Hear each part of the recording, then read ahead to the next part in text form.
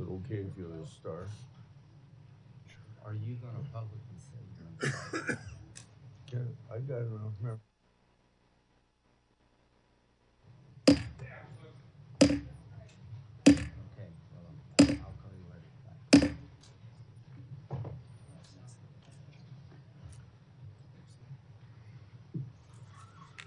Obviously, there's a lot of interest in this hearing.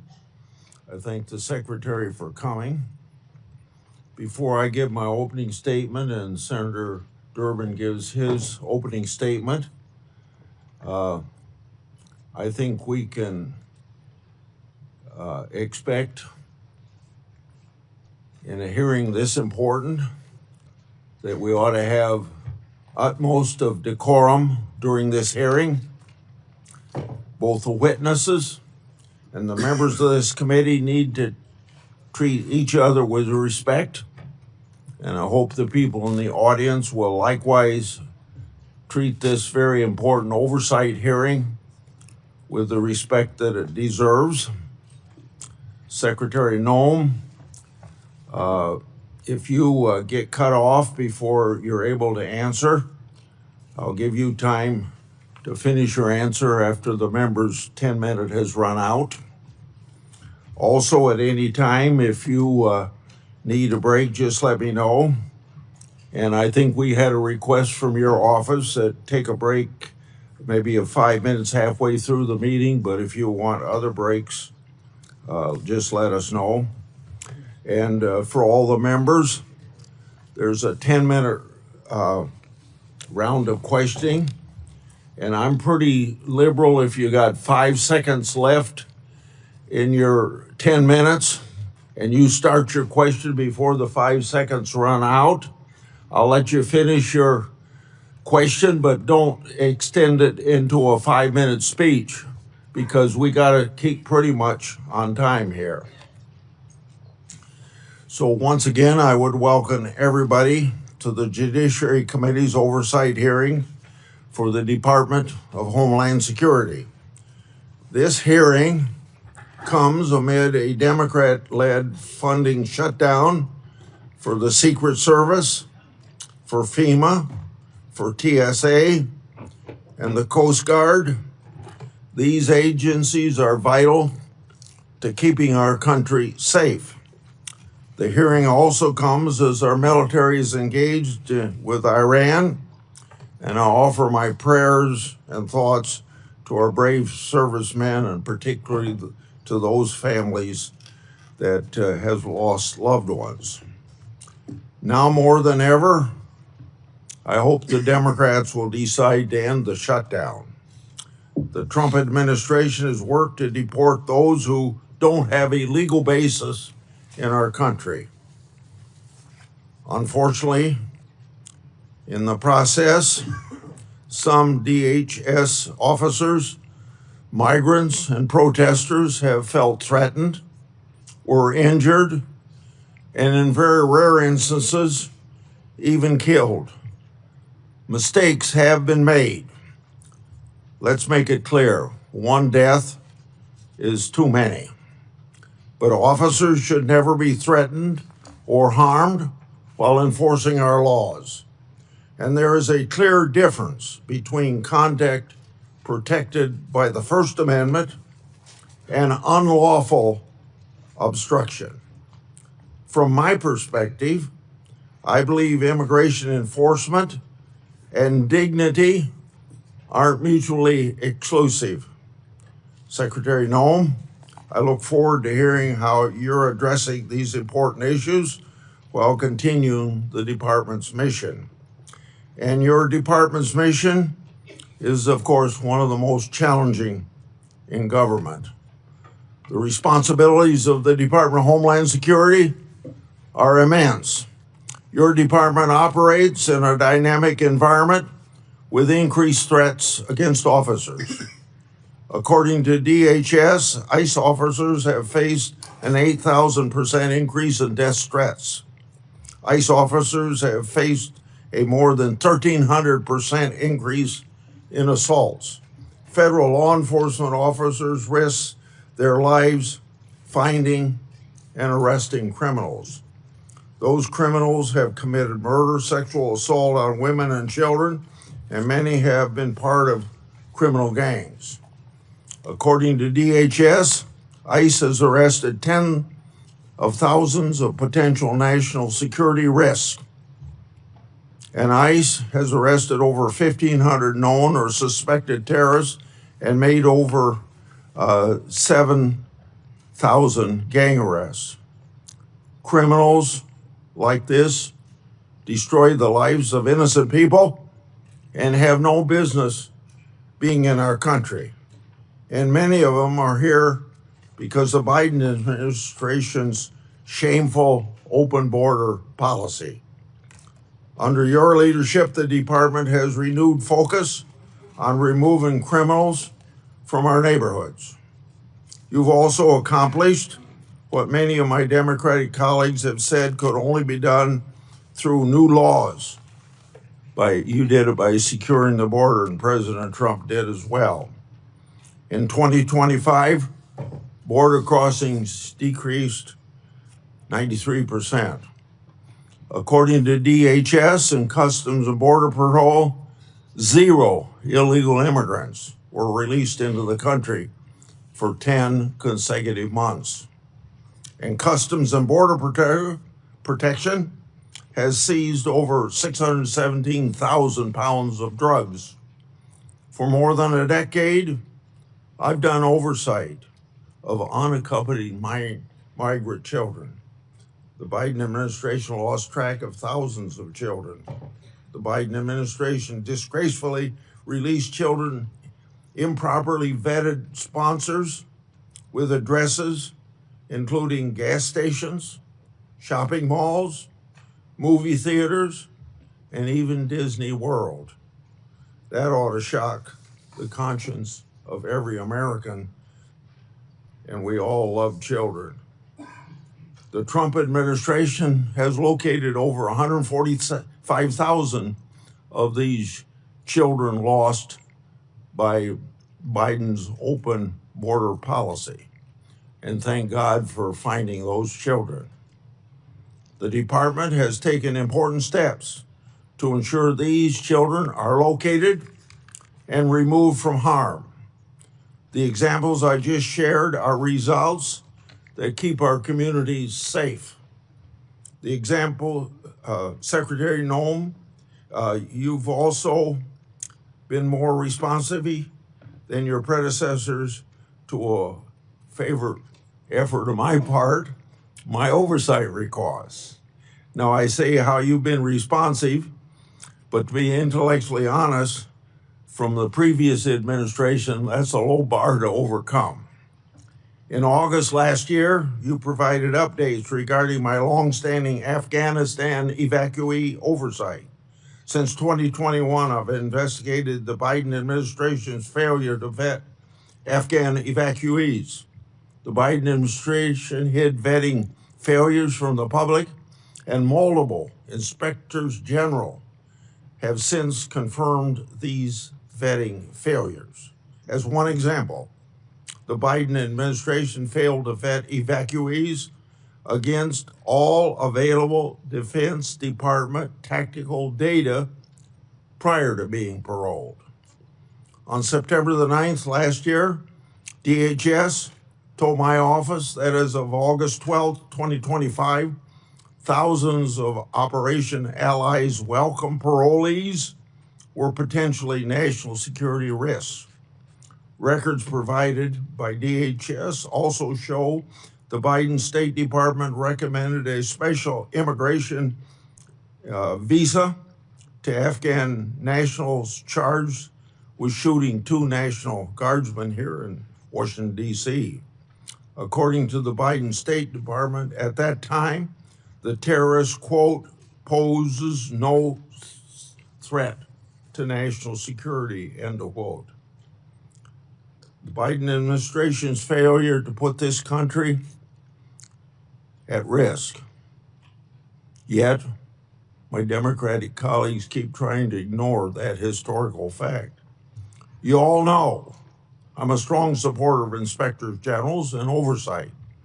Inspector General Kafari has told my office several times that he's been restricted by DHS memo from speaking to certain congressional committees about classified report. That report is about covert testing of the Transportation Security Administration checkpoint security screening. I hosted last year a bicameral, bipartisan, classified briefing with senior DHS officials on that matter to do what I can to bring about transparency. I asked the Inspector General, Kafari, to attend, but he declined, asserting that there was a memo in the department preventing him from doing so. I've also commissioned the Government Accountability Office to review the matter relating to that classified report. Government Accountability Office has said they've been unable to obtain possession of the report and access to relevant Transportation Security Administration personnel. Inspectors General and the Government Accountability Office help bring about transparency, and we all know transparency brings accountability to government. Secretary Noem, if what my office has been told is accurate, these matters should have been ironed out a long time ago. If that isn't accurate, you can tell me. Lastly, after your confirmation, you worked with me to restore 3 whistleblowers to their jobs. Thank you for helping me, but more importantly, thank you for bringing justice to those people, because those whistleblowers faced tremendous retaliation for just reporting what the government should have been doing. They blew the whistle on the government's failure to comply with DNA Fingerprint Act of 2005. By executive order, President Trump has required compliance with that law. Now those whistleblowers have been elevated to supervisory roles. They'll receive back pay to cover years of financial losses. For 2 of them who needed it, their law enforcement credentials, badges, and firearms were reauthorized. Often I say whistleblowers are treated like skunks at a picnic, and these were treated like skunks by the previous administration. That administration failed to do right by these whistleblowers. I appreciate your leadership in righting the wrongs against those patriotic whistleblowers. Senator Durbin. Thank you, Mr. Chairman. Thanks for holding this oversight hearing. After months of excuses and delays from Secretary Noem, we finally gathered together. When I was chair, I restored this committee's long-standing tradition of regular oversight hearings with the Secretary of Homeland Security. Today's hearing is long overdue. We are joined today by friends and family members of individuals currently in ICE detention or who have been deported. I thank them for traveling here today. Their presence is a reminder that the policies implemented by DHS under your leadership, Madam Secretary, have a devastating impact on the lives of real people. Let me also say a word of those who have been, their families have been the victim of violence by immigrants. Although immigrants as a group commit less crime than native-born Americans, there is no excuse for violence, and what you've gone through is a just terrible situation that I will willingly acknowledge. From my point of view, we need an orderly process at the border to start with. And secondly, we should never knowingly allow a dangerous person into this country. And if someone is in this country seeking citizenship and commits a crime, serious crime, they should be asked to leave or incarcerated. Bottom line, there's a way to deal with immigration that is sensible and humane on both sides. More than a dozen years ago, 2 members of this committee, myself and another member, worked with a bipartisan group under Senator John McCain to write a comprehensive immigration law which dealt with many of the issues we've been working on since. It passed in the United States Senate with over 60 votes, bipartisan, supported by business and labor and religious leaders across the board. Unfortunately, the Republican leadership in the House of Representatives refused to take it up, Had we passed that and made it the law of the land, we could have avoided a lot of the terrible things that have occurred since. Madam Secretary, under your leadership, the Homeland Security Department has been devoid of any moral compass or respect for the rule of law. Without hesitation or remorse, DHS agents have wreaked havoc in our cities.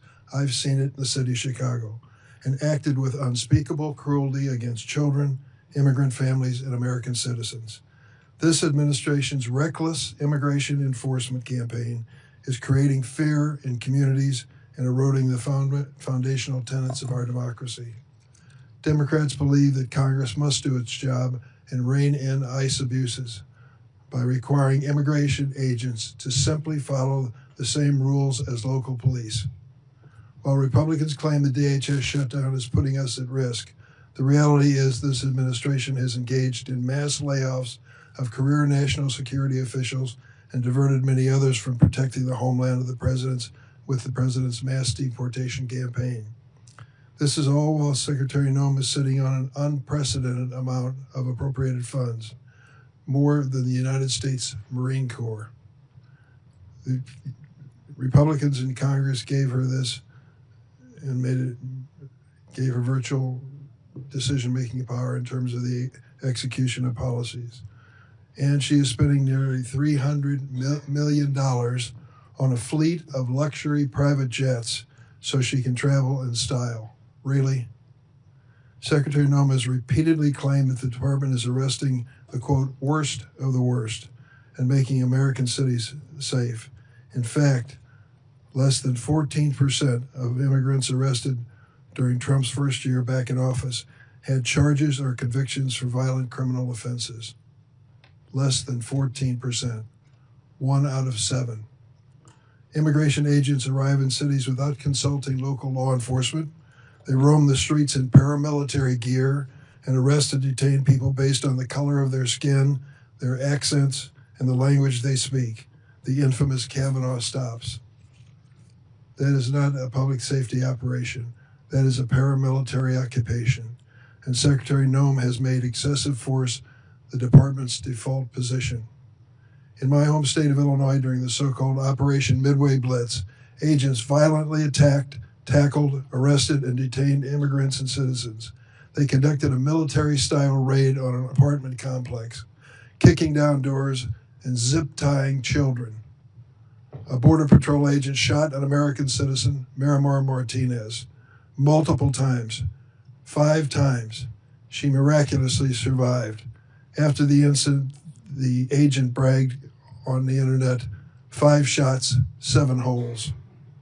And this administration didn't just shoot her 5 times. They called her a domestic terrorist, tried to prosecute her on trumped-up charges that were ultimately withdrawn, and fought the public release of evidence in her case. In Minnesota, your agents shot and killed Renee Good and Alex Preddy, 2 American citizens. And as their families struggle with these horrible tragedies, they had to fight baseless accusations of domestic terrorism from Secretary Noem, the head of the agency responsible for their loved one's death. The department has also translated the president's racist attacks into immigration policy. President Trump has repeatedly called Somali immigrants, and I quote, garbage, and said that he doesn't want immigrants from what he calls, and I'm going to clean this up, S-hole countries. I heard him say that in the Oval Office repeatedly. Secretary Noem responded to what she called, quote, a full travel ban on every damn country that's been flooding our nation with killers, leeches, and entitlement junkies. It just so happens that every country covered by the Trump-Noem ban has a majority non-white population. Earlier this month, the Trump administration deployed border czar Tom Homeland to Minneapolis, supposedly to end Operation Metro Surge. The president is reading his sinking poll numbers and finally recognized the American people are sick and tired and fed up with this heavily armed, masked secret police agents causing chaos in our cities. But the reality is the administration has not backed down from Stephen Miller's 3,000 person a day arrest quota. Meeting this quota is impossible without continuing indiscriminate enforcement. There simply are not enough of the so-called worst of the worst to do it. ICE agents are even arresting trafficking survivors like Luna, who was abused for years. In February 2025, the Trump DHS found Luna's application for a trafficking visa was bona fide. Today, Luna is still in detention. DHS has launched a cruel scheme to purchase massive warehouses for detaining immigrants, some designed to hold 8,000 people. To put that in perspective, our largest federal prison holds 4,000. Listen to what the U.S. Conference of Catholic Bishops said about this. The thought of holding thousands of families in massive warehouses should challenge the conscience of every American. Whatever their immigration status, these are human beings created in the image and likeness of God, and this is a moral inflection point for our country. Even with tens of billions of dollars at your disposal, the administration already cannot meet the basic needs of the 65,000 people currently in immigration detention. Detained individuals, including children and infants, are subject to abusive conditions and inadequate medical care. This includes Liam Ramos, the 5-year-old arrested with his father in Minnesota, who became ill in detention, and Amalia, an 18-month-old baby who became so sick with a respiratory illness she was hospitalized for 10 days, only to be returned to detention and denied medication. We have also seen an unprecedented number of deaths in ICE custody. 7 people died last December alone. 9 have died this year. This includes Geraldo Lunas Campos, who was choked to death by guards. This avoidable tragedy was classified as a homicide by the county medical examiner. The Department of Homeland Security's response? Try and deport the witnesses as quickly as possible. Secretary Noem and her rogue immigration agents seem to believe they are above the law and accountable only to the president and Stephen Miller's evil vision of a hateful America. Chief Judge Patrick Schultz of Minnesota, a Republican appointee, found that ICE violated at least 96 court orders in Minnesota in the month of January alone, which he said was, quote, likely more than some federal agencies have violated in their entire existence. And hundreds of federal judges have ruled more than 4,440 times that ICE is detaining immigrants illegally. That is an extraordinary rebuke from the federal bench. It hasn't stopped there. This department has trampled on the Fourth Amendment, forcibly entering private homes and businesses without judicial warrant. The Trump administration has also punished individuals for exercising their rights to free speech and peaceful protest under the First Amendment. They revoked a student's visa for writing an op-ed in America. In America. They have subpoenaed social media companies for information on Americans who have criticized ICE. ICE agents have found the addresses of peaceful protesters and showed up their homes to intimidate them. Now the administration is even threatening to interfere with our elections. President Trump has suggested that the federal government should nationalize elections. Top Trump ally Steve Bannon recently said, "We're going to have ICE surround the polls. We'll never again allow an election to be stolen," end of quote. Secretary Noem went further, and this is what you said, and I quote, "Make sure that we have the right people voting, electing the right leaders to head this country." And the administration has threatened immigration enforcement surges if state officials do not turn over their voter rolls and raided an election office in one swing county. We must ask, what is President Trump's endgame for this reign of state-sponsored violence against America's own citizens? History teaches us that immigrants are the first target when an authoritarian regime seeks to erode civil rights and consolidate power. But immigrants are never the last target. And we know that Donald Trump does not respect the constitutional rights of any American, regardless of party. Secretary Noem, this is the first time we've met. I've been on this committee for more than 2 decades.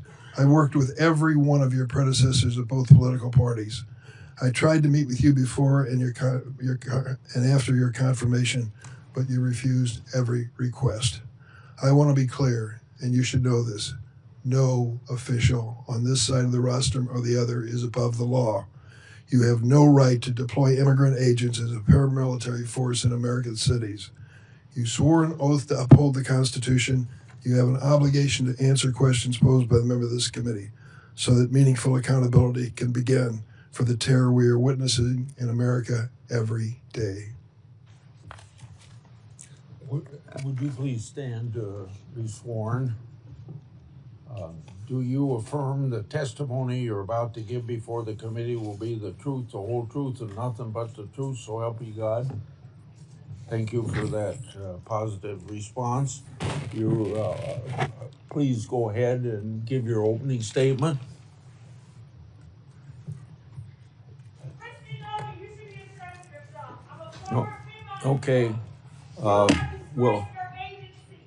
Female employees should be responding to disasters, not ICE.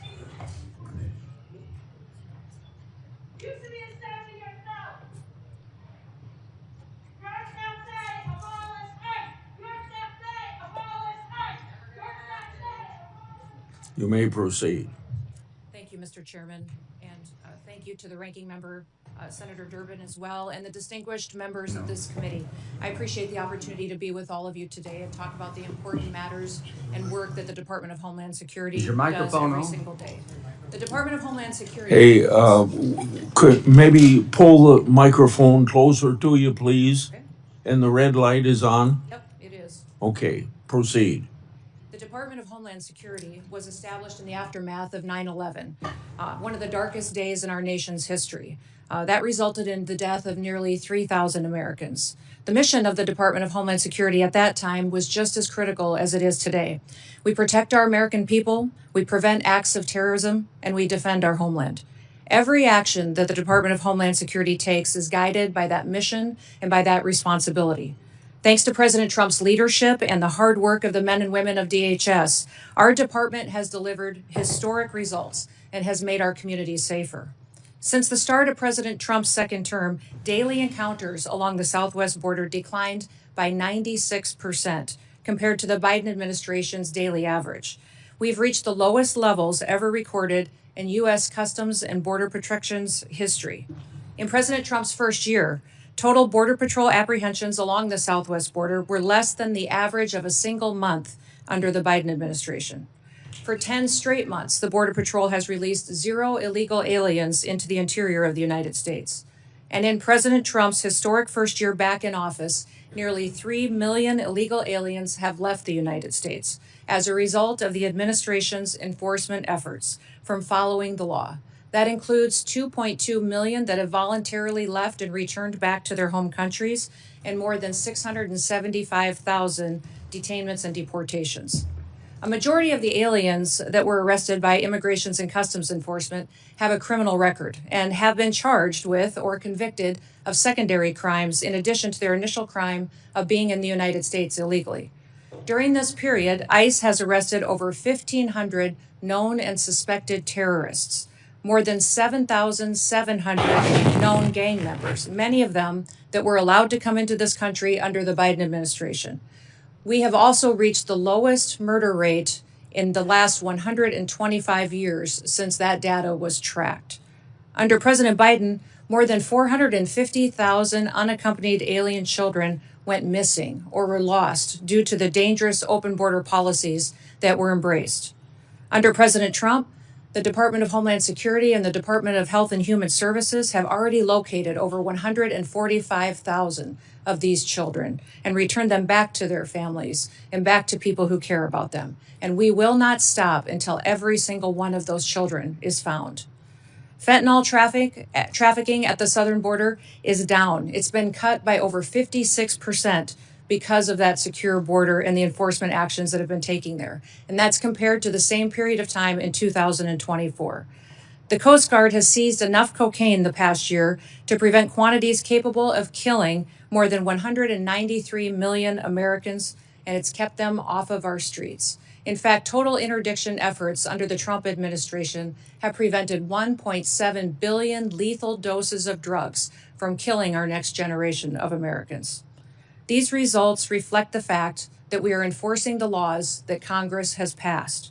I want to address the dangerous environment that our ICE officers face on the streets today. They are facing a serious and escalating threat as a result of deliberate mischaracterizations of their heroic work and rhetoric that demonizes our law enforcement. DHS has documented an 8,000% increase in death threats against our ICE officers and their families, as well as more than 1,300% increase in assaults while carrying out the lawful enforcement operations that they do every single day. I recognize that members of this committee may hold differing views about immigration policy, but it's important that we distinguish between disagreements over policy and the department's operational responsibility to enforce existing law that has been passed by Congress. It's our duty as a department to defend our homeland. The latest Democrat-led shutdown of DHS is reckless, it's unnecessary, and it undermines the American national security, and it harms the men and women who work at DHS and their families. Despite the House passing a bipartisan, bicameral full-year DHS funding bill, it is Senate Democrats who've chosen not to fund the department and have held this department hostage. As a result, critical national security missions, including border security, immigration enforcement, aviation security, disaster response, cybersecurity, and the protection of critical infrastructure, are all being strained. Our ability to provide for a safe and successful World Cup is being hindered as well. More than 100,000 dedicated DHS employees are once again being asked to work without pay for the third time in just 5 months. At a time when we've produced the most secure border in history and removed nearly 3 million illegal aliens from our country, disrupting the department responsible for those gains is indefensible. I want to thank the men and women of the Department of Homeland Security for their professionalism, for their dedication, for their commitment to keeping America safe and continuing to show up and work even though they aren't being compensated for it. They've kept us safe and they have patience, and our success is only possible because of their service and sacrifices. I also want to thank our angel families that are behind us to tell their stories and testimonies, and also thank my husband for being here in support as well. Thank you for the opportunity to testify, Mr. Chairman, and to all the distinguished members. I look forward to your questions today. With that, I yield back. I have spoken about the 10-minute times that we have. Get it up to 10 minutes for me. It's on 5 minutes. 10 minutes. Thank you for your testimony.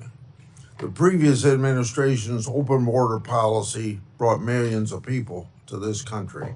We don't know everyone's background or true intent for entering, but we know many of these had ill intent. Given the Iran conflict, what steps has Homeland Security taken to protect the potential against potential Iranian sleeper cells and related terrorism? Well, thank you, Mr. Chairman. We work every single day with our intelligence agencies and law enforcement partners to make sure that we are investigating and finding any threats to the homeland here within our borders. We work with the FBI often, and Homeland Security Investigations specializes in this kind of work each and every day. Not only that, we go back and we are revetting some of the individuals and some of the programs that we may have concerns about, looking at social media, also going through those interviews that are necessary for some of our programs that the Biden administration abused and perverted under their time there as well. We look at the fact, Mr. Chairman, that over the last administration, when millions of people streamed across our border, we don't necessarily know who all came into our country. We know that we have many dangerous individuals that came in unvetted, and we are working every single day to find them and to make sure that we're preventing the next attack and preventing the next crime they may perpetuate against the American people. Yeah. You heard in my opening statement about the Inspector General's report on airport security screening. After Congress had been told of the report, you announced $1 billion in airport security upgrades. Press report have sources attacking you for changing the shoe removal policy. Does the $1 billion investment relate to the issue in the Inspector General's report? And then I have a follow-up to that. Well, Well, sir, I can't speak directly to that report because it is classified. I will tell you that all of the recommendations that the Inspector General had in that report have already been implemented, and that there was flawed data included in it. What I will tell you is the $1 billion investment is necessary at our TSA security checkpoints because it's been over a decade since a significant upgrade has happened. We have new technologies that can be used in X-ray baggage scanners, abilities to use information and new technologies to scan individuals that would be more efficient, allow people to get through the security checkpoint and get to their planes on time and ensure their safety. The number one priority of TSA is security. And we make sure that we are continuing to use all of the options and tools available to us to make sure that they are safe as they travel through our airports and in our airways. Thank you for that report. The follow-up is, was going to ask for those details, but you've given me those details. Have these details been communicated to the Inspector General? Yes, they have, sir. And I wanted to also, in regards to your comments in your opening statement, there's nothing preventing the IG from coming and briefing members of Congress, and he's free to do that. We just need to remember it's a classified document and use those protocols to ensure that it remains classified. Regarding Afghan evacuee oversight of mine, you informed my office that thousands of Afghan parolees were potential national security risks. Nearly 1,000 was reported to me on August 12th last year. What steps have you taken with the interagency partners to investigate these parolees, and what, if any, national security concerns still exist because of the previous administration's failures to vet? Well, Mr. Chairman, some of the things that we have implemented under President Trump's administration is to go back and look at those individuals who came in under Operation Allies Welcome and make sure that we're re-vetting those, especially those that have come in the last 4 years under the Biden administration, recognizing that they weren't tracking necessarily biometrics or their social media present communication, how they were doing since they've come to the United States. And also, sir, there's a requirement under that program to come back every single year and do an interview to discuss with them and have conversations on what they're doing in the United States, how they're transitioning to the United States under that program, and that was not being done. So we're going back and re-vetting all of those individuals and making sure that we know that if someone is here in this country, that they love America, they want to be a part of our way of life, and they don't wish to do us harm. I'd like to have you provide me an update on the Afghan evacuee data. As I said in my opening, Trump administration has located over 145,000 children that the previous administration lost. Your department is also performing welfare checks on these children. Describe the ongoing efforts that your department is taking to find children who've yet to be located, and how recent welfare checks exposed previous vetting failures. Yes, I would say those 450,000 children that came into this country that were unaccompanied alien children were lost by the Biden administration, not tracked. We've located about 145,000 of them, and we've done that through the investigative work of our Homeland Security Investigations team. They are phenomenal at the work that they do, and they specialize in child trafficking, sex trafficking, and finding individuals that would perpetuate that harm against our children. The one thing that has been challenging is that under the Biden administration, the government paid sponsors in HHS in order to host these children. And those sponsors, many times, we found instances where they trafficked these children themselves. So under that administration, we not only had children that were in this country as a part of a program, the government was paying individuals that were knowingly trafficking them and abusing them. That has stopped. We have gone through and found these children and put them back with their families when we have the opportunity to do so, and with loved ones that will care for them. And I would say that even in one case, we have other countries where we've been working with them to get their children back home, where we've been prevented returning these families back and helping them to be reunified by activist judges. But we will continue to work to ensure that these individuals and these children that were abused by the trafficking over the border have the opportunity to be brought back to their families and to their loved ones going forward. I want to bring up administrative warrants. There's been questions raised about your department use of them. Immigration laws include complex and specialized legal processes. For the record today, please briefly discuss how the administrative warrant works and how often they're used. Well, an administrative warrant is utilized on a regular basis because it's the process that Congress has given us. It's the process in immigration law that you've given us to ensure that someone is returned back to their home country. And I would say that most of the time when it gets talked about, it's inaccurate. In the 400,000 cases that ICE has used these administrative warrants, only 28 times have they been used to enter a home.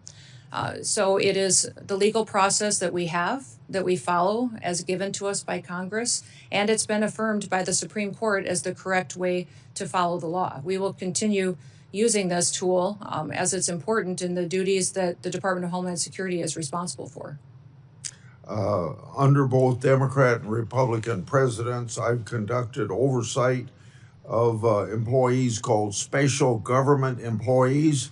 By law, these employee is limited to 130 days a year of government work, and it's been understood that a partial day is 1 day at work.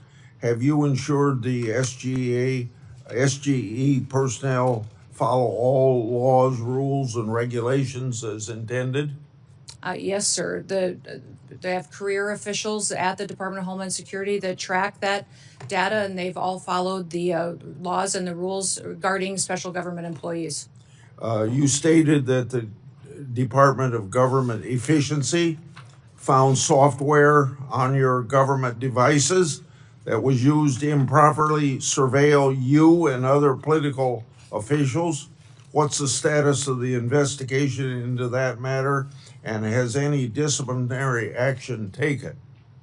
Yes, sir, there was software that was doing surveillance on political appointees at the Department of Homeland Security. And there was measures put in place where some people were removed from their positions and accountability measures put in place. And we continue to monitor our systems as the agency that is trusted with cybersecurity and ensuring that our critical infrastructure is protected from hacking attempts from foreign nationals who wish to do us harm or individuals within this country. We take seriously the amount of software, surveillance, and work that we do within the department as well. My 10 minutes are up. Senator Durbin. Thank you, Mr. Secretary. Secretary Noem, the nation has watched horrified as immigration agents killed Renee Good, Alex Preddy. In Chicago, one of your Border Patrol agents shot Miramor Martinez 5 times after ramming her car. You and your agency rushed to brand these victims as, quote, domestic terrorist. We have ample video evidence and eyewitness testimony proving you are wrong. Your statements caused immeasurable pain to these families. Let me give you an opportunity to do the right thing. Do you retract these statements identifying these individuals as domestic terrorists? You know, Senator Durbin, when we have these situations happen, we always offer our condolences to those families, and I offer mine as well. These are tragic situations, and I can't imagine what these families go through in losing a loved one. What I will say is we always work to provide the American people with as much information as possible, that we're relying on reports from the ground and from agents that are there, and working to be transparent, and we'll continue to do all that we can to provide the accurate information and the facts to people as we can. Where did you get that information? In a recent hearing before the HISGAC committee, CBP and ICE officials testified under oath that their agencies did not inform you that Preddy was a domestic terrorist during that hearing, stated during that hearing. I was getting reports from the ground from agents at the scene, and I would say that it was a chaotic scene, as you've seen in Minneapolis and St. Paul, as immigration enforcement has gone forward, and we've worked at targeting the worst of the worst, that many times And you our believe agents have been faced with violent calling the victims of that violence protesters. domestic terrorists as a way to calm the scene? These violent terrorists have put them in a situation where it's unprecedented what these agents have faced. So that situation on the ground that day was chaotic. And it was And you something thought that they you'd were be a bridge over transpiring and troubled sharing waters, information brand them as with domestic us. terrorists? Can you explain why you decided to brand these victims that we all saw on video, who were out protesting the activities of your agency and were killed as a result of it? How did you think that calling them domestic terrorists at that scene was somehow going to calm the situation? You know, Senator, we are working in those situations where there's a tragic loss of life and that there is something that our agents are involved in, that we continue to deliver information. Is it so hard to say you were wrong? We and continue, issue a as these retraction? investigations continue to go, we will I absolutely strive to provide factual information, and we'll continue And when to you do fail, that. do you admit it publicly? Absolutely. We always know Will that you there's admit it room now? for improvement, that we will. Keith Porter Jr. Stop the clock, so. Keith Porter Jr. and Dr. Linda Davis. They were Americans killed by ICE. You are not giving their family any justice. Say their names. Their Black Lives Matter. Their Black Lives Matter.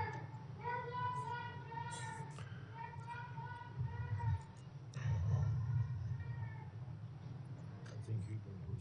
Thank you, Mr. Chairman. I want to turn to another incident where DHS is concealing the facts from the American public. Geraldo Luna Campos died in an immigration detention. DHS claimed he killed himself, but an independent medical examiner found his death was a homicide. Witnesses stated Mr. Campos was strangled by the guards at a detention facility. Instead of investigating this death, your department tried to deport the witnesses to the crime. It took a judge intervening to ensure the fact that these witnesses remain in the country for investigation. Secretary Noem, who ordered those witnesses be deported? Sir, I can't speak to the details of that case as it continues to be investigated, but I do know that within our detention facilities, we have the highest federal standards of any detention facilities compared to state or other local facilities that may detain. There was an effort to deport the witnesses? Sir, I'm not aware of that, and I will continue to look at that. Whenever there is an incident where we have someone who works for DHS that has done something wrong, there is always an evaluation, an investigation, and there is consequences for that. So we will continue to do that investigation and make sure that the right thing is done. Who's doing the investigation? There are internal investigations Internal investigation. Is that what you're saying? Yes. ICE and outside independent agency that's part of that investigation? Not that I'm aware of at this point in time, but I may not be able to speak to the details of this case because I'm not fully informed on it. A man lost his life. Just last week, the Republican-appointed chief federal judge in Minnesota identified over 200 court orders that ICE officials had violated in the last 2 months. He wrote, quote, "The court is not aware of another occasion in the history of the United States in which a federal court has had to threaten contempt again and again and again to force the U.S. government to comply with court orders. In a sworn declaration, the Trump Justice Department itself acknowledged that your agency has violated court orders more than 50 times in recent weeks in one state, New Jersey. Secretary Noem, is DHS required to follow federal court orders? Yes, sir, and we do comply with federal court orders. How do you explain that your agency has repeatedly violated court orders, as your own administration has admitted? Sir, we follow court orders, and when they apply and when the jurisdiction and decision is applicable to a federal agency like ours. I'm sorry, would you clarify what you ended that with? We follow court orders when they are given to us. Federal court orders we follow, absolutely. So these judges are wrong? No, I'm not saying that they're wrong, and I can't speak specifically to that statement that was given. Let me ask you about DACA. Are you familiar with the program? Nope. Do you understand the people that are covered and protected by DACA have to go through a background check, which includes a criminal check? Yes or no? Yes. You do? Last week, your agency informed us that last year ICE arrested 261 DACA holders and deported 86 of them. We learned about a DACA recipient who'd lived in this country for decades, was arrested by ICE at her green card appointment. In tears, she hugged her daughter goodbye. She was deported to Mexico within 24 hours. Madam Secretary, why have you deported dozens of DACA holders who had to comply with a criminal background check to be eligible for DACA?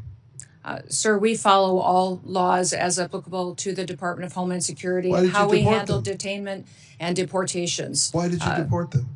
I don't know the details of that specific case you just read, but I'll look into it, sir. But we ensure that we follow the law that applies to our department and who we detain and who we deport back to their home You countries. clearly violated the law if that is the case.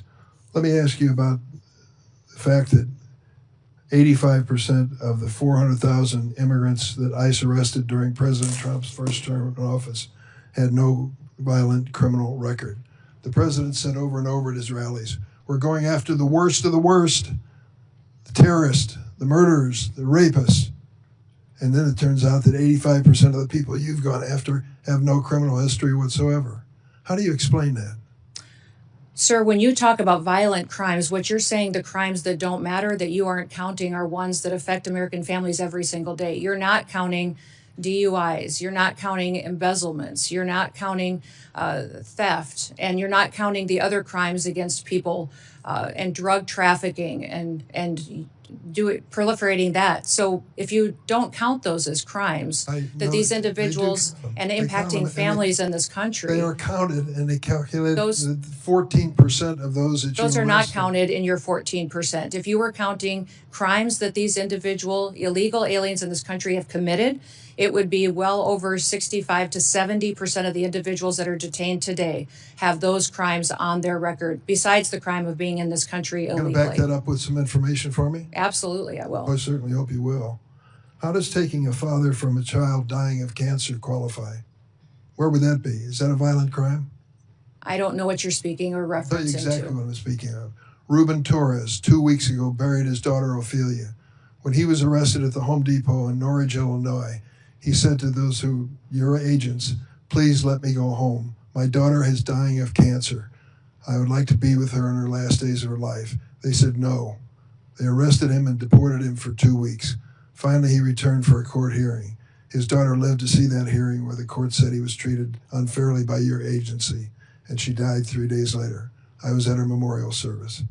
Is that really necessary? Was he a violent criminal? Sir, we enforce the law. The laws that are passed by What this law? body and signed into statute on the process for individuals that are in this country illegally, that have final removal orders, and the process given in immigration law. We continue to follow that, and if you don't like the law, I would suggest you change the law. But that is what we do We tried every to single change the day, is law go out with- there. We tried to change it with comprehensive immigration reform, and it was stopped by the Republican House of Representatives. Our job at the department is to follow the law and make sure that we are a nation of laws, because I don't a think nation you're- that I doesn't don't follow think the you're even law close when it comes to that. is no nation at all. I yield, Mr. Chairman. Senator Graham. Thank you very much for coming. Can you hear me? Yep, Thank now you. we can. Thanks very much. Well, let's talk about the scope of the problem you inherited here. My Democratic friends said that sensible immigration is what they've been pursuing, talked about the Gang of Eight and a lot of things I've worked on with. Would you say that the 4 years of Biden was sensible immigration? No. I wouldn't either. I would say it's obliteration of the border. 11 million people came into this country during President Biden's term. He obliterated all controls. We sent them all over the country in planes, trains, and automobiles. And what's the scope of the problem you inherited? How would you describe the mess that Biden gave you very quickly? Our country was in a chaotic time and invaded over our southern border. Millions and millions of people came into this country. For 11,000 unvetted. murderers, right? Yes, that is correct. 2,700% increase in people on the terrorist watch list, right? That's correct. During his 4 years, President Biden allowed 2,700% increase of people on the terrorist watch list to come into this country. In 2023, 172. Do you know where those people are? No, not So necessarily. we don't know where they are. They're here, but we don't know where they are. because they didn't care if they came, and they haven't really looked very hard. So sensible immigration died on Biden's watch. It was replaced by out of control, open border, just absolute chaos. And to all the people on the front row that have lost loved ones, I am sorry. Your family members are a victim of an out of control, Democratic-led effort to obliterate the border, and every senator on this side of the aisle, that side of the aisle, did nothing about it. Now they want to talk to you about problems we've had. Are these shootings being investigated in Minnesota? Yes, they are. They should be investigated in Minnesota. We want to have orderly processes. How would you say being an ICE agent is right now, the stress they're under? I think it's unprecedented for them every day. I think it's miserable. I think it's just a tough, tough job right now. And if they go too far, we will hold them accountable. But I just want the country to know these men and women who are trying to solve this problem that was created by our Democratic colleagues, you have no idea the mess they inherited. This country was overrun by illegal immigrants, murderers, rapists, and just average, everyday people. How many people did Barack Obama deport when he was president? The total, I 3 don't know, but million. it was more than us. How many of them were violent criminals? So when a Democrat deports somebody who's here illegally, that's good government. When a Republican does it, we're Nazis and fascists. If you're here illegally, are you entitled to stay? No. They would allow you to stay.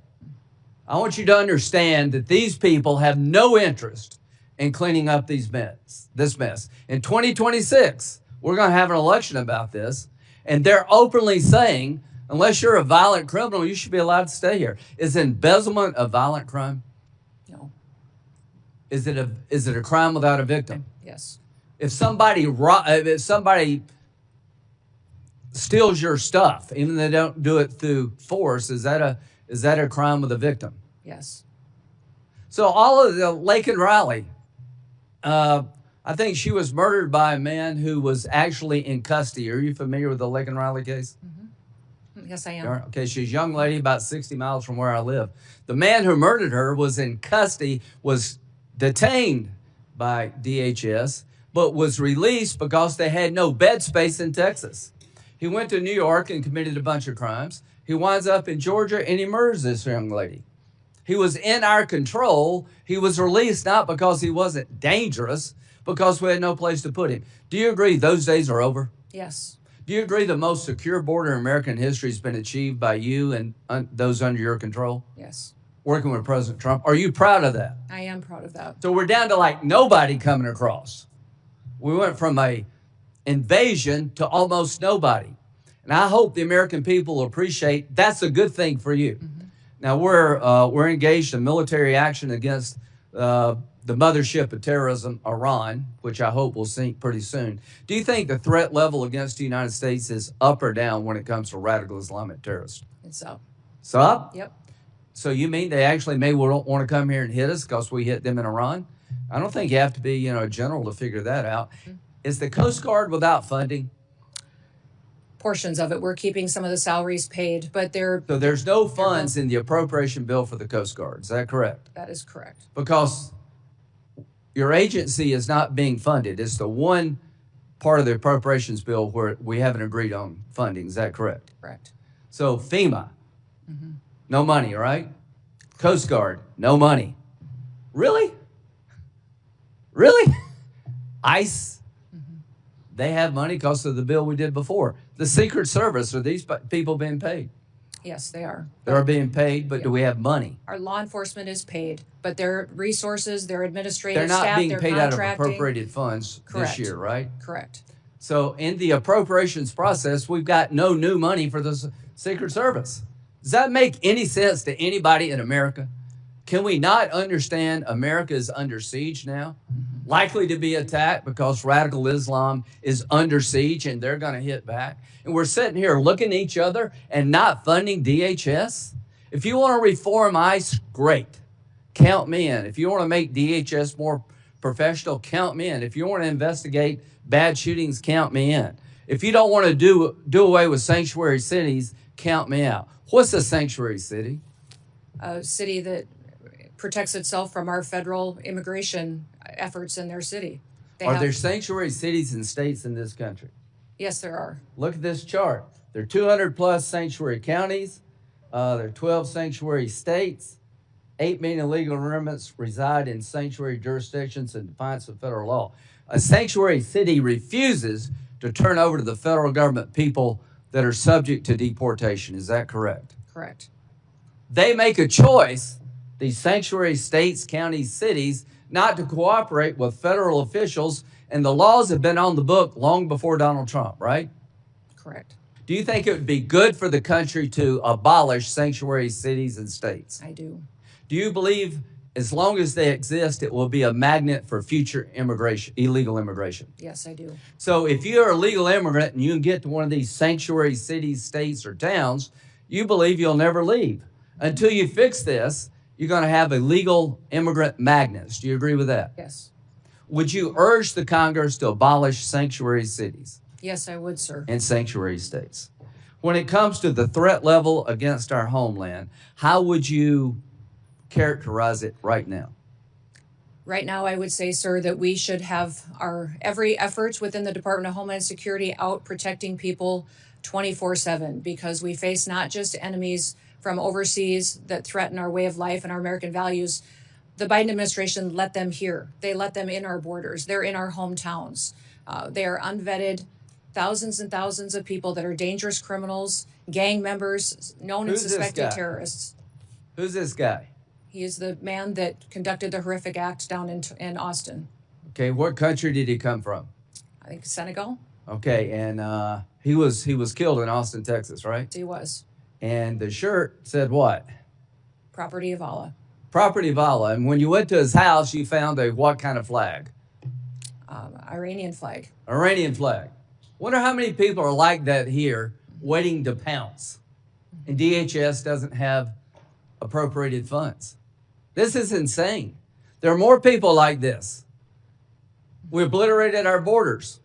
1.7 million people came into this country from countries that were designated to be a problem. Special interest aliens. Are you familiar with that? Yes, I am. So 1.7 million came from countries that would make you a special interest alien because of the nature of the country. Libya, Nigeria, North Korea, Afghanistan, China, Cuba.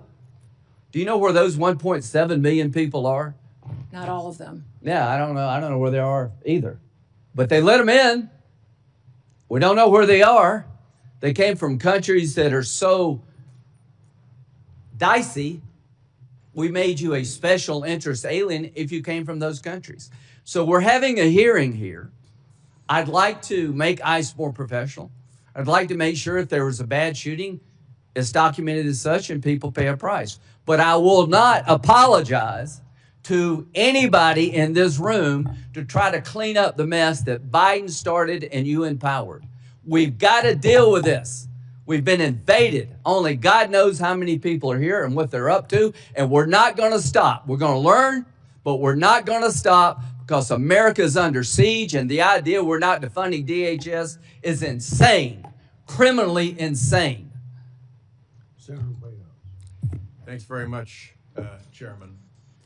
Let me start by noting that we have repeatedly said, our ranking member on the Senate Appropriations Committee, Senator Murray, has said that we are more than willing to fund TSA, more than willing to fund the Coast Guard, more than willing to fund FEMA, and that it is the administration that is holding those agencies hostage in order to extract additional funding for ICE and CBP. That is our quite clearly stated position, and I just wanted to recognize that now.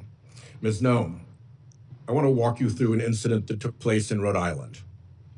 We have a courthouse in Rhode Island, our Superior Court. The court had an agreement with your organization not to conduct operations in that courthouse. Despite that agreement, your officers went in to conduct operations in that courthouse. They went in plain clothes and masked, so maybe they were aware of the agreement, maybe they weren't. Either way, it was unprofessional not to honor the agreement with the court. There is also a court rule against photographing people in the courthouse. They were photographing people in the courthouse. They either didn't know or didn't care about that court rule. Either way, it was unprofessional. They were pursuing an intern and taking photos of this young intern who was not the person supposedly sought. The intern was in high school. The person sought was in his 30s. It shouldn't be too hard to tell the difference. They couldn't. It was unprofessional. A state judge escorted the intern out to his car to take him back to high school. The agents didn't recognize the judge. They operate against the agreement in a courtroom and don't bother to know who the judges are. Again, unprofessional. They followed the judge out to his parked car, which was parked in a spot reserved for judges. Whether or not they already knew he was a judge, it does not take much in terms of powers of deduction to understand that the person getting into a car in a parking spot reserved for judges is probably a judge. Again, unprofessional. Then they threatened to smash his windows and drag him from the car. A judge with a high school intern in the car who's not the guy they're looking for. That kind of escalation seems unprofessional and irresponsible. Then they held the kid for half an hour in another vehicle while they figured out that, in fact, the high school kid was not the 30-plus-year-old person that they were supposedly looking for. Nobody was hurt, but there was nothing professional about that entire exchange. And I would ask you to send a signal down to your folks to stop that kind of dangerous and unprofessional nonsense, particularly in our courthouses.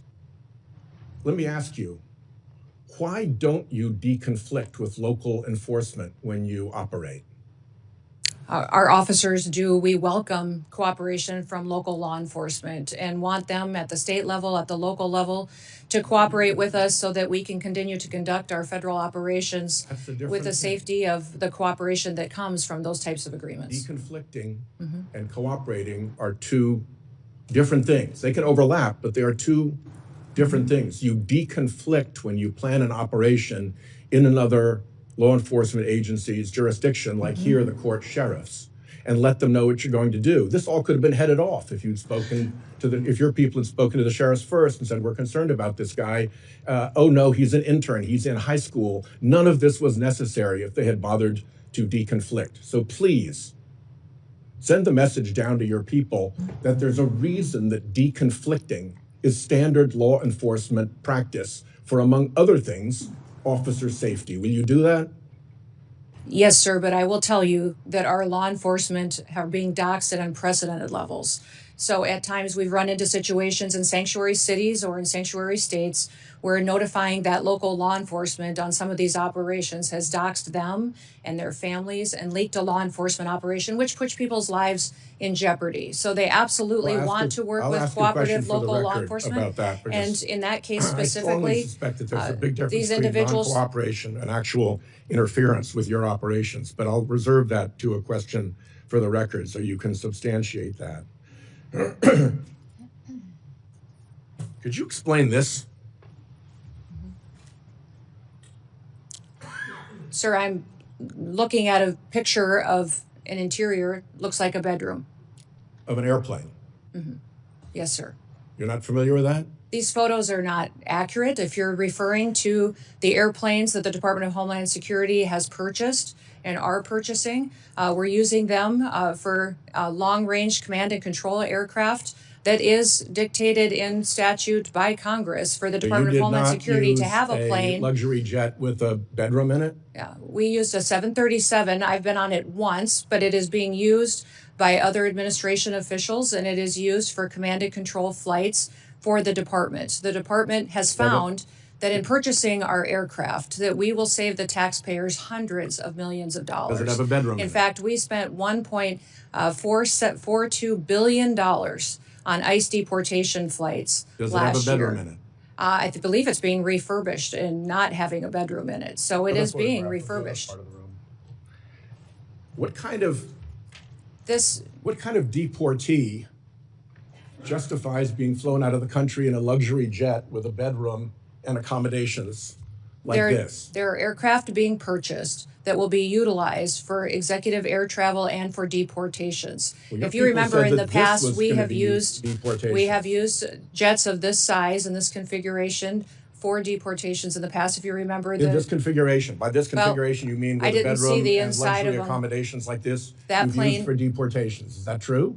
Sir, we have 737s that are being purchased by the department to replace contracts that we have on ICE deportations. That's what they're going to be used for. And in fact, the Coast Guard is the only entity within the Department of Homeland Security that has jets at this point in time. They had two G5s that were 20 to 25 years old that are being replaced so that they can continue to serve our Coast Guard and our military for years to come. About these aircraft.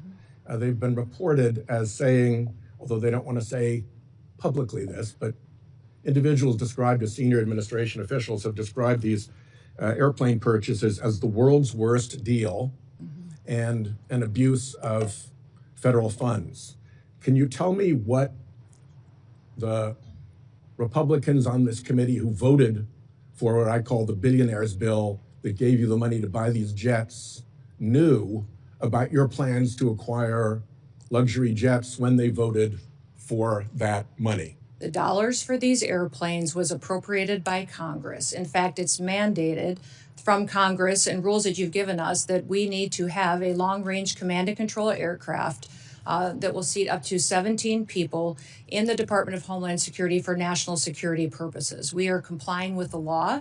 Those planes are being refurbished and will be utilized for that, and they'll be utilized by members of the administration and other components. First, they will also cut our costs, sir, by almost 40%. We are saving the taxpayer 40% by purchasing our own aircraft and operating them rather than being susceptible to the contracts that they have today. We have an extra 2 minutes to fill in the filibuster there. I'll give you 30 seconds beyond the 44 seconds you got now. Truthfully answer a question for the record about your role in stopping the civil rights investigation into the Minnesota shootings? Sir, I don't know what you're talking about. I did not stop any investigations whatsoever. Will you testify truthfully if you get a QFR? Yes, I testify truthfully. I did not stop. And will you testify in the District of Columbia Federal Court contempt proceeding? Sir, I do not know what you're referencing, and I would hope for some context. The Federal District Court contempt proceeding related to the deportation, contrary to a court order, of individuals to Venezuela. Will you testify in that proceeding? Sir, I think that you're referencing something that I have a gag order to, but I can certainly follow up with you. My time's up. Thank you.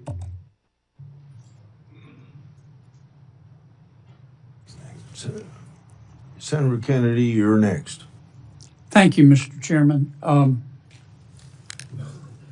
Thank you, Madam Secretary, for being here. President Trump, ably assisted by Mr. Stephen Miller, quickly in the President's second administration developed policies to secure our southern border, policies that you and the Department of Homeland Security implemented. And I congratulate all of you on your success. Properly vetting people at the southern border is not racist, is it? No. Could you answer for the record? No, it is not racist. Properly vetting people at the southern border is prudent, isn't it? Yes, sir, it is. And to do that, we need the Border Patrol, do we not? Yes, we do. And we also need ICE, do we not? Yes, we do. Okay. I just wanted to get my congratulations on the record. I believe you have a policy, Madam Secretary, that you have to approve all contracts at your department over $100 million. No, sir, I have a policy in place that I review contracts. My deputy chiefs have the ability to review anything under $5 million. Above that, I evaluate and look at. Okay. And you do that, I understand, to try to curb waste and abuse of taxpayer money. Is that right? Yes, sir. In fact, it's been extremely effective. We've saved the taxpayers over $13.2 billion just by evaluating contracts, negotiating lower ones, and canceling ones that aren't necessary to do our duties. How do you square that concern for waste, which I share, with the fact that you have spent $220 million running television advertisements that feature you prominently? Sir, the president tasked me with getting the message out to the country and to other countries where we were seeing the invasion come from, with putting commercials out that told them that if they were in this country illegally, that they needed to leave, or we would detain them and remove them, and they'd not get the chance to come back to America the right way. That has been extremely effective. Ask you to run these advertisements, is that right? We had that conversation, yes, before I was put in this position and sworn in and confirmed, and since then as well. Okay. Did you bid out those service contracts? Yes, they did. They went out to a competitive bid, and career officials at the department chose who would do those advertising commercials. And the people that you ended up picking were people who had formerly done your political work back in South Dakota, is that right? No, that's not correct, sir. I think it is. No, it's not, sir. The individuals who, I believe the careers who they chose were two different media firms. There's been conversation about their subcontractors, but we have no legal authority to look into subcontractors on work like that. Okay. And you're saying that you're testifying that President Trump approved this ahead of time. Is that my understanding? We had conversations about making sure that we were telling people. No, ma'am. I'm asking you, sorry to interrupt, but the president approved ahead of time you spending $220 million running TV ads across the country in which you are featured prominently. Yes, sir. We went through the legal processes, did it correctly. Did the president know worked you with were going to do OMB. this? Yes. He did? Mm-hmm. Yes. Okay. And one thing, Senator, I think would be helpful to know is how effective that communications has been. That well, they were overwhelmingly effective in your name recognition. I mean, I personally just, I mean, to me, it puts the president in a terribly awkward spot. And I'm not saying you're not telling the truth. It's just hard for me to believe, knowing the president, as I do, that you said, Mr. President, here's some ads I've cut, and I'm going to spend $220 million running them, that he would have agreed to that. I don't think Russ Vogt at OMB would have agreed to that. It's something we have to defend. I'm on the Appropriations Committee. My research shows that you did not bid them out, that you in fact, one of the people you picked, the strategy group, Safe America Media was a company formed 11 days before you picked them, and that the strategy group got most of the money, and the head of that is married to your former spokesperson. Look, we all have friends who are qualified. I'm not quibbling with that. It troubles me. A fifth to a quarter of $1 billion of taxpayer money when we're scratching for every penny and we're fighting over rescission packages. I just can't agree with, Madam Secretary. Are you still running those ads? No, Senator, I did not have anything to do with picking those contractors. No politicals at the Department of Homeland Security did. I understand. Are you Career still running officials those followed ads? the competitive bid process for Are you that. still running Everything those was, ads? I think the ads are due to end here in March, I think within a week So or two. they I'm are not sure of the still running? update. The one that is running is focusing on angel families. Have you seen that? It is the one that's talking about this is our why. This is why we work every day. Okay. Is for the angel I've gotta families move and their on. victims that need to. After the two killings in Minneapolis, and I think there's a lot of video on them, Madam Secretary. I think people can see the video and draw their own conclusions. Are you and your department conducting an investigation of those? Sir, the investigation is being led by the FBI. HSI was involved. In fact, our HSI agents on the ground. I'm sorry to cut you off, but I got so little time. I believe at the time you said these were acts of domestic terrorism. Is that right? Sir, in answer to questions at the press conference that afternoon, it was that it appeared to be. Yeah, but you said these appeared to be acts of domestic terrorism. And as I've said previously in this hearing, is that first, Madam Secretary, did you say we're getting information from a chaotic scene on the ground and relaying information to the American people. Okay. Now, again, those videos are public. People can draw their own conclusions. I think it'd be safe to say you got some pushback on that. Mm-hmm. Would that be fair? Yes, sir. And you had some criticism. I'm not saying the criticism was accurate or inaccurate. I think you did. What got my attention was that you blamed those statements on Mr. Stephen Miller at the White House. Did you not? No, sir, I did not. And in fact, where you're seeing that is in a news article of anonymous sources. And anonymous sources say a lot of things, but I've never said that at all. Well, here's what you said on the record.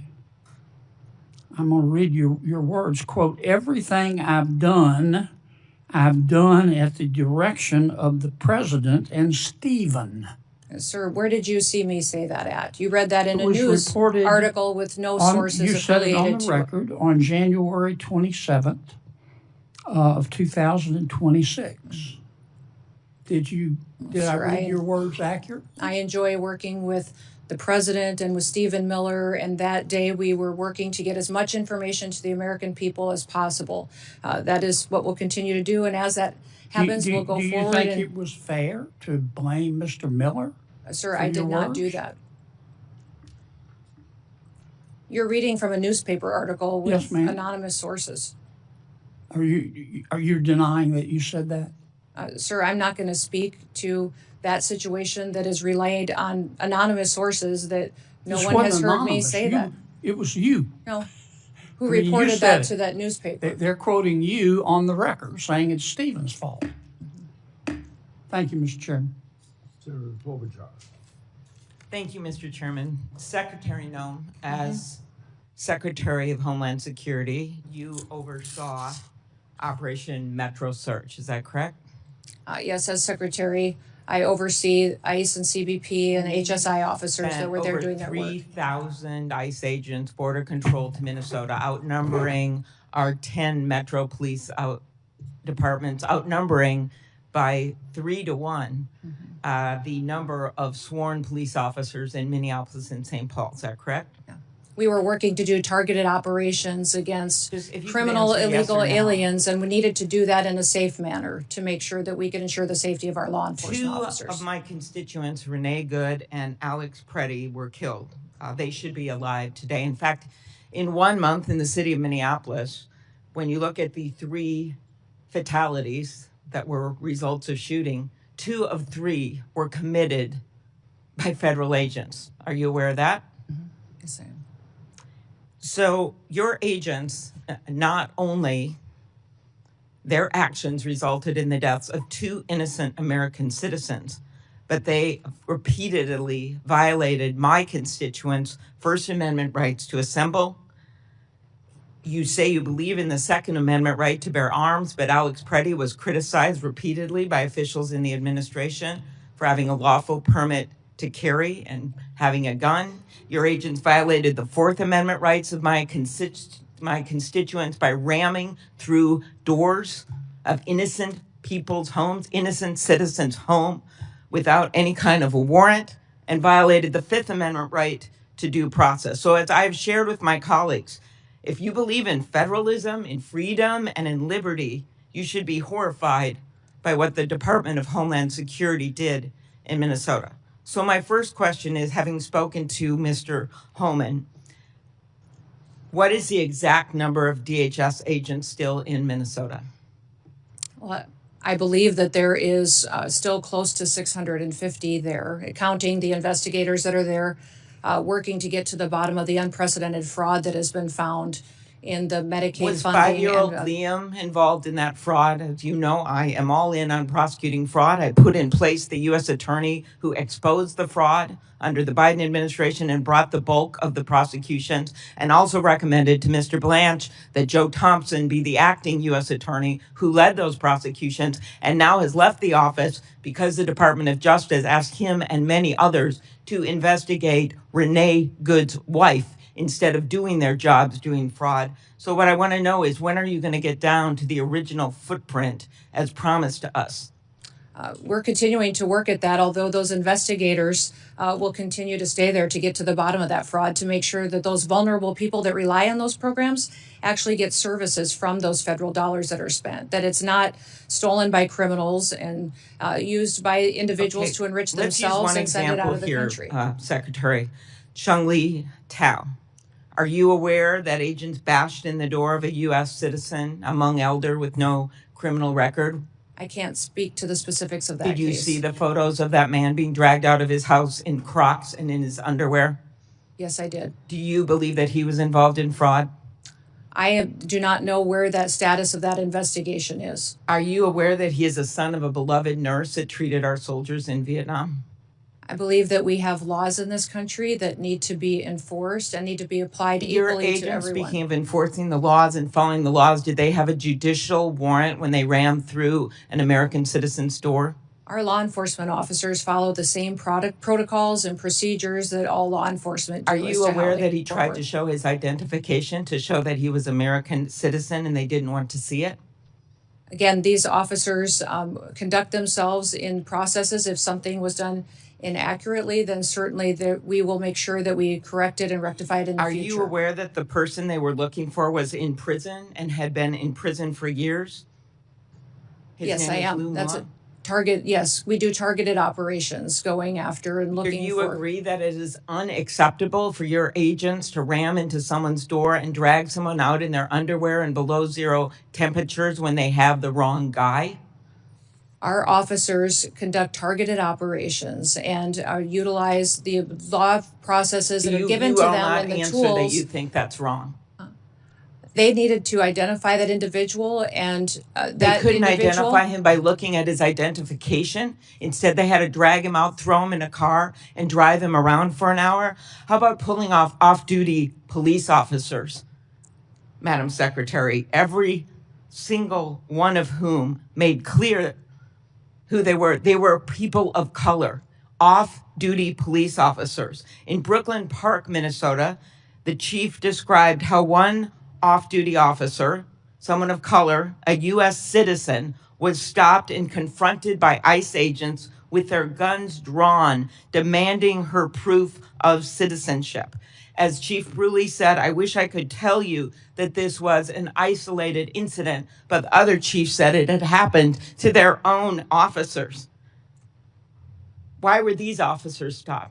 We have thousands of law enforcement operations that we do every single day. Do you think they were stopped because they were people of murderers color? and Were they rapists racially and drug profiled? traffickers Ms. off Noem. our streets. When I look at these American families that have been victimized by criminals that we have removed from cities and from communities, I'm grateful for the work that our ICE officers do. And by your only Are focusing, you defending stopping I would like to off-duty hear you police talk about officers some of the of color operations and that we've dragging done a to Hmong bring elder people out of to his justice. home? When you only talk about these situations like this that we are conducting, and you don't talk about the good work that they do to protect people from being victimized by people that are in this country that want to conduct violent crimes against them or take advantage of them.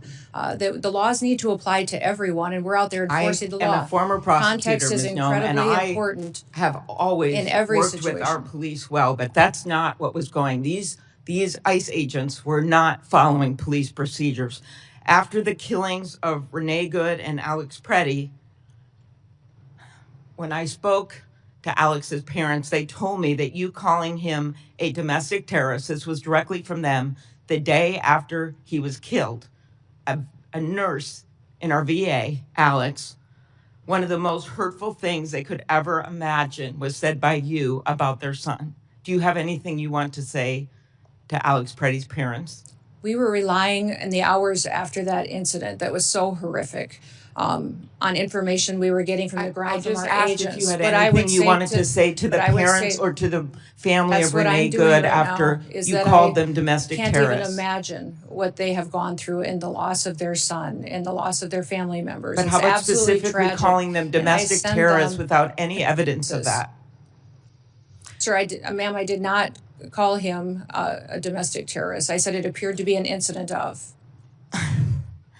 I think the parents saw it for what it was. After the killings, the federal government refused to cooperate with state law enforcement. Agents blocked Minnesota investigators from accessing the scene. I know because I got directly calls from the mayor. I tried to call the DOJ. I tried to do everything I could because they were very worried about what was going to happen immediately, especially after Alex Preddy's death. Do you think that blocking local law enforcement from the scene of a shooting makes people safer? Yes or no? Actually, our HSI law enforcement officers risked their lives on that scene, preserving evidence and keeping the violent rioters away from the evidence so it What could be life was preserved lost for the at that investigation. scene, Secretary Noem? Yes, I understand was that. Alex Preddy's life And that was after it lost. became I very, believe it is in the interest of justice to have a full and transparent investigation. is the investigations being led by FBI and internal investigations as well into this incident. Will you commit to reversing the decision to cooperate with the Minnesota Bureau of Criminal Apprehension, an agency of seasoned professionals that the agents worked with directly, FBI agents worked with directly to investigate after the shooting assassination of Speaker Hortman, after the killing of those two little kids in that church with the bullets going through those stained glass windows? In both incidents, our federal and local law enforcement worked together and are working together in those investigations. But they have been blocked, the locals have, from being part of this. Why is that, Ms. Noem? The FBI is leading this investigation, and I would leave that question for them to answer. Thank you. Before Senator Blackburn, without objection, I'll introduce into the record unaccompanied children case study that the Trump Health and Human Services provided to my office. These records describe horrible cases in which children were forced to work to pay smuggling fees, physical assaulted by sponsors, and denied a chance to attend schools. The unaccompanied children case study are further evidence of the previous administration's policies to put children in harm's way. I appreciate the cooperation of the Trump administration. Is there any objection? Mr. Chairman, Proceed. I do not object, but I would like to have unanimous consent to enter into the record the details of the 3 instances where the Secretary referred to the victims that we've discussed and as engaged in acts of domestic terrorism We have the exact statement, the exact date and time that you made those statements. I'd ask unanimous consent to put those in the record. On both requests, any objection? No objection heard. Senator Blackburn.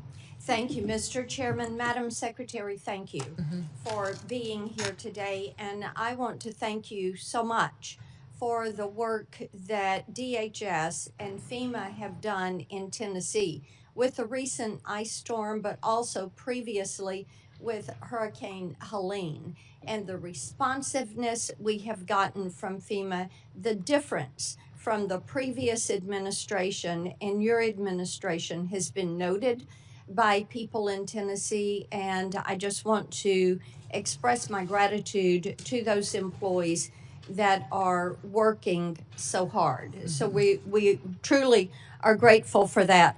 I want to go back to something Senator Durbin said in his opening statement. He referred to the Biden policy, immigration policy, is sensible and humane. And in his comments, he said there was a sensible and humane way to deal with immigration, but he felt like Biden's policy was sensible and humane, and what you all are doing is not sensible and humane. And this struck me because the Biden administration allowed hundreds of thousands of those illegally entering the country. We have seen hundreds of thousands of migrant children that have been lost. There is nothing sensible and humane about that. There is nothing sensible and humane about having terrorists walk across our border and come into this country. There is nothing sensible and humane to these wonderful families who are grieving the loss of loved ones, that somebody illegally came in the country and took the life of their loved ones. So those comments really struck me. And I want to provide you the opportunity to respond to what Senator Durbin supported, the Biden immigration policy. We had hours and hours of hearings dealing with such. He supported the Biden DHS. But to me, there is nothing sensible and humane about allowing millions of people to violate the rule of law in the United States. And I yield to you for a response. Yes, well, thank you, Senator. When you look at the Biden immigration policies, I think Senator Durbin is ignoring the consequences of illegal immigration. Over 30% of the young girls that crossed that border during that invasion were raped and brutally harmed by people along the way. There's nobody that crossed that border, came in from Mexico, that didn't have to pay a cartel member to get into this country. Those cartels have been enriched and made sophisticated and professionalized by the money that Joe Biden facilitated putting into their pockets by allowing that invasion to happen and funneling people into the cartel's hands. I also would say that 4,000 people died during that invasion. When people were coming into this country, died because of the inhumane circumstances that were going on, from the heat that they were having to deal with, from drowning in the river. It was not humane what we saw being facilitated by the Biden administration. So every day, the people at the Department of Homeland Security get up to defend this country and our borders and the citizens that live here. I know, Senator Durbin, that you appear to be very concerned about illegal immigrants that are in this country. I will tell you that as a Secretary of Homeland Security, I am very concerned in doing my job and protecting American citizens. That's my number one priority, and I will continue to enforce the law and make sure it applies equally to everyone that's in this country. Thank you. Joe Kent, who is the director of National Counterterrorism Center, last year told the House Homeland Security Committee that there are at least 18,000 known terrorists that are here in this country. And I've heard from Tennesseans all weekend long about their concerns. The attack in Austin was really quite unsettling. And the awareness that there are these terrorists that are among the citizens here in our country. So would you lay out, not only for this committee, but for the American people, what steps are you and your team taking right now to make certain that we apprehend, detain, and prosecute these terrorists before they have the ability to conduct any act of evil? Well, Senator, when you let millions of people into this country unvetted, you truly don't know how many dangerous, known and suspected terrorists there may be in this country. We continue to do our investigative work. We continue to look at individuals that are here that may be committing crimes and working with local and state law enforcement where possible. What I would say is anybody that we know that the Biden administration has given green cards to or naturalized. We're going back and re-vetting those individuals, those who came in under refugee programs. We are re-vetting those individuals and interviewing them and talking to them to ensure that they are someone who is here appropriately and they didn't come in under a program that was abused by the Biden administration. We continue to use our intelligence and analysis department under the Department of Homeland Security to gather intelligence and cooperate with other intelligence agencies and with the FBI to go after and to prosecute those who would wish to do us harm. We're grateful for the American citizens that work with us. And we understand that people who are in this country illegally and have final removal orders should be detained. Our priority is going to continue to go after those worst of the worst and to make sure that we are getting them out of our country as soon as possible and brought to justice if they've committed crimes here. There are a couple of bills we were able to fund in the Working Families Tax Cut Big Beautiful Bill back during the summer, and we're so grateful for President Trump and the attention that he put on some of these issues of protecting the American people and making that the priority. And that's a part of upholding our oath. I think many of us were struck last week when the president asked, do you think it's the first order of business to protect the American people? And many of our colleagues on the other side of the aisle just sat there.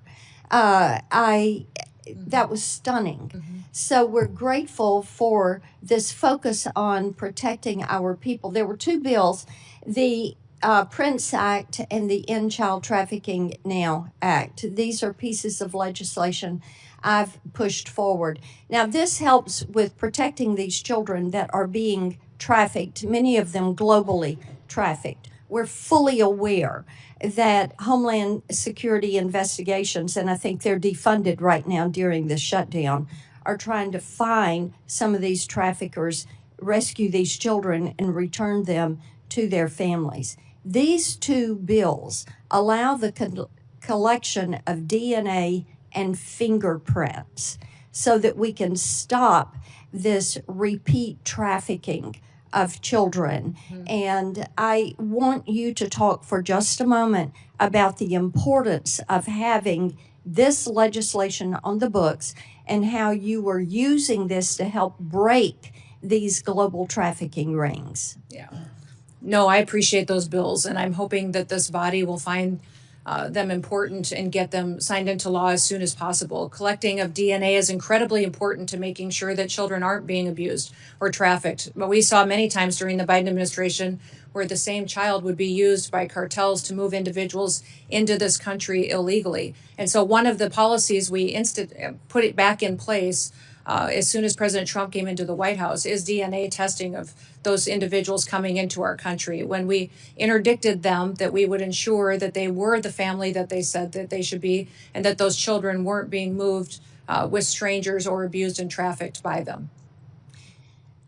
One of the things that has come up regularly when I'm out and about around Tennessee is that we have some of these mayors and governors that have recently demanded millions of dollars in taxpayer reparations for having ICE in their communities. Now, in the case of Minnesota, they're looking at as much as $18 billion in fraud.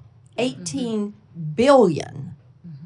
And what they've uncovered there, what they allowed to happen, whether they want to say they knew about it or they didn't know about it, but it appears they knew about it, and we'll let the investigation bear that out. What do you say to these mayors and governors who are defying the law by having a sanctuary city for illegal immigration, that are allowing rampant fraud of taxpayer money? It is not their money, it is taxpayer money.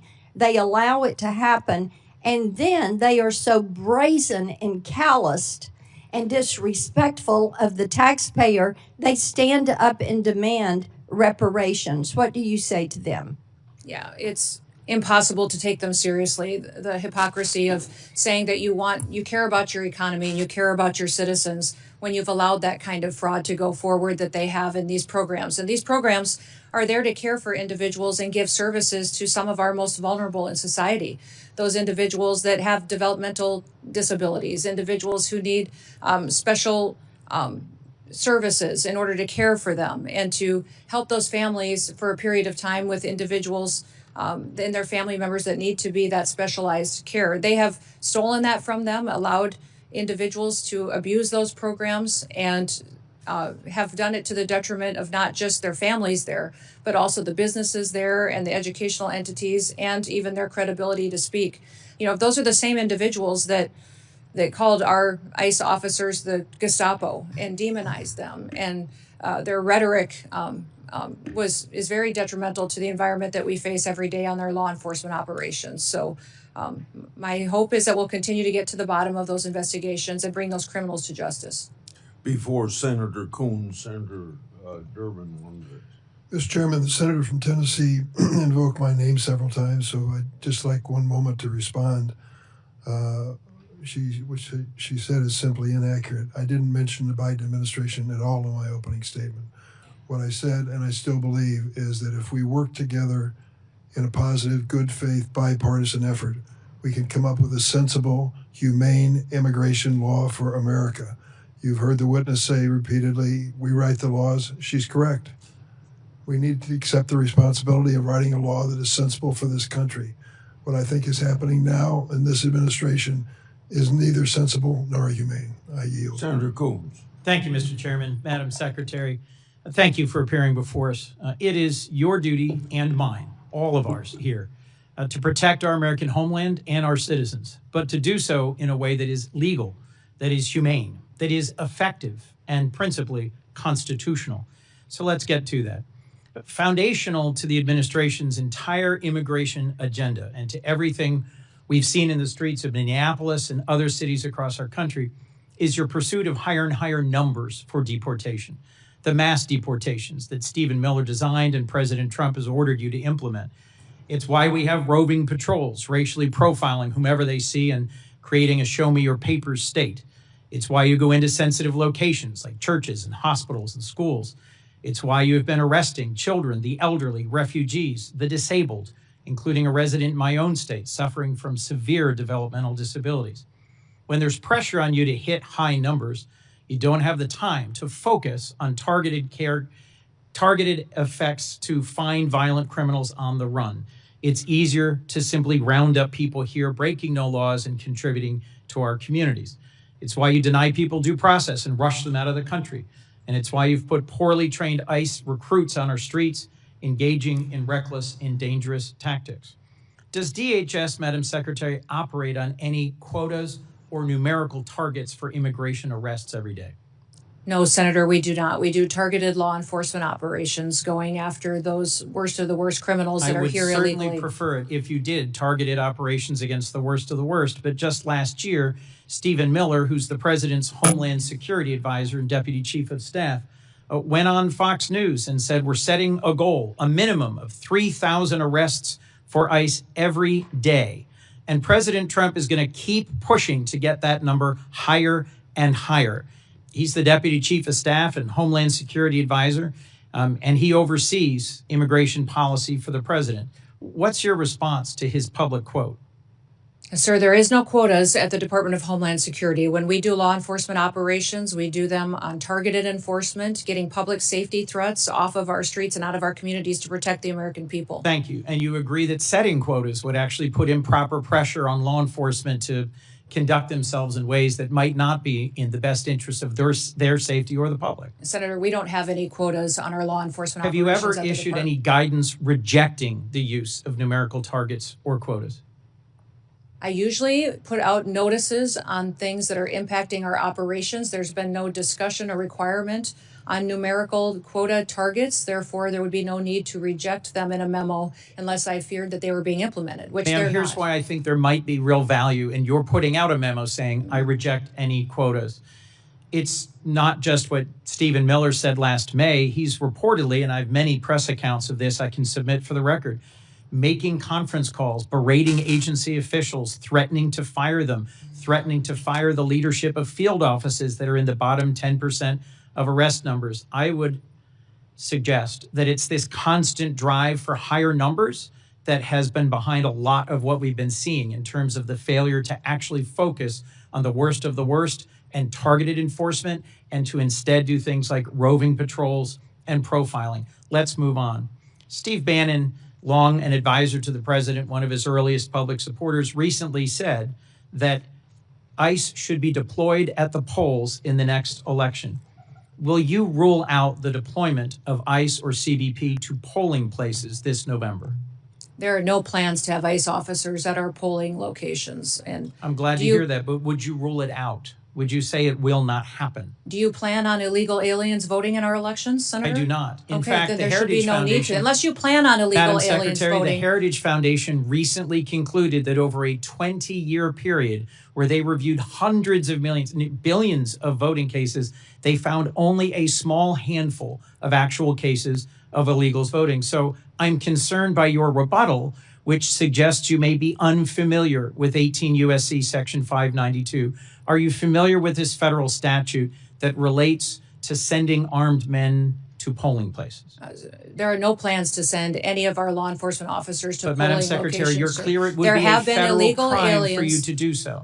There are illegal aliens that have voted, and it's been proven in the past in certain cases in certain states. We provide a program to states. I think we have 27 different states that utilize our SAVE program now to verify individuals that are eligible to vote in their elections. And as states run their election systems, we encourage them to use that to make sure they maintain their election integrity. Madam Secretary, can you understand how when Steve Bannon says publicly we should have ICE at the polls, and you say there are no plans, that's not enough to rule out the possibility of a violation of this long-standing federal law?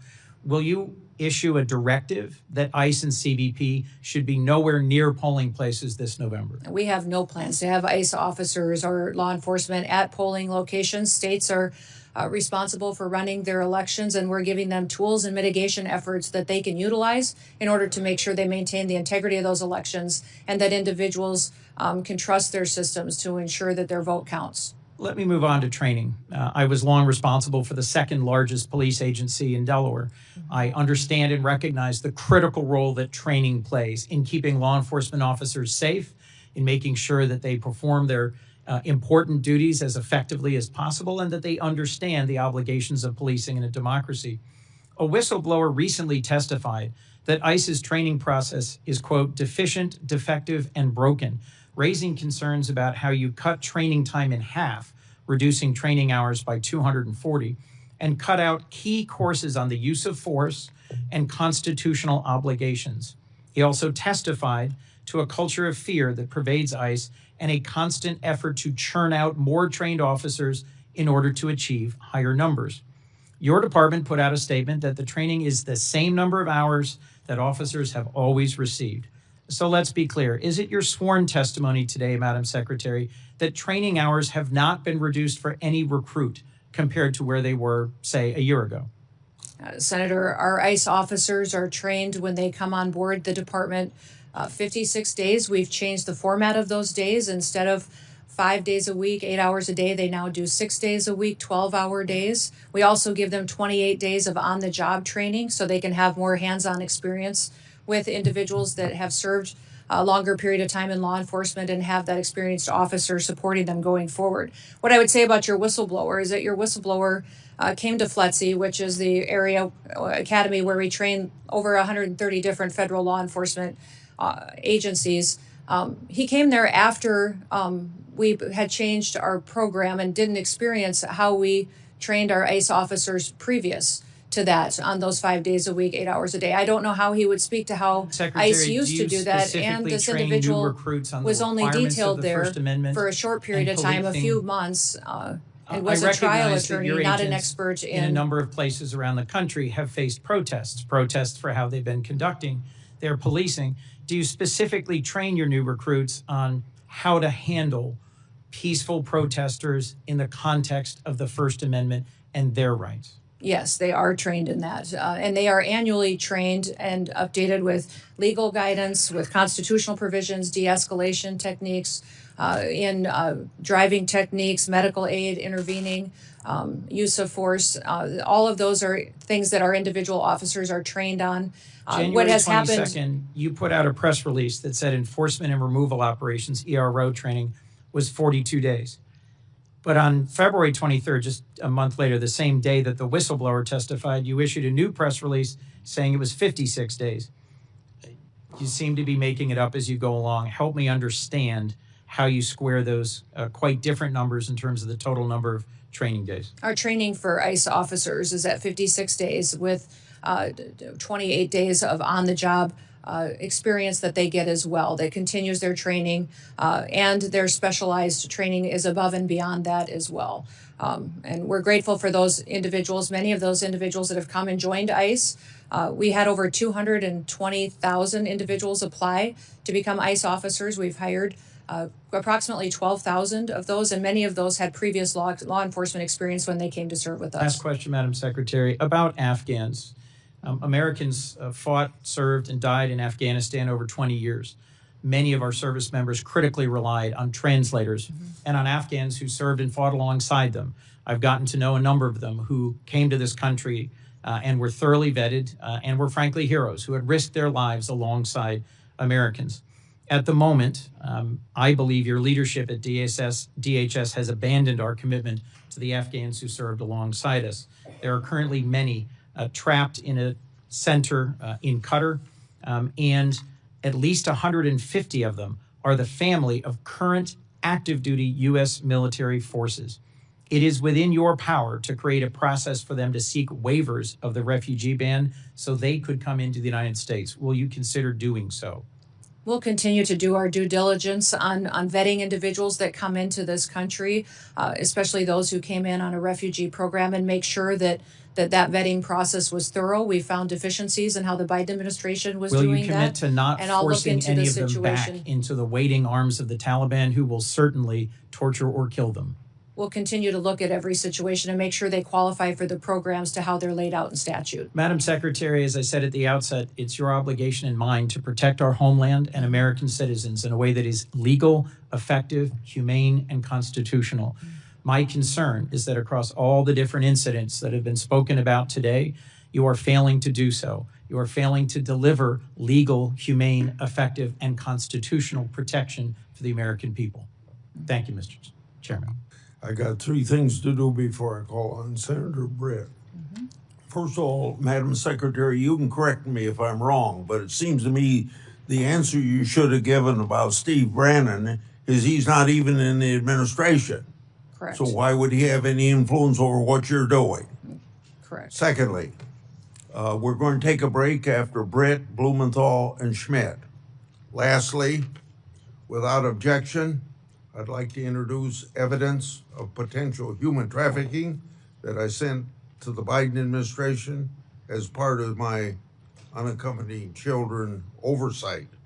For over a decade, I've exposed how children in this category and the program associated with them have been subject to harm, abuse, and even sex and labor trafficking. Thanks to Secretary Noem, Trump administration, greater transparency has finally been brought to this issue. Senator Britt. Thank you, Mr. Chairman. Thank you, Madam Secretary, for being here today. To echo what my colleague Senator Kennedy said, I appreciate you actually securing our border. The work that President Trump has done, and you alongside him, to make sure that we don't have just an actual invasion happening every day, like we saw under the Biden administration. I believe we had about an average of 5,000 people a day that came over the border during the Biden administration, many of which are unaccounted for. When we're looking at kind of what is ahead of us, I've heard Senator Blackburn and others kind of bring this up to you, but I am thinking about the children that we know that came unaccompanied, many of them with a phone number written on their arm or taped to them. Senator Blackburn mentioned that the Biden administration did away with the DNA policies. We know many of these children have been trafficked into our interior. You mentioned the rape, that 30% of women, is that right, that came across our border were most likely raped in the process. The 4,000 people that died, the inhumane circumstances that were created, and the enriched cartels as a result. As a result of 4 years of the Biden administration, the cartels were stronger and more prosperous, and unfortunately had a greater grip on our interior. It is your job to make sure that we unwind that we keep American families safe, that we abide by the law, that we enforce the law. The way we do it matters. We have to do it the right way. There are countless families sitting behind you who have either had a loved one injured or lost because of the lack of enforcement of the previous administration. Do you commit to me today that you will ensure that no family has to go through this again, that you will use the tools at your disposal the right way to protect American citizens? Yes, I will use every tool I have available to make sure that we're protecting as many Americans from having to go through what these families have had to go through. And Secretary Noem, I want to talk to you about these children. Where are they? Yeah. We didn't have hearings about them under the previous administration. I want to know where they are. How many children do you think are in our interior unaccompanied for? Are they being sex trafficked, labor trafficked? Where are they? Yeah. And how many have you found? And what is your plan to find all of them? Every one of those children deserves to be seen, deserves to be found, and I appreciate the president's commitment to making that happen. I want to know what you're going to do to follow through with it.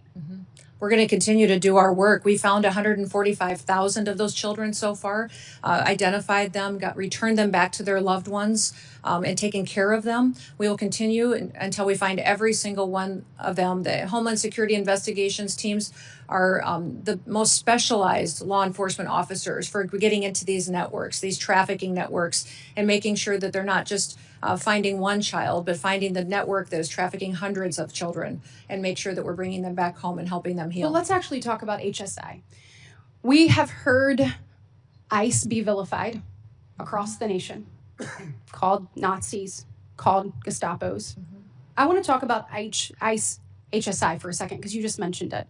When we are looking at finding child predators, when we're looking at finding people who are exploiting children, when we're looking at cyber crimes, human trafficking, when we're looking at drug smuggling, weapon smuggling, HSI does the hard work, do they not? Yes, they do. I want you to see behind me. These are some of our most notorious and high-profile criminals in recent years. Sean P. Diddy Combs, El Chapo, R. Kelly, Jared Fogle, Josh Duggar, the Merchant of Death, Victor Boot. And what do all of these criminals have in common? All of them were brought to justice with the help of ICE, HSI. Does that sound like the work of Nazis or Gestapo, Madam Secretary? No, it does not. This sounds like an agency that is working for the American people, who is taking bad actors off the streets and is doing the hard work for our most vulnerable. Can you speak a little bit to the work that you've seen HSI do? These HSI officers are, I believe, the most exceptional law enforcement officers that we have at the federal level. They specialize not just in identifying sex traffickers and human traffickers, but also any kind of money laundering, financial investment. They partner with our other intelligence agencies to use that information to build cases that we then win in prosecutions and hold those people accountable. And they all have families. They all have families that they care deeply about. And when you talk to them, they will go on and on about how they do their work to make sure that families in the United States can be safe and that they have a future and they can walk down the streets and continue to be entrusted that their kids won't fall victims like they see so many times in their work when they do these types of cases. Changing gears a little bit, when we're talking about just immigration enforcement in general, I know I've had a number of questions from constituents over the weekend about the number of known and unknown terrorists in our interior. We know the numbers that came through the border, but we also know the countless numbers of known gotaways that we don't know who they are, where they're going, or what their intentions are. Madam Secretary, what we saw in Austin, I think, was chilling to so many people. We want to make sure that we are doing everything possible to locate terrorists in our interior, and to obviously capture and get them out. Tell me what you're doing to make sure that that happens, and what the American people need to hear from you. Well, first of all, Senator, let me thank you for your work to get the Department of Homeland Security funded so that we can use everything and every tool available to us to go after these threats that we face, both foreign and domestic. These individuals that we've brought to justice already include over 1,500 known and suspected terrorists that we have already found in the last year that President Trump has been in the White House, and we brought them to justice and removed them from our country. We also have thousands and thousands of gang members, MS-13, TDA members that have partnered to victimize people and perpetuate violence upon them. We're continuing to do that work and will every single day, but we need funding to make sure that all of our law enforcement agencies have the tools they do to bring them to justice. Well, let's actually talk about that. So when we're looking at the department having gone unfunded now for 17 days, I'd like to know what are the real implications of that. So I think a lot of people, when you look at the Department of Homeland Security, we've obviously seen in the news, ICE and CBP. We just talked about some of the good work that ICE has done, particularly ICE HSI. We look at the border, customs protections, people coming through, making sure whether it is weapons being smuggled or whether it is drugs, that those things are caught by those men and women there at the border. Then we look at the other missions that fall under the Department of Homeland Security, our courageous men and women in the Coast Guard. You look at those serving in FEMA. We have been ravaged by storms both in the South and up the Northeast, and these people need assistance and they need help. That all comes through your department. You look at the Secret Service and you look at where that is. You look at the Center for Domestic Preparedness, for example, in Anniston, Alabama, which I hope I have your commitment to continuing to make sure that our law enforcement officers are trained there in the event of something unthinkable. Yes, And absolutely. as we look at all of this and our TSA officers, I was struck by what I saw. Actually, you have put this up here behind me. When you see what's happening with people going without pay, again, so you have people like a TSA officer that went without pay for 43 days in the previous Democrat-led shutdown. And here they go once again. The financial insecurity that comes from that is tremendous. We heard reports of officers sleeping in their cars at airports to save money on gas, selling their blood and plasma, and taking on a second job to make ends meet. Some are just recovering from the financial impact of the 43-day shutdown, and many are still reeling from it. We cannot put them through another such experience. In the last minute left, will you tell us the real implications of this shutdown on men and women that stepped up to serve our country in the highest way to keep our homeland safe and secure? Yes, I'm grateful for our TSA law and security officers that are still showing up and doing their jobs, running those security checkpoints, even though they're not collecting a paycheck. A couple of the stories that I had heard when I spent time with them just in recent days was one individual whose wife needed cancer treatment, $1,200 treatment that he couldn't afford, and had to go and borrow money so she could get her cancer treatment because he wasn't getting his paycheck. Another individual who had 9 children was raising 2 of his grandchildren as well that was struggling to pay his bills, took a nighttime job as a welder just to try to keep food on the table for the responsibilities that he had. These people joined TSA because of 9/11, because they wanted to be a part of keeping people safe in the United States and defending our homeland. Beyond that, FEMA, our ability to fund disaster response is virtually gone. It needs to be refunded. Our FEMA employees are out there doing work every single day, but we have 10,800 individuals that are funded out of the disaster relief fund that could potentially not be there for them and not respond to individuals who need it when they have those terrible storms or devastating crises. Well, thank you for your work, and I'm hopeful that we can work with our colleagues on the other side of the aisle to find a pathway forward to fund the Senator program. Blumenthal. Thanks, Mr. Chairman. Thank you for being here today. Madam Secretary, for a year, you maintained that no U.S. citizens have been arrested or detained by ICE or CBP. After hearings that I conducted in the Permanent Subcommittee on Investigation as the ranking member, you admitted finally in a letter written to me just last month that, in fact, U.S. citizens have been detained and arrested. I'm going to ask, Mr. Chairman, that that letter be entered into the record. Thank you. You put the number as 38. Far more American citizens have been arrested by ICE and CBP, probably in the hundreds, perhaps the thousands. Have you met with any of the American citizens who have been detained or arrested by your agency? The individuals that may have been detained and arrested were individuals that could have been obstructing law enforcement operations you haven't met and with committing them, crimes correct? that way, and that we would I'd have like let to individuals introduce you to until their 3 of identity them. was confirmed. Leo, Javier, and Marimar, would you please stand? These 3 individuals, Madam Secretary, were arrested by your agency, Leonardo Garcia Venegas, Javier Ramirez, and Marimar Martinez. Do you know what your agents did to Leo Venegas? I'll tell you. On May 21 of last year, they entered the private property at a house that he was constructing without consent, without a warrant, illegally. Again, on June 12th, they entered private property, a home where he was doing construction. He is a United States citizen, born in Florida. They seized him and ignored and disregarded his proof of citizenship. Wouldn't you agree with me that no U.S. citizen simply working lawfully should be arrested?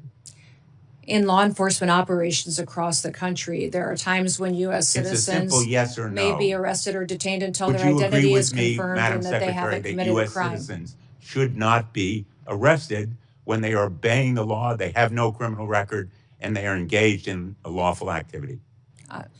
Sir, in situations where law enforcement, regardless of the agency across the country, when there is probable Let me cause, tell an you about individual Javier may- Ramirez. Do you know what your agents did to Javier Ramirez?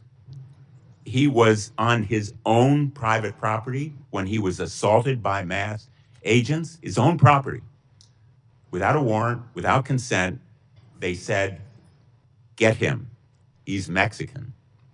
He was violently slammed into the ground while being handcuffed and taken into custody, despite telling officers that he is a United States citizen and even showing them his passport. And when he was asked what he was being arrested for, you know what they said? We don't know. Wouldn't you agree that targeting someone just because he is or looks like he is Mexican when he is a United States citizen is wrong? Senator, we do not target people based on their race or ethnicity. We do targeted operations based on criminal backgrounds and this story information goes that on, we have. Madam Secretary. Javier was detained for over 4 days. He was denied medicine that he needed for severe diabetes. He lost consciousness. He had severe hypoglycemia. Wouldn't you agree with me that medical treatment should have been provided to him? Senator, Denied. medical treatment is provided to individuals wasn't in for our him. processing and Wouldn't you agree that detention was wrong? centers. Within 12 hours, they have a medical examination. We get them the prescriptions and medication that they need. They also have a full Will you evaluation. commit to take including- action and to look into why he was denied medical treatment? Yes, I will look into that case specifically for you, Senator. Marimar Martinez is with us today as well. She's standing right behind you. She was on her way to donate clothing at her church when she came across an unmarked car. The agents sideswiped her car. 3 masked agents in camouflage stormed out, and one of them pulled out his gun and fired at her moving vehicle, hitting her 5 times. She almost bled to death.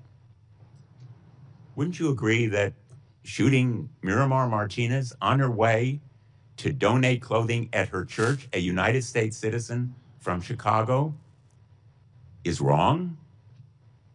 Sir, I don't know the situation or the case. I'll look into it to ensure that all Well, the I'm glad procedures were you'll look followed into properly.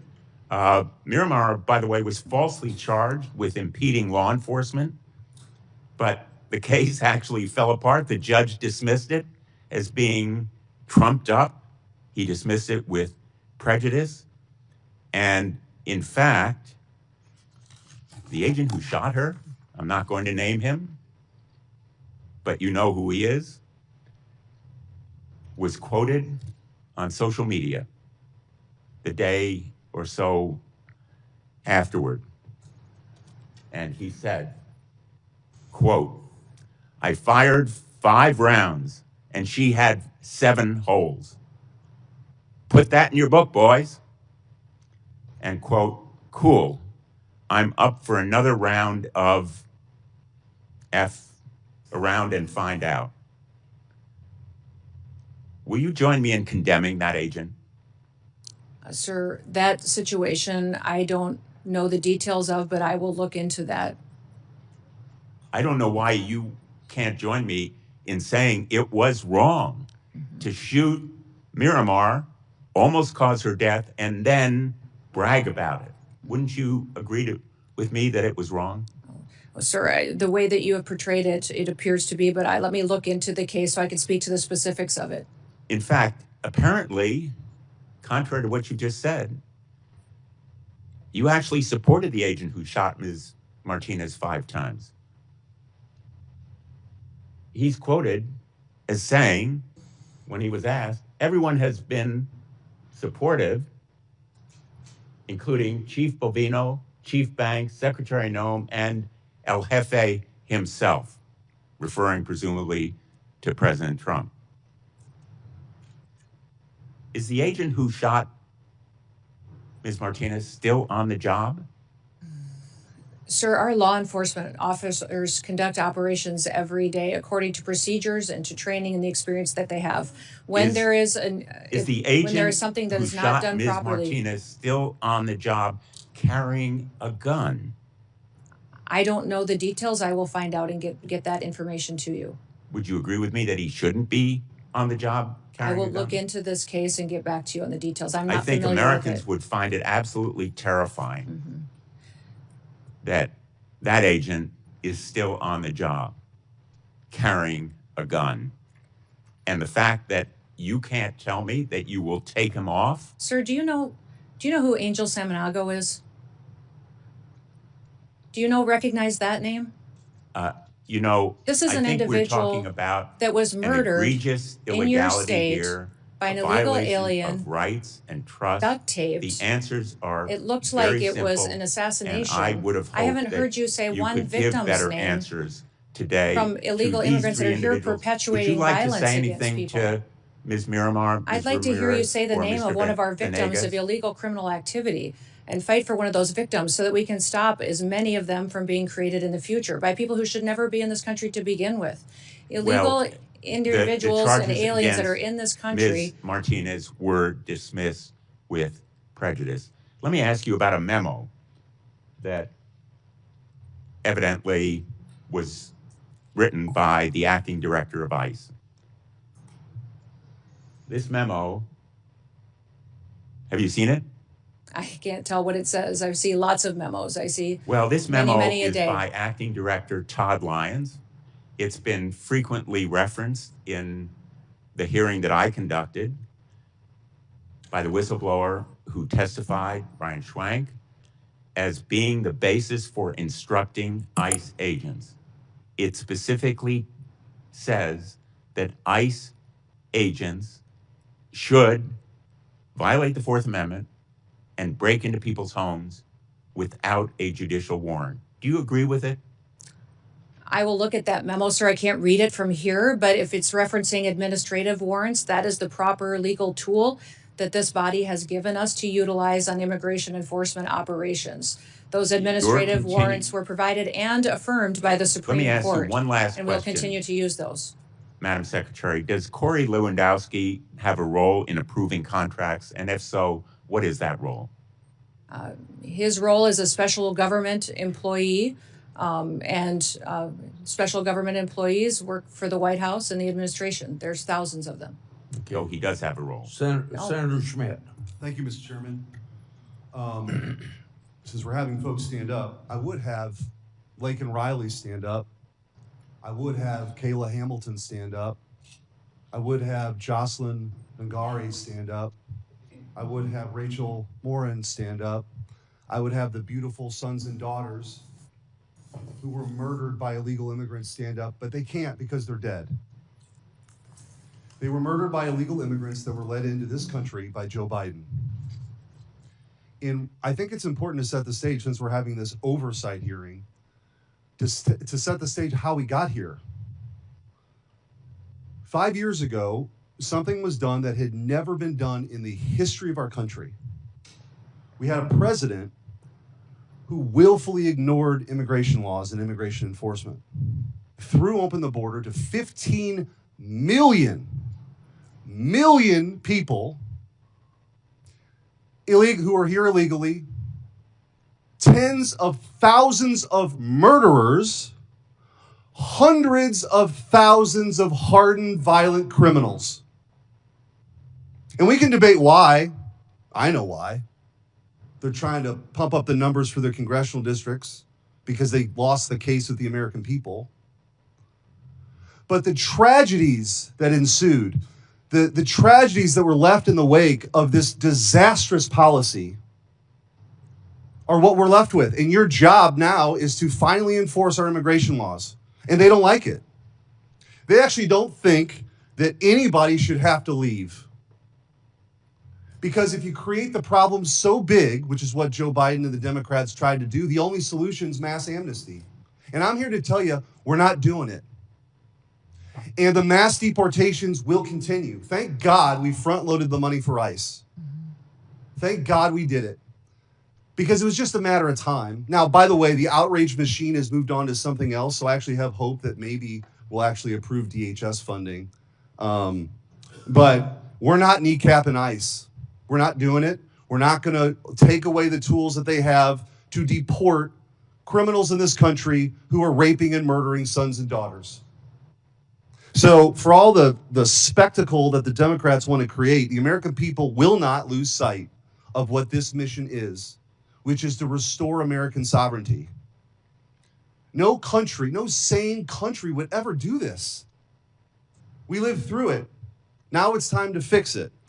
And this sanctuary status that many of these jurisdictions, there's about 11 that matter the most in this country.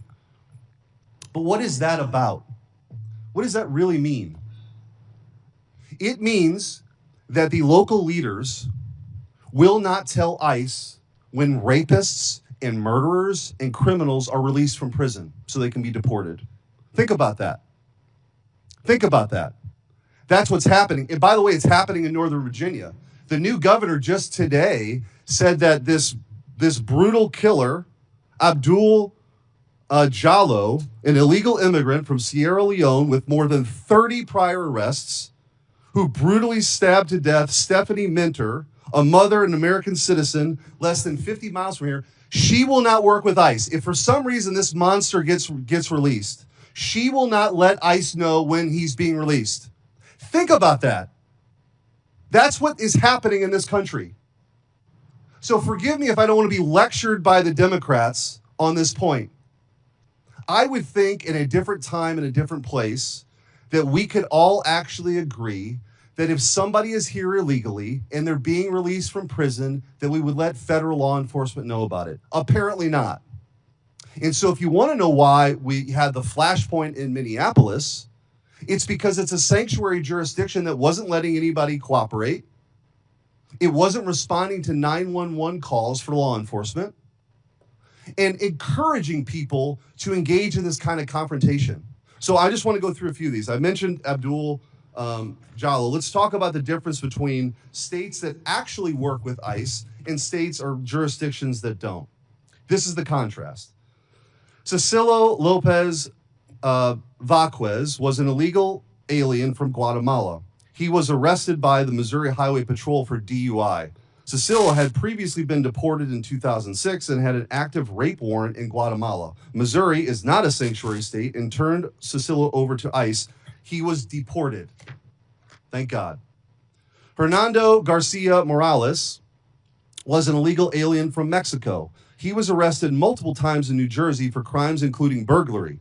New Jersey is a sanctuary state, failed to notify DHS or ICE. He was released. On January 9th of this year, he threw a baseball-sized rock at a school bus, shattering a window and hospitalizing a third grader. Ariel Nunez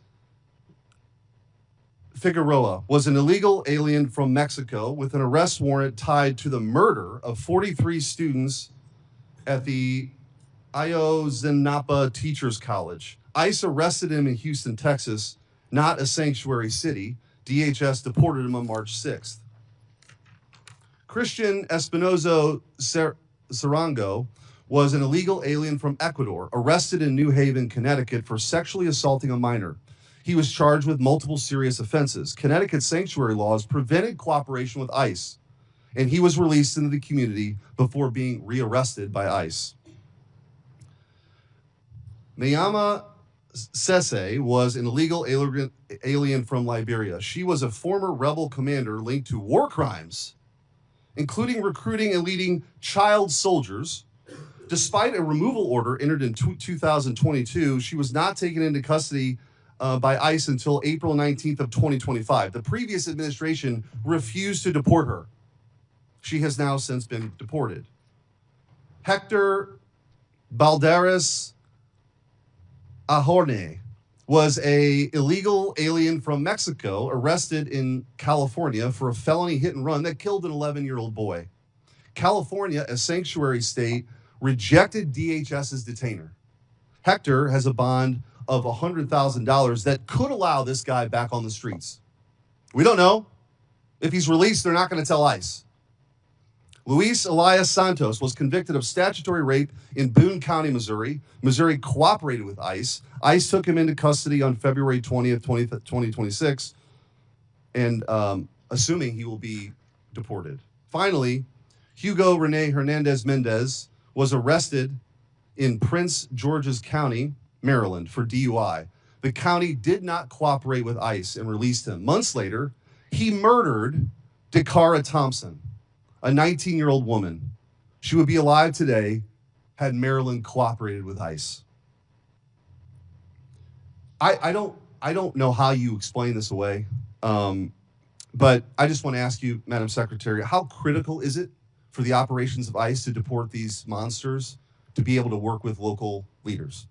Oh, it's absolutely critically important. It keeps our officers safe. It allows them to do their operation in an efficient manner to make sure that the public is safe as well. And when you talk about these sanctuary jurisdictions turning murders and rapists loose on the street, I picture every time listening to Rachel Morin's mom telling the story of how she died, how she was brutally raped and murdered, and a mother of 5 children that no longer have a mother. And that individual who raped and murdered her was released 3 different times, back out to perpetuate more crimes. And that's what I don't understand, the argument that these Democrats are making. Do we have to wait until someone who's in this country illegally creates another victim before we hold them accountable and get them out of our country? Why do we have to wait until there's more murder victims. We need it in More- sanctuary cities. I want to ask you real quickly. We talked about illegal immigration. The time I have left, legal immigration and the abuses we've seen. I've written to you about H-1B and OPT, and for those listening, the H-1B program was marketed as a program to bring in the best and the brightest for people for jobs that we don't have people for. That's been patently false. What's happening is this abuse is that American citizens are being displaced by cheaper, more obedient foreign labor. The abuse has been pretty rampant. I've written to you about that. And the OPT program, which has become visa mills for universities, taking away opportunities for American students because they don't have to pay taxes on the foreign labor for at least a year if you have this visa for OPT.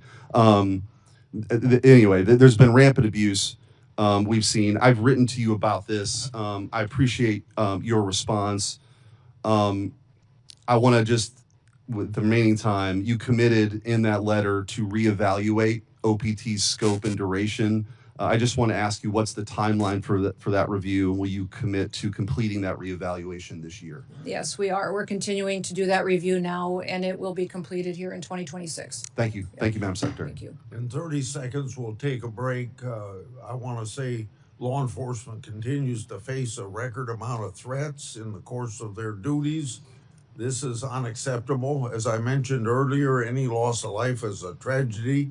When rare instances occur, potential misconduct is investigation, and these investigations should play out. We'll stand at ease for a few minutes.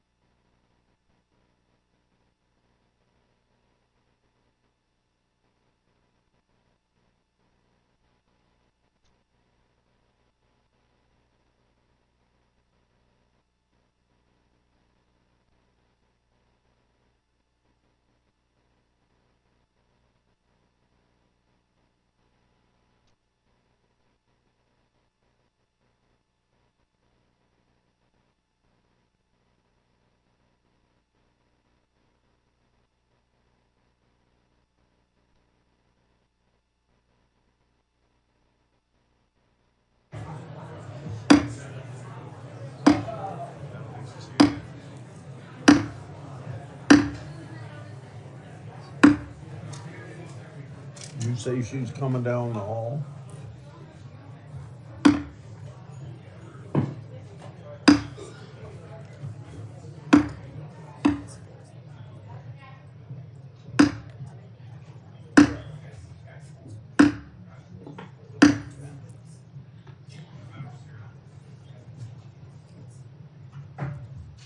The secretary's just about here, and when she gets here, Senator Ronald will be the first person to question.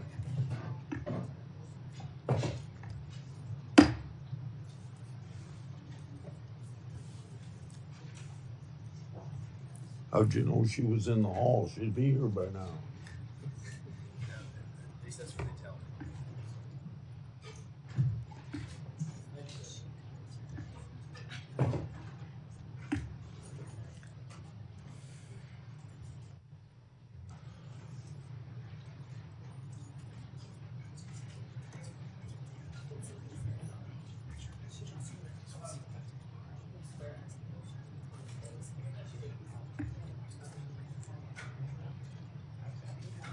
Is she coming through this door? Yes, sir. She'll go through here. Go see if she's coming down the hall. She's down the hall. She's walking down the hallway now, sir. Yeah. I just checked, the secretary is coming.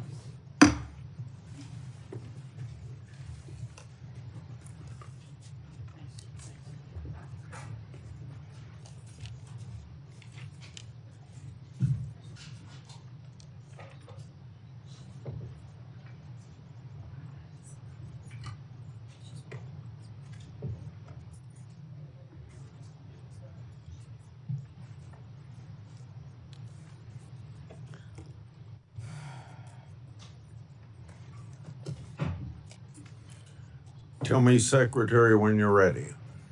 Yes, Mr. Chairman, I'm ready. Yes, sir. You're ready? I'm ready, yes. Senator Ronald? Thank you, Mr. Chairman. Over the last year, the American people have watched in horror as DHS agents have terrorized our communities. We've all seen pictures and videos of ICE agents dragging people out of their cars, shooting them with pepper balls or worse, murdering people in the streets.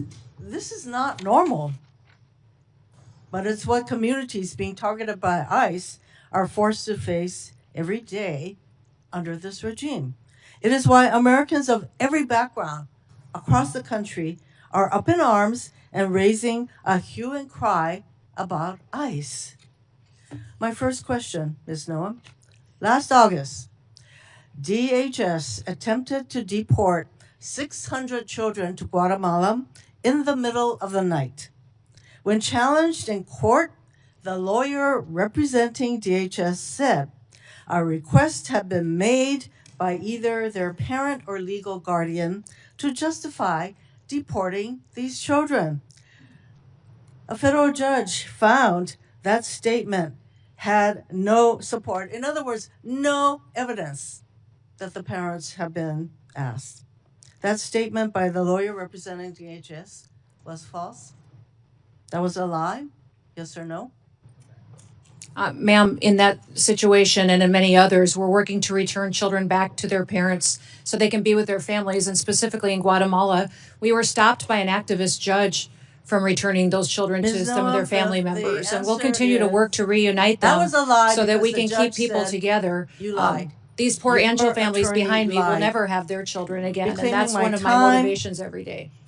After DHS agents shot Marimar Martinez 5 times, 5 times, your department was quick to label her a domestic terrorist and claim that she ambushed and rammed federal agents with her car. She was even criminally charged, only for those charges to be completely dropped when body camera footage showed the truth that during the incident, the DHS agents announced that it's time to get aggressive and then rammed her car. Secretary Noem, DHS was lying when it said Ms. Martinez was a domestic terrorist who ambushed federal agents? Yes or no? That was a lie.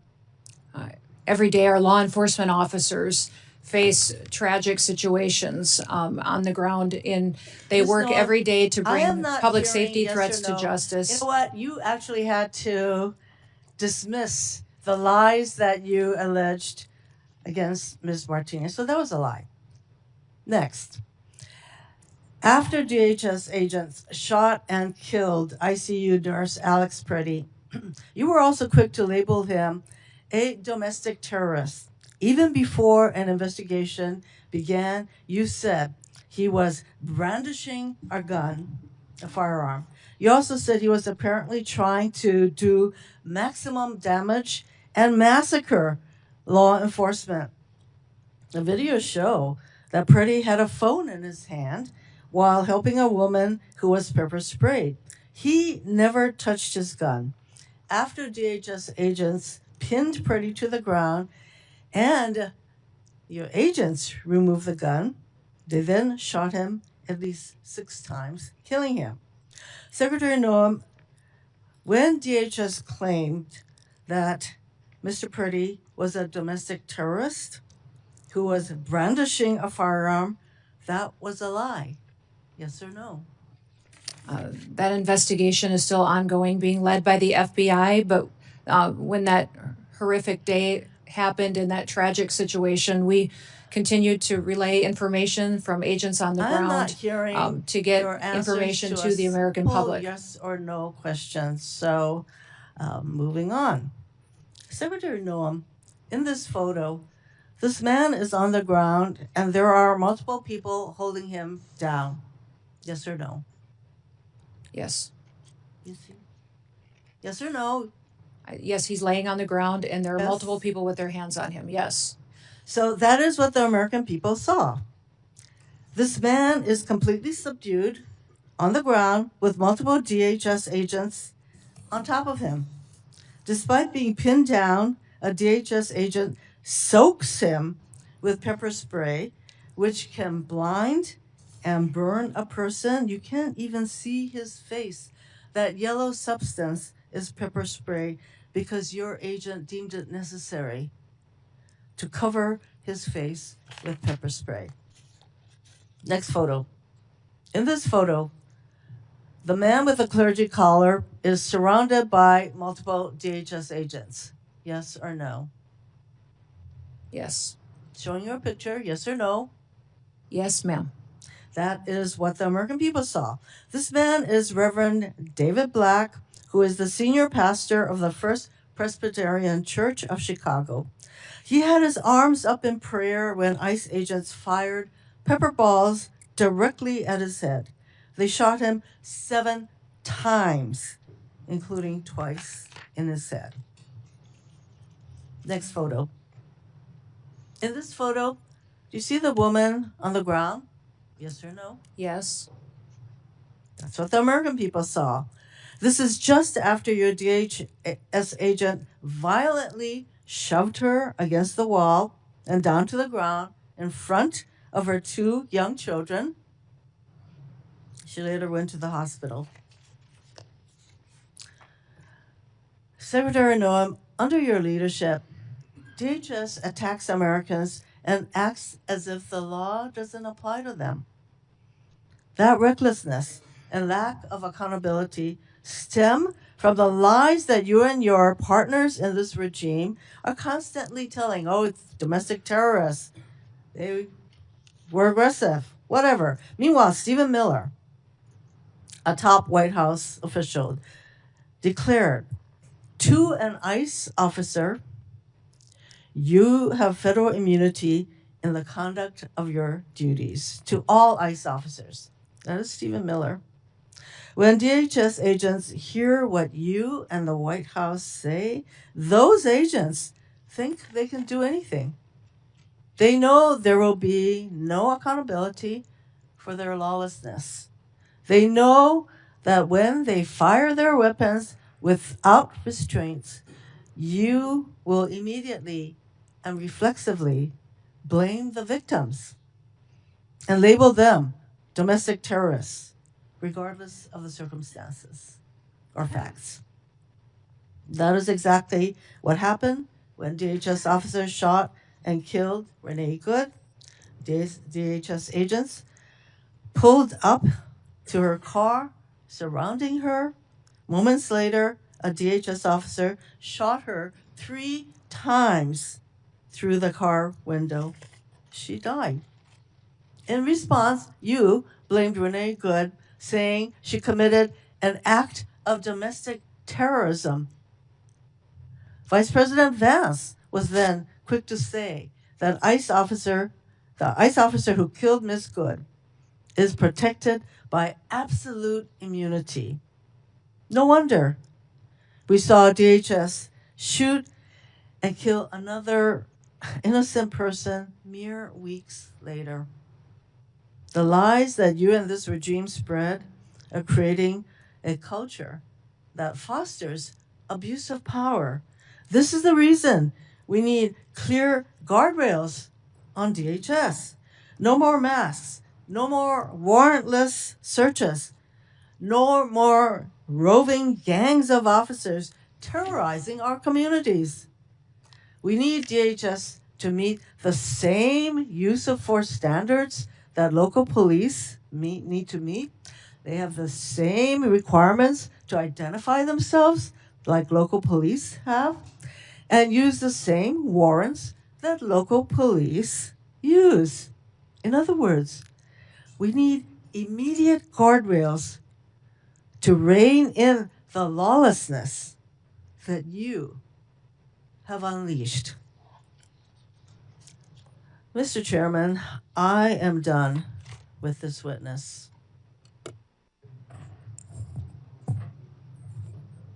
Thank you, Mr. Chairman. Secretary Noem, thank you for being here. I'm really glad that a lot of my Republican colleagues talked about the disaster that Biden and Mayorkas, your predecessor, created.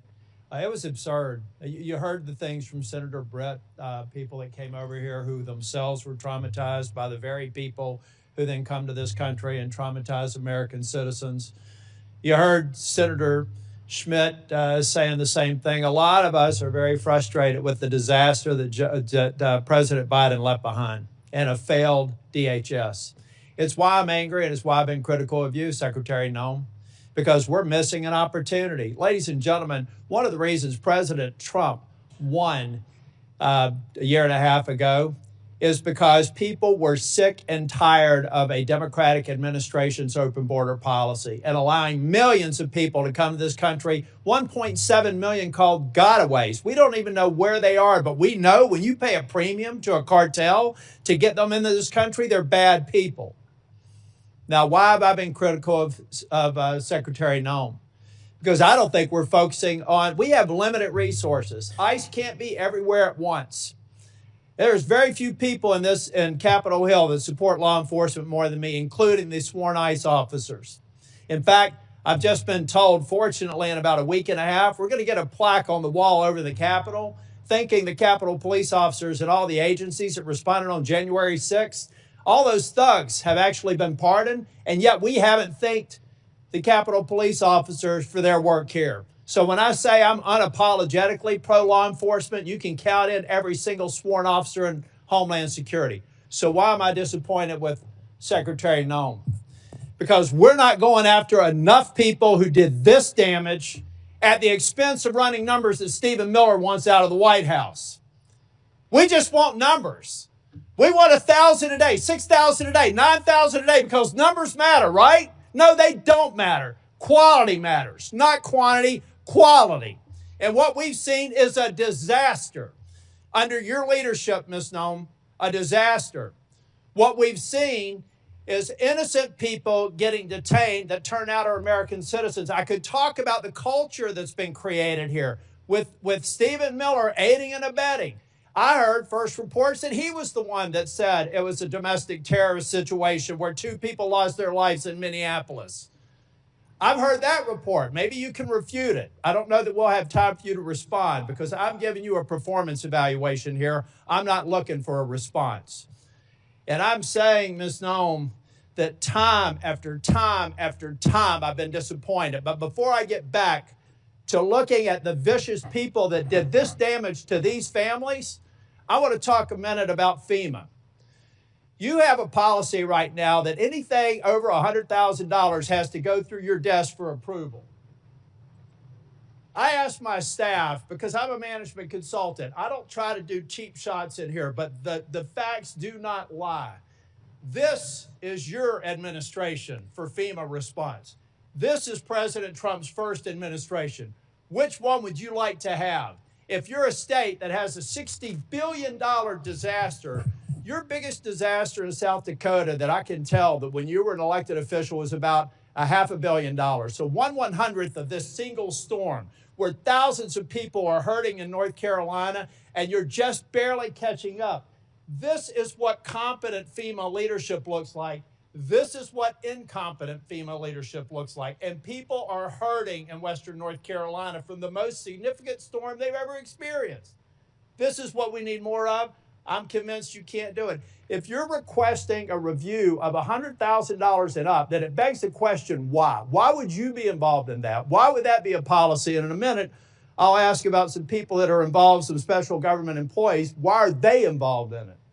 Thank you. Senator, no, that $100,000 only had to do. And I will hold the clock until I finish. Okay. The bottom line is I've done the analysis. And you can say whatever you want to. I've worked with a Democrat governor. I've worked with a Republican governor. I've worked with fiscal research. We have people contacting my office now to get the information to better understand the failure of this department. You failed at FEMA. And in fact, if I get to it, actually, why don't I cover this right now? The Homeland Security Act of 2002 expressly prohibits the Secretary of Homeland Security from restricting or diverting FEMA resources from the agency's mission. Based on your disaster response, the chart that I just showed you, I have reason to believe that you're violating the law, either knowingly or unknowingly. So I'll be asking and getting a submission to the record, submitting a question for the record, what the total amount of FEMA reimbursements are currently being held by DHS, awaiting for final approval. Held by DHS, awaiting for final approval for an agency that you should not be obstructing the disbursement on. I'm going to give you time to answer to it under penalty of perjury so that we can get it right. Now, going back to Minneapolis, why can't we just say we made a mistake? I will ask you one question, if you could just give me a quick response. Who does Tom Homan work for? You or the president? The president. Okay. Why is that? Because I believe the president recognized that you weren't getting it done in Minneapolis, and you're putting us further away from pointing to this. We're beginning to get the American people to think that deporting people is wrong. It's the exact opposite. The way you're going about deporting them is wrong. The fact that you can't admit to a mistake, which looks like under investigation, is going to prove that Ms. Good and Mr. Petty probably should not have been shot in the face and in the back. Law enforcement needs to learn from that. You don't protect them by not looking after the facts. Not only should the FBI be investigating it, but every single law enforcement agency in that jurisdiction should be invited to it, so our law enforcement officers do not have this pall cast upon them. One of the reasons why ICE officers are having threats, and damn the people that threaten ICE officers, because so many of them are doing a good job, is because you've cast a pall on them by acting like we should investigate things differently. Officer-involved shootings have a formula that we should go through every time. And we're not going through that formula. As a matter of fact, in Ms. Good's case, I think that they were even saying that maybe there wasn't even a need to do it in the DOJ. I hope that that's changed. But I'm telling you, it was a civil rights review. I saw your frown. You can correct me if I'm wrong. But originally, Blanche said there wouldn't be an investigation. Folks, law enforcement, we've got to have their back. We've got to make it clear when they make a mistake, then they get corrected for it. But you don't walk away from it, and you've done it too many times. Now, Secretary, I read your book last week. And honestly, some of the parts of it impressed me, but some of it distresses me. And I'll give you a good example of one that does. The passage where you talk about killing a dog that was 14 months old. I train dogs, all right? And you are a farmer. You should know better. You should know that if you're going out to a hunting lodge and you're putting pheasants out and you're putting dogs out, you don't take a puppy out there. A 14-month-old dog is basically a teenager in dog years. You decided to kill that dog because you had not invested the appropriate time in training, and then you have the audacity to go into a book and say it's a leadership lesson about tough choices. It's in your book. We could play it if we had time. At that same lunch hour, you killed a goat. And you killed the goat because you said it was behaving badly. You are a farmer. You don't castrate a goat. They behave badly. You should have probably done that before. But my point is, those are bad decisions made in the heat of the moment, not unlike what happened up in Minneapolis. We're an exceptional nation. And one of the reasons we're exceptional is we expect exceptional leadership. And you've demonstrated anything but that in the time that I've seen you responding to the emergency in North Carolina and across the Southeast, and acknowledging when mistakes are made, and speaking too soon for the expedient of social media or whatever it is. I'll leave you with this, Ms. Noem. I'm expecting answers to Charlotte's Web. I requested it a month ago. That was one of the investigations in Charlotte, 20 minutes from where I live. All I asked for, if it had to be anonymized, was information so that I could determine if your hit rate is right. I want to find more of those people, and I want to detain fewer of the others. And Mr. Chair, in my remaining time, I have a lot to go. But I want to submit this letter from the Office of Inspector General that cites 10 different instances under Ms. Noem's leadership where they've been misled and not allowed to pursue investigations that they think are critically important. Does anybody have any idea how bad it has to be for the OIG in this agency to come out and do this publicly? That is stonewalling. That's a failure of leadership, and that is why I've called for your resignation. And if I don't get an answer to these questions, I don't want an applause. Please don't do that for me. If I don't get an answer to these questions, if I don't get an answer that you've had a month to respond to, and the remaining ones, as of today, I'll be informing leadership that I'm putting a hold on any en-bloc nominations until I get a response. And in 2 weeks, if I don't get a response, I'm going to deny quorum and markup in as many committees as I can until I get a response. Thank you, Mr. Chair. Okay. Now it's Senator Booker's turn. Thank you, Mr. Chairman. Secretary Noem, you're in charge of your agency. The buck stops with you, correct? I'm in charge of my agency, what? The buck stops with you, Yes, correct. And you had to swear an oath to the Constitution before you took this job, right? Correct. So one of the most sacrosanct ideals of our nation, enshrined in our Constitution, is freedom, is liberty. Mm-hmm. It is an idea that the government has a very high standard should they take away liberty and freedom from an American citizen. How many U.S. citizens has DHS detained as of last October? Senator, if you're talking about detained and arrested, is that those that have been violating and obstructing our law enforcement operations?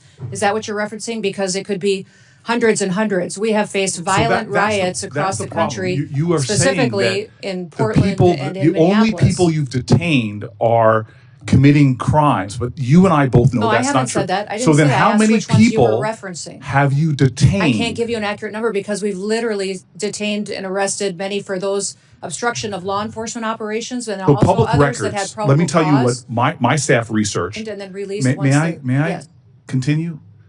Public records are showing that over 170 incidents of your agency unlawfully taking away the liberties and freedoms of American citizens.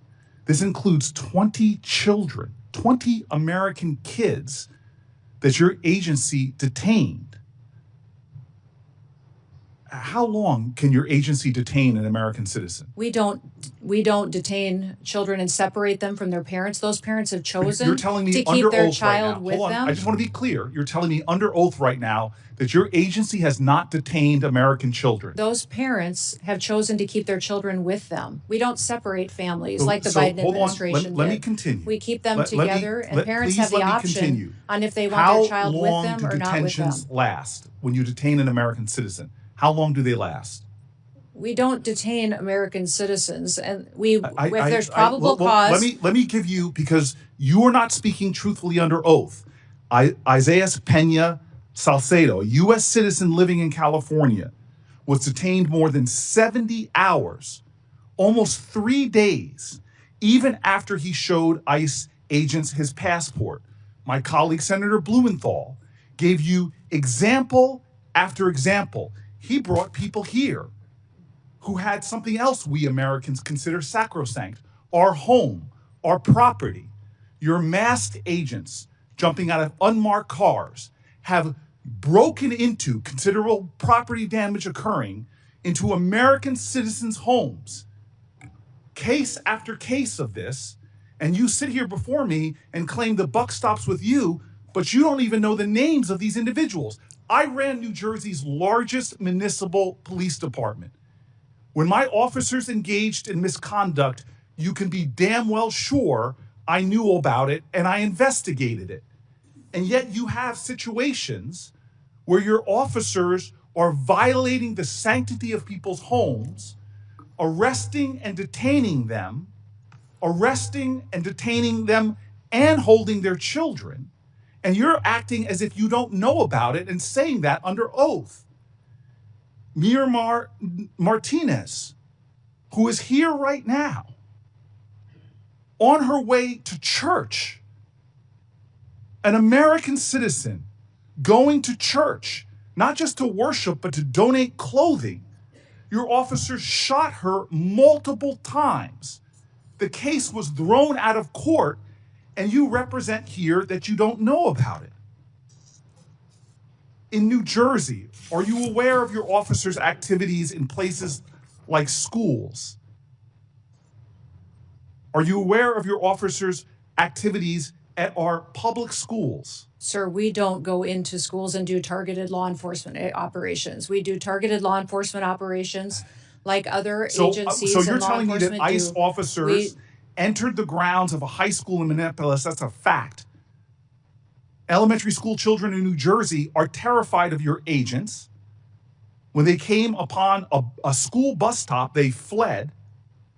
Another school, a higher education, Columbia University, your agents reportedly lied to students, told them they were searching for a missing person to gain access to private spaces, to non-public areas of campus. Secretary Noem, these are kids. They're terrified in our communities. How do you think that affects them when children in my state go running, fleeing, and often you all pursue children, throwing them to the ground, getting on their backs, putting them in handcuffs? I want to talk to you about this incredible empire of for-profit companies that are profiting at rates we've never seen, and the way you're using money. Let's drill down on the warehouses that DHS has been buying over the last several months, totaling hundreds of millions of dollars. Are you familiar with the acquisition of a warehouse DHS recently bought in Roxbury Township, New Jersey? Yes. You are familiar with that? Mm-hmm. I'm Do you familiar know how much you spent for it? No, sir, I do not. $129.3 million. Do you know how much it was assessed for in New Jersey? Sir, we're purchasing centers across the country to build efficiency into our detention system. Efficiency to so that me, we as a can, person who's run tight budgets before and had taxpayer dollars, you paid $129.3 million for a facility in my state that was assessed at less than half of that, at $62 million. To work for a president that says he's a great deal maker, I can't believe he thinks that you're a great deal maker. But what's worse than that is that the Roxbury Township Council, comprised entirely of Republicans, voted unanimously early this year to oppose that facility. My office tried to facilitate a meeting between DHS and local officials so that ICE could hear their concerns, yet DHS did not even respond. That is unacceptable, that you all would enter a town, you wouldn't even follow environmental reviews or have conversations with local officials about the resources, from emergency resources to fire resources and more, that you're going to pull down. You didn't even have a conversation. Secretary Noem, do you comply with court orders? Yes, we do Your comply with agency court complies orders. with court orders.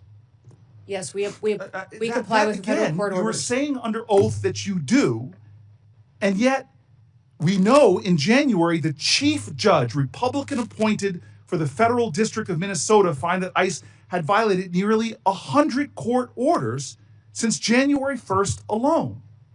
In my state of New Jersey, last month, the chief of staff to Deputy Attorney General admitted in my state that in the New Jersey District Court that the government had violated 52 separate court orders, all involving cases where immigrants successfully challenged the legality of their detention. So this again is a constitution that you swore an oath to, and one of the most important ideals is that no one is above the law. You are violating the separation of powers, violating court orders, and routinely violating the civil rights of Americans. This is a reckless and out-of-control agency that you are responsible for. You seem to have no situational awareness whatsoever of some of the most egregious examples of Americans being completely attacked, violated, undermined in accordance with our laws by their own government. And this is what is phenomenal to me, is immigration was your president's number one issue, overwhelmingly popular with the American people. But now it's overwhelmingly unpopular. And it's not because you are deporting dangerous people that everybody here wants out of our country.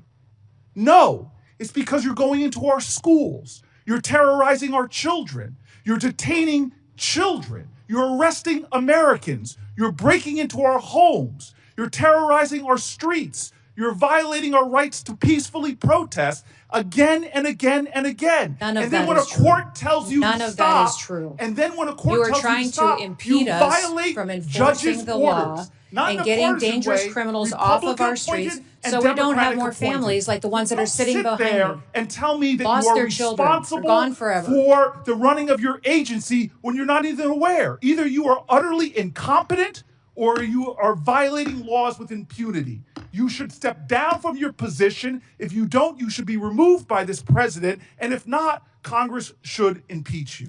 I appreciate the encouragement. Thank you, Mr. Chairman. Thank you, Secretary Noem, for being here. Just over a year ago, President Trump took office.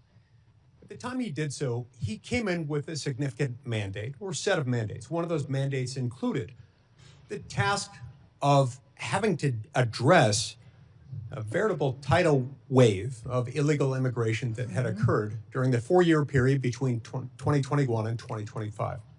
A period of time in which an unknown number of people entered the United States borders unlawfully. Some have said it's maybe 10 or 15 million. Some have said it's more. It's difficult to ascertain. But what we do know is that many of those same people who were encouraging those things at that time are the same people who are now opposing President Trump and his efforts and your efforts and those of your department to remove those individuals. That was part of his mandate, clean up the mess. Now, under ordinary circumstances, I would think that when there are laws of the United States that have been broken, most or all members of this body, if asked, should those who have violated the law in coming to our country be returned to their own countries? I would think we'd all be able to raise our hands in support of that. We had doubt cast on that last week during the President's State of the Union address, when President Trump made the point, quote, the first duty of the American government is to protect American citizens, not illegal aliens. He asked those of us who agreed with him to stand.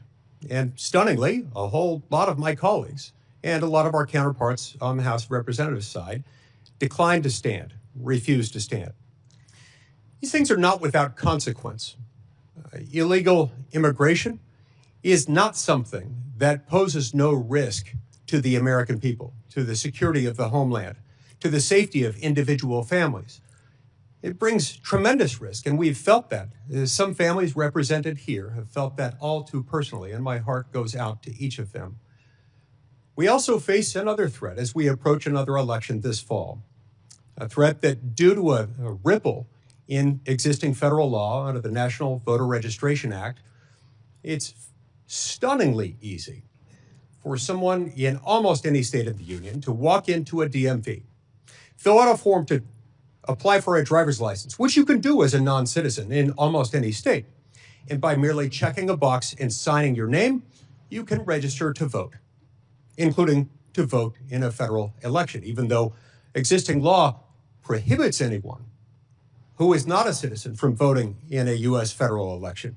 It's phenomenally easy to do so if they follow this stunning formula. That's why I've proposed the Save America Act, which would make sure that we have the tools necessary to protect your vote. Because anytime someone casts a vote in a federal election who is not an American citizen, it's taking away your vote. It's taking something that doesn't belong to them and that belongs to you uniquely as an American citizen. Yet stunningly, some of the same people who were condemning you and condemning President Trump for trying to clean up the mess that President Biden created over a 4-year period of time are also the people most staunch, most dogged, most dug in their opposition to this very simple reform to make sure that those showing up to vote are entitled to vote. You know, you have to show your credentials in all sorts of circumstances, when boarding a plane, when applying for Social Security benefits, applying for a passport, when starting any new job for a new employer. You have to prove your identity, who you are, and that you're entitled to do that thing. You've got to demonstrate that you are entitled to do the thing that you're going to do. But it's not just government that requires these. When you pick up a prescription at a pharmacy, when you go to the doctor, when you're admitted to a hospital, when you board an airplane, when you pick up airplane tickets, when you go to the Super Bowl, the Emmys, the Grammys, the Oscars, or even the Democratic National Convention, where, yes, photo ID and credentials are required or you can't get in. You see, because the Democratic National Convention understands that when people participate at that event who are not entitled to, they're taking something from someone else who does have that right, and that is wrong. Meanwhile, many of those same individuals who publicly cheered and advocated for President Biden as he was distorting various immigration laws, including the use of immigration parole, which requires an individualized determination in order to admit somebody into this country.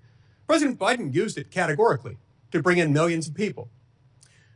With respect to our asylum laws, he just opened the floodgates and started treating people as if they were asylees just for having submitted an asylum application, then let them off into the interior of the United States saying, we hope one day you will show up to your immigration hearing where you'll have an individualized determination. And by the way, that immigration hearing might be many years or even decades into the future. So the same people who were applauding that are now condemning you and condemning President Trump for just trying to enforce the law. And those very same people today want your department, the entirety of it, to remain shut down, to remain defunded. Secretary Noem, tell me how that is affecting your operations within the department. Either your operations, your ability to protect the American homeland from those who have come here illegally or otherwise. How is that harming the families of those who work in your department? How is that harming the American people and undermining their safety? The patriots that work at the Department of Homeland Security still get up every day and do their jobs and work hard to protect the American people. There's individuals in some of our departments, though, that have been furloughed. That it's not an option for them to come in, and they're not getting paychecks. They're not able to pay their rent, put food on the table for their kids. Our cybersecurity agency has lost hundreds of workers that have been furloughed. We've got weapons of mass destruction that does training for detecting bombs and terrorist activities across the country and works with our local law enforcement, has been furloughed and is not on duty today. We have ICE and CBP and officers at Secret Service and some Coast Guard elements that are still there and are essential employees that are showing up and doing their jobs, but their support staff isn't able to work, and their contracting isn't getting done, and their management practices aren't getting done, and those families are struggling. Many of these TSOs at TSA that are running these security checkpoints are borrowing money so that they can get through a short period here without paychecks, but they just got through one of those, and they're still in debt from paying the fines and penalties for late bills. So we are damaging families to make a political point, that the Democratic Party is damaging families long-term to make a political point when it has no effect on what we're able to do for immigration enforcement out there every single day because that agency is funded. You know, you've heard from some of those same colleagues of mine today on this stand that they're negotiating, that they've made their offer, that they've made it fairly easy for us to fund your department with their conditions.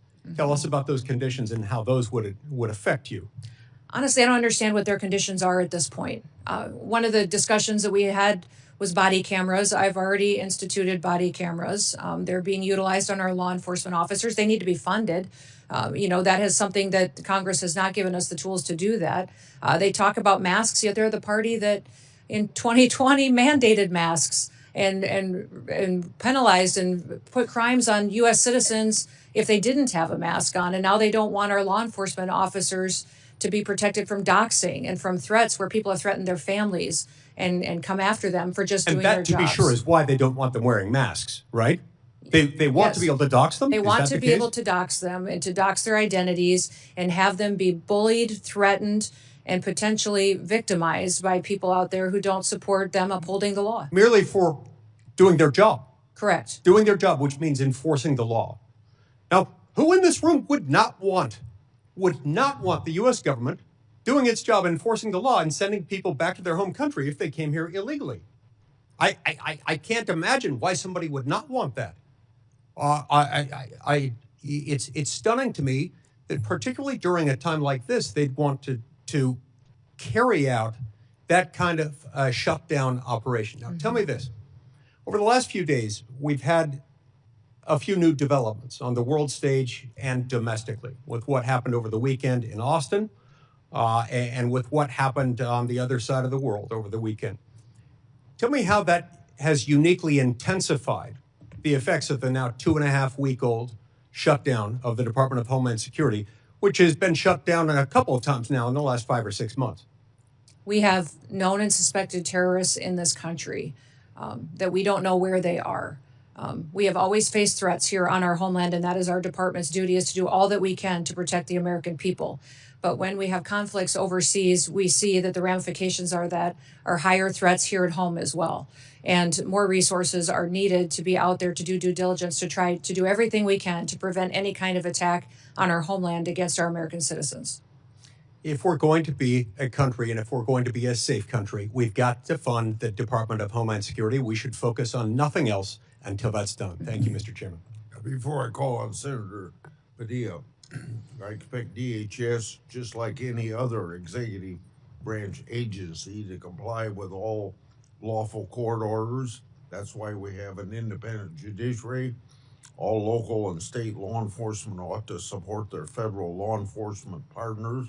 Our laws need to be followed, even in instances where officials might disagree with them. We have this public safety issue because previous administration refused to enforce our immigration laws. The previous administration let millions of illegal immigrants without proper vetting and creating a humanitarian crisis at the border. President Trump and his administration have acted swiftly to address the crisis and with great success. Senator Padilla. Thank you, Mr. Chairman. Secretary Noem. I'm Senator Alex Padilla, the senior senator for the state of California. Last June, you were in Los Angeles when you publicly declared that the mission of DHS in Los Angeles was to liberate the people, not just of Los Angeles, but the state of California from its duly elected leaders. The National Guard that was federalized and deployed into Los Angeles to assist DHS in this mission, that whole deployment was deemed unlawful, as I'm sure you are aware. Thankfully, those Guards members and the Marines who were also deployed to assist DHS in Los Angeles have also returned home and to their primary missions. Meanwhile, ICE and CBP are still conducting operations. My first question, the first of several yes or no questions, do you declare mission accomplished? Senator Padilla, our mission is not accomplished until we get every single illegal criminal out of this country and protect American citizens, until we protect all of our children and these families behind me don't ever have to go through what they had to go through. I'm trying to ask a question here. Thank you. Trump advisor Steve Bannon, among others close to President Trump, has called for ICE agents to, quote, surround the polls, unquote. However, your acting ICE director, Todd Lyons, has said, quote, there's no reason for us to deploy to a polling facility, unquote. And just last week, your Deputy Assistant Secretary for Election Integrity, Heather Honey, told a bipartisan group of state election officers on a call that ICE would not be present at polling places. I know this question came up earlier, but I have two specifics. One, which is it? Do you, Secretary Noem, agree with Steve Bannon, or your acting ICE director and your Deputy Assistant Secretary? There are no plans to have ICE officers at polling locations. I'm not certain, Senator, if you're indicating that your party's planning on facilitating illegal aliens voting in our elections. So I respect that you're saying there's no current plans, but obviously plans can change. No plans is the right answer, but not definitive enough. Sending ICE agents to the polls to intimidate voters is illegal. Yeah. And so I want to ask you explicitly, if President Trump or Stephen Miller directed you to do it anyway, with or without a bogus national emergency declaration, would you say no? Sir, there is no plans to send ICE officers to polling locations, and we're not planning on doing that. Are you planning on sending illegal aliens to vote? No, is that that's what already you're planning illegal to do? And extremely rare. But people have done it in the past. It's amazing, and Mr. that's Chairman, what, that we even are have not to ask these questions, because just a couple of weeks ago, Secretary Noem, when you visited Arizona, claimed that DHS has authority over certain aspects of elections. So enlighten me here. What statutory authority are you referring to? The Department of Homeland Security has mitigation responsibility over critical infrastructure, and our election system is defined by statute as critical infrastructure. Therefore, it's under our department to put forward and point out vulnerabilities that may be in our election systems, and then recommend mitigation. CISA in elections as a former Secretary of State. Third area that I wanted to ask. I know that states run elections. We just point out vulnerabilities that may exist Mr. Chairman, and offer mitigation. Here.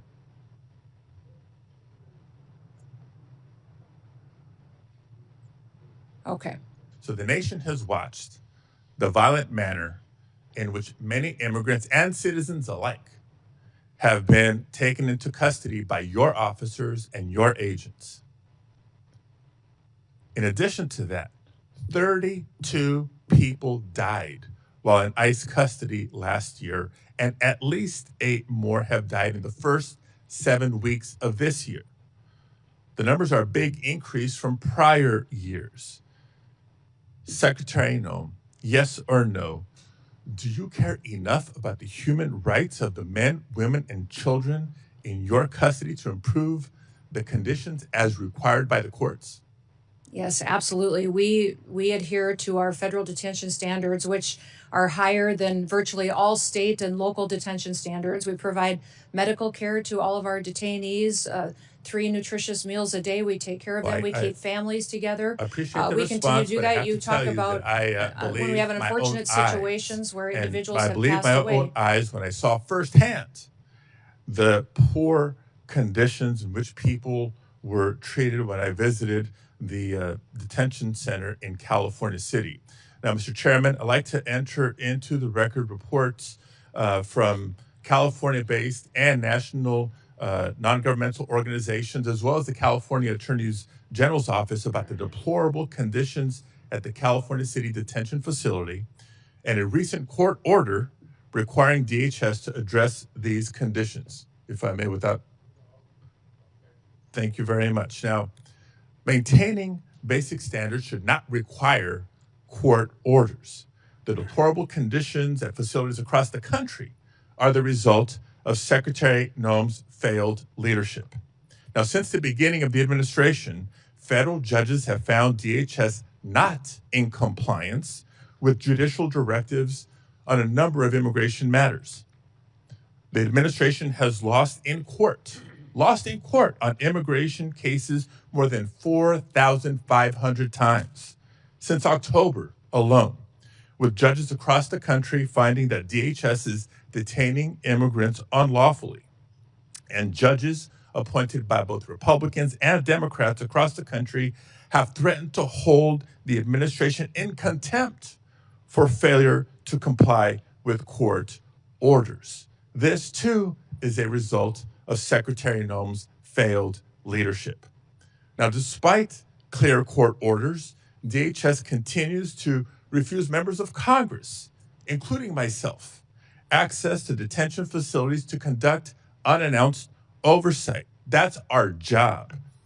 This is yet another court order that DHS refuses to comply with, and another example of Secretary Noem's failed leadership.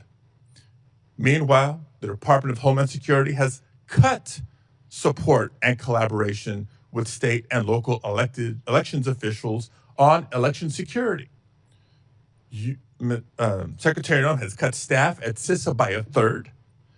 You've proposed cutting $500 million from the CISA budget. You talk about critical infrastructure, I know it well. And this is after having transferred $144 million from CISA to ICE last year for immigration enforcement. All this at a time when our country is more vulnerable to cyber attacks than ever.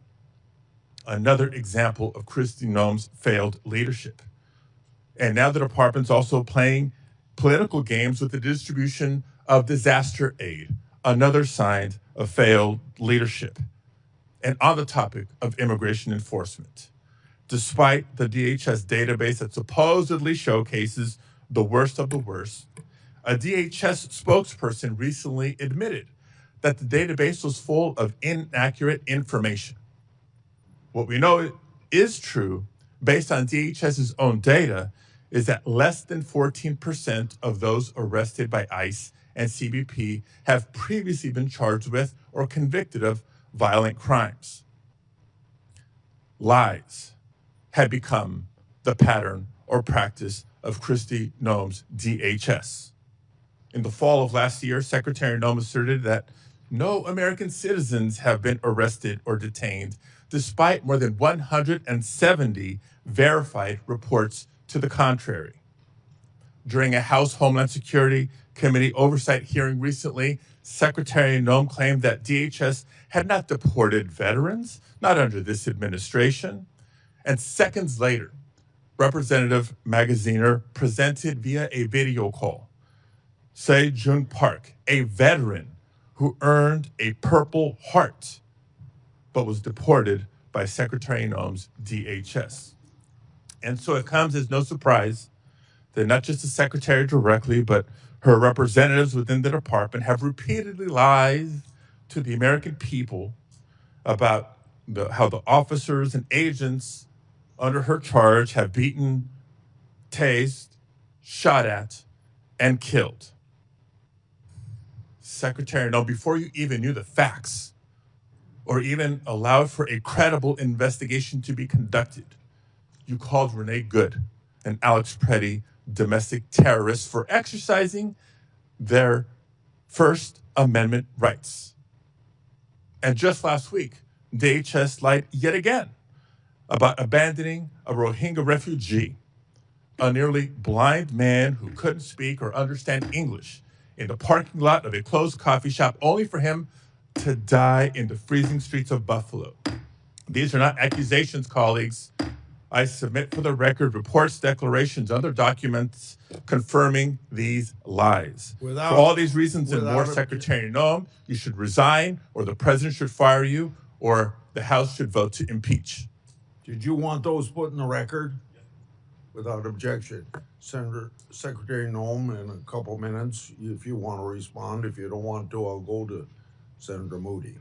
I just wish that Senator Padilla would have used his time to talk about Kate Steinle or other families that lost loved ones that aren't here anymore because of violent, illegal criminals that are in this country that we are charged with removing to protect American citizens. He didn't use any of his time to talk about victims that have been perpetuated by Joe Biden's invasion over the southern border. He didn't talk about the 1.7 billion lives that were saved by the amount of drugs that we've stopped in the last year from coming into our country and killing Americans and many other people. He didn't talk about the fact that we have the lowest murder rate in the last 125 years because of President Trump and the work that he has done to keep Americans safe. He didn't talk about the fact that American citizens should be the priority in this country because they're American citizens. I know he's very concerned about illegal aliens, but my job as a Secretary of Homeland Security is to get up every day and to put American citizens first and keep them safe here in the homeland. And I'll continue to defend the homeland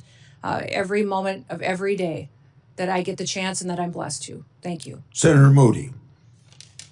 Thank you, Mr. Chairman, and thank you, Secretary, for being here today. I know it's been a long morning, and certainly we appreciate you being here to answer some really tough questions. But I think questions that are important to have for the American people to know what their government is doing and how it's placing their interests first, finally, and caring about the sovereignty and safety and security and stability of this country.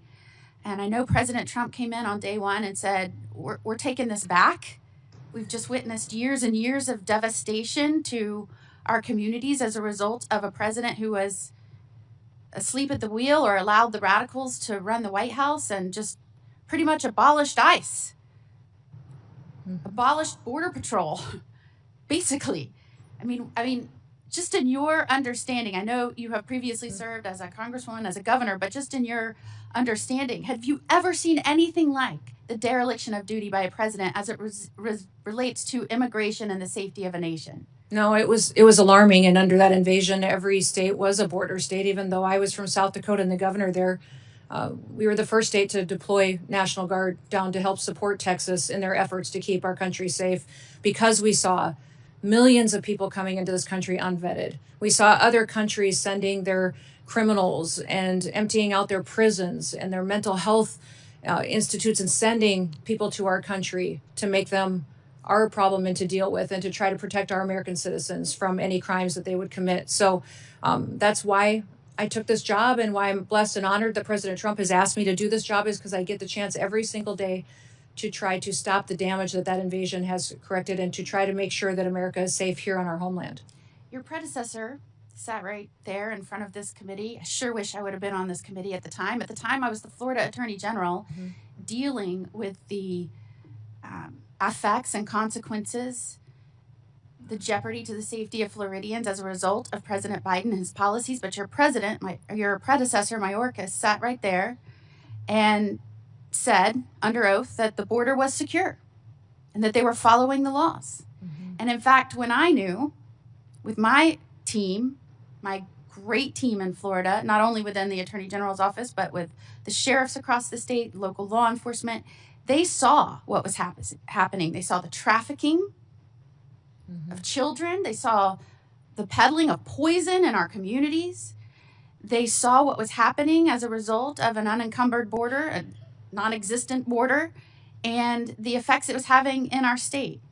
I saw that firsthand. In fact, President Biden came in, and in his policies, and I think it's really important that we put this in perspective, because We have some families here today with us that have lost loved ones. And I appreciate you being here. Thank you so much for reminding us of the duty that we owe the American people to protect them through our policies, and not just adopting good policies like here in the Congress, but making sure they are faithfully executed and enforced by the executive branch, which is what the Constitution requires of our president.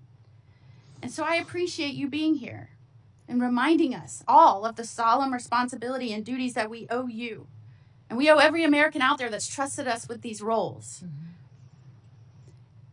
President Biden came in and upended precedent of Democratic and Republican presidents. And that precedent was to deport those here illegally that had committed felony crimes, from trafficking to violent crimes to other types of crimes where they would have been deported. They stopped doing that. They reversed that policy. We also saw policies at the border that required more and more people to be pushed in. I would say, and I said many times, they are requiring a certain number of people every day to be pushed in, quotas, and they were demanding that they process faster until vetting was practically non-existent. Do you remember that? Yes. Do you remember that anywhere between 11 million and the 20 million people that came in, we were talking about the fact that encountered people were on the terrorist watch list, had been murderers, had been rapists, had been drug traffickers. We had encountered those people that were trying to come in. But can you acknowledge, and do you remember, that there were many gotaways, millions, that we have no idea their background? We have no idea why they didn't walk up and go to the welcoming committee, which was what President Biden rolled out. We don't know their backgrounds, and we don't know where they are today. Is that correct? Yes, and because the Biden administration pulled Border Patrol agents off the border and used them to process people and to feed people and to move paperwork, great chunks of our border had no surveillance at all. There was no security on other chunks of our border, and the cartel used that as a mechanism to divert attention. They would push thousands of people across the border in locations so that the other part of the border miles down could be exposed and they could move their human trafficking and their drugs across the border unimpeded. The Biden administration facilitated that and gave the cartels exactly what they needed to enrich themselves, to commit their crimes, and to build themselves up and perpetuate more violence. And that's why we're dealing with cartels now that are foreign terrorist organizations that are everywhere in this country. Years ago, you wouldn't even heard of foreign gangs like MS-13 or TDA. In fact, TDA didn't have a presence. Taking over apartment complexes. Yes, absolutely. But we sure saw that during the Biden administration. Yeah, and in addition to breaking down any sense of border, pushing more and more in, more and more, to where the Border Patrol said they were telling us they were asking us for our advice how not to stop it, but how they could process faster. They also built programs to make it easier during that surge, overwhelming surge, using apps to make it easier to come over here. And many of those folks were not vetted. In fact, we found them committing crimes in our nation after they came over on the app. Is that correct? That is An app correct. I alleged was illegal and couldn't be done. But yet they pushed forward, even though we were experiencing a historic surge and influx at our border. Is that correct? That is correct. Yes. In fact, some Democratic states even had to declare an emergency based on Biden's policies and what was going on, right? That is correct. And they declared an emergency and they demanded more money from the administration because they couldn't keep pace with the emergency that the Democratic President Biden and his radical handlers created. Correct. And at the same time as Florida Attorney General, I got calls from around my state that drug traffickers that were prosecuted here that were not American citizens, but they were incarcerated in federal prisons. So I want to underscore this. The only reason they're in America is because they were drug traffickers. They were not American citizens. We brought them here. We prosecuted them here. And they were serving an incarcerative portion of their sentence.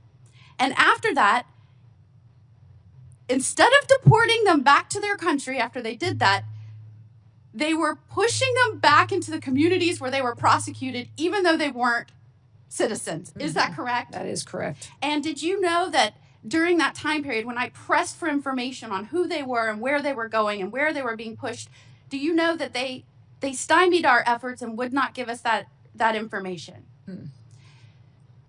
Would you say that what you are faced with as a secretary is unlike any successor has had to deal with in terms of cleaning up a dangerous, threatening situation created by their predecessor? Yes, absolutely. And it's not just the illegal immigration situation. It's the crime. It's the amount of individuals in this country that wish to do us harm that they let in, the amount of known and suspected terrorists that we know are here that we need to find and remove before they perpetuate harm on this country, to the neglect at FEMA, the politicization of FEMA, how they only did disaster response to individuals who aligned with the Democratic Party and their ideals and ignored other families who were suffering and had lost everything. What we saw as far as not investing in Secret Service and TSA and intelligence and analysis. And then CISA was manipulated and censoring people's First Amendment rights. It was deciding what was misinformation and disinformation and trying to manipulate election outcomes, and that has been fixed. So under the 23 agencies. How important is it? In Florida, I was so proud of my state. When we had an administration that came in and said, we're going to put the American interest safety first again. And it was so clear who supports that at the State of the Union. Yep. Every one of the counties, 67 counties in my state signed up and said, we will help you. We will enter in agreements with you. We will help you track these people down that should not be here, that have committed crimes. We will work with you. I, as a senator, said, let's get you money to help reimburse them for those efforts. Does that make a difference? And did you see a difference in the way you engaged with states and the stability and safety of all involved when you didn't have people working with you hand in hand? Oh, absolutely. And we're thrilled. We have over 1,400 law enforcement agreements through the 287G program at the state and local level that have partnered with us to do operations to address public safety threats and to get them out of communities. And those individuals that are local law enforcement are critical partners in the success and safety of the American people. And I would just ask for you to keep engaging with those sheriffs of the local communities, asking how they think best to safely do these operations. I think Just spent yesterday with all of our sheriffs, with all four associations and hundreds of sheriffs, thanking them for the work they do. Thank you for being here. Senator Schiff. Thank you, Mr. Chairman. And thank you to the families who are here who have lost loved ones, both who lost loved ones to violence perpetrated by immigrants, but also to those who have been seriously injured by ICE agents, and to those watching who have had family members killed by ICE agents. Madam Secretary, I want to ask you about one of the first claims you made in the immediate aftermath of the shooting of Renee Good and Alex Preddy. You accused them both, I think, within hours of engaging in domestic terrorism. You've testified earlier that you did so based on preliminary field reports. Who told you that these two victims were engaged in domestic terrorism? Where did you get that information from? I've said before, and will repeat again for you, Senator, that those reports were coming from on-the-ground agents that were there. It was a chaotic scene. So you spoke to agents on the ground who told you they were domestic terrorism? Yes. Domestic terrorists? My team was working with me, talking to those agents on the ground to relay as much information as possible that we could to the American people. Your team told you that people in Minneapolis said they were domestic terrorists. Did they tell you whether they had any basis for that claim within either minutes or hours of the shooting of Alex Preddy and Renee Good? Sir, if you look back at the day of January 24th, there was a press conference earlier in the day, and then I held one hours later. So I'm asking and we were also I'm asking you, did you determine whether there was any basis for the sensational claim, a claim that proved to be utterly false, that these two victims were engaged in domestic terrorism? There is an investigation ongoing. The FBI is leading that. There's also internal investigations that are ongoing. I'm asking you We'll continue to bring the facts forward. Excuse me, Madam Secretary. I'm asking about your statements. In the immediate aftermath of these shootings, your statements based on completely unvetted information that if it was even provided to you proved to be utterly false, that you were content to tell the whole country. Do you have any concern about misleading the whole country? Don't you think in the immediate aftermath of a shooting, that you should provide only vetted information to the public? How do you imagine you're going to gain the trust of the American people if you're pushing out false information about the shooting of American citizens? I work every day to get factual information to the American you people. Didn't on that day. You didn't on the day that Alex Preddy was shot, and you certainly didn't on the day Renee Good was shot. You weren't getting out good information. You were making a spurious claim that has caused endless injury to the victims' families on the basis of God knows what. And then your agency doesn't allow local investigators. They essentially push away independent investigators. How's the public to have any confidence in investigations done of excessive use by ICE agents if, number one, you make immediate and false statements about the victims, and number two, you don't let any independent agency conduct an investigation? How is the public supposed to believe anything your agency says or finds? These investigations are being done in the same way that they always are. No, and not the being done- FBI is they're not leading. being There done are the way they internal always were, investigations because as you're not well. allowing- In these situations, you're not ICE has an allowing- internal investigation. Excuse me. Well, would you like to hear about the investigations that are ongoing? You're not allowing state and local investigators to That is not participate. my decision. And furthermore, The Department of Justice and the FBI decides how they're not investigations being go. conducted in the way investigations are always done. Are you telling me that in the case of Miramar Martinez, that having an agent involved in shooting her, drive a vehicle that was used to ram into her vehicle, drive that vehicle, that evidence away from the scene and 1,000 miles to Maine, you're telling me that's the way investigations are always done? That you let an agent involved in an officer-involved shooting drive a key piece of evidence 1,000 miles away? Is that how you conduct investigations at DHS? I'm not conducting these investigations into these. The Department of Justice with the FBI is conducting those investigations, and CBP. For how investigations are conducted when we follow when agents under your control are engaged in the the use investigations. of force? The investigations into our officers have not changed I know there's under my leadership or the president's point the leadership than what they finger, were under the previous administration. That's being done by Pam Bondi's Justice Department. I'm not responsible for that. Our internal malpractice, investigations or are following the same policies that's the orders that they of always Stephen have. Miller, so I'm not responsible for that either. But you are responsible. You are responsible. You could insist on independent investigations, but you're not. You could wait until there's good information after a shooting before you go to the press and the public and mislead them.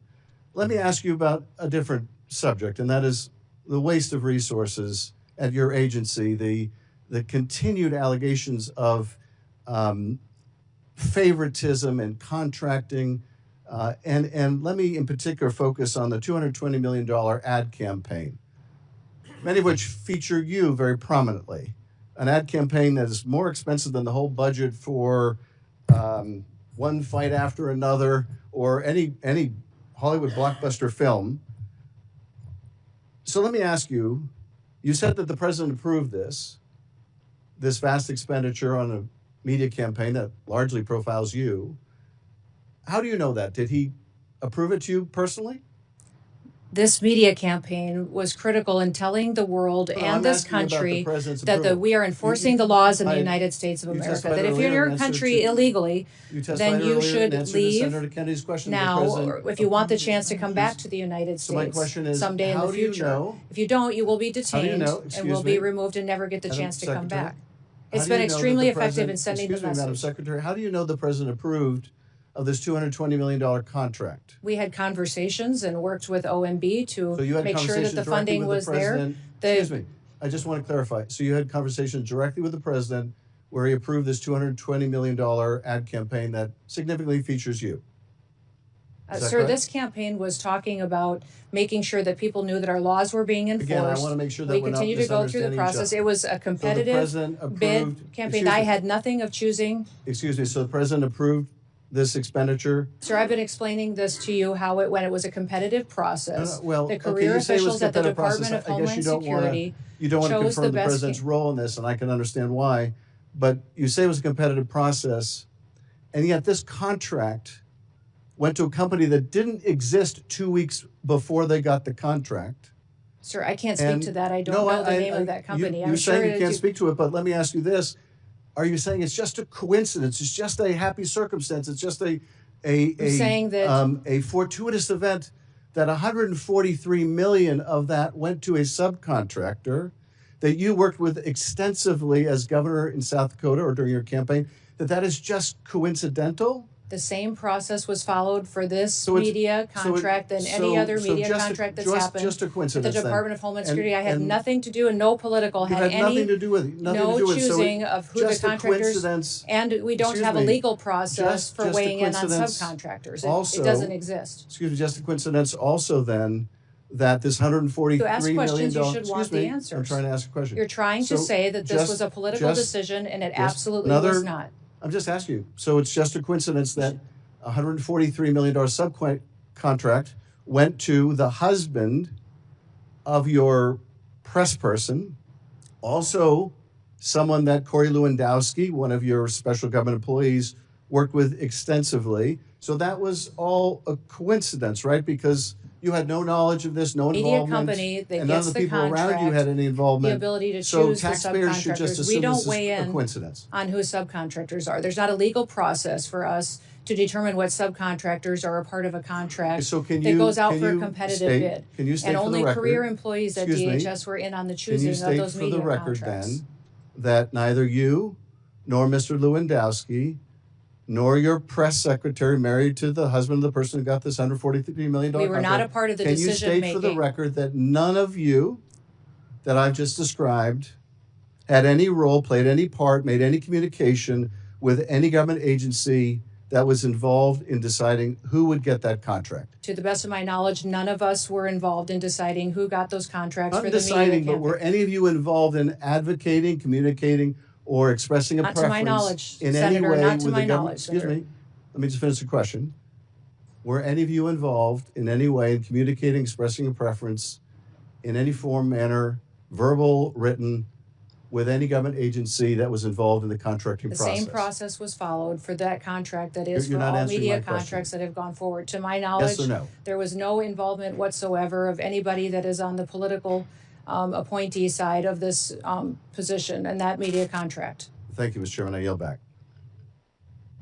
Thank you very much, Mr. Chairman. Secretary Noem, good to see you again. Good to see you, too. If I could just start with a Missouri question. Last time you and I visited over in the Homeland Security Committee, it was shortly following a massive series of tornadoes in the state of Missouri. And you and I talked about that. You pledged your full support and FEMA's support in cleaning up the devastation which has happened. I thank you for that.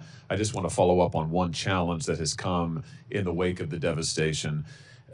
In the partnership with the state of Missouri, the city of St. Louis has stood up a debris removal project. Local officials currently estimate that about 10,000 homes, these were very significant tornadoes, about 10,000 homes in the area will require some assistance, debris removal assistance, by the time that efforts are completed. FEMA has very helpfully helped to fund this debris removal. Thank you for that.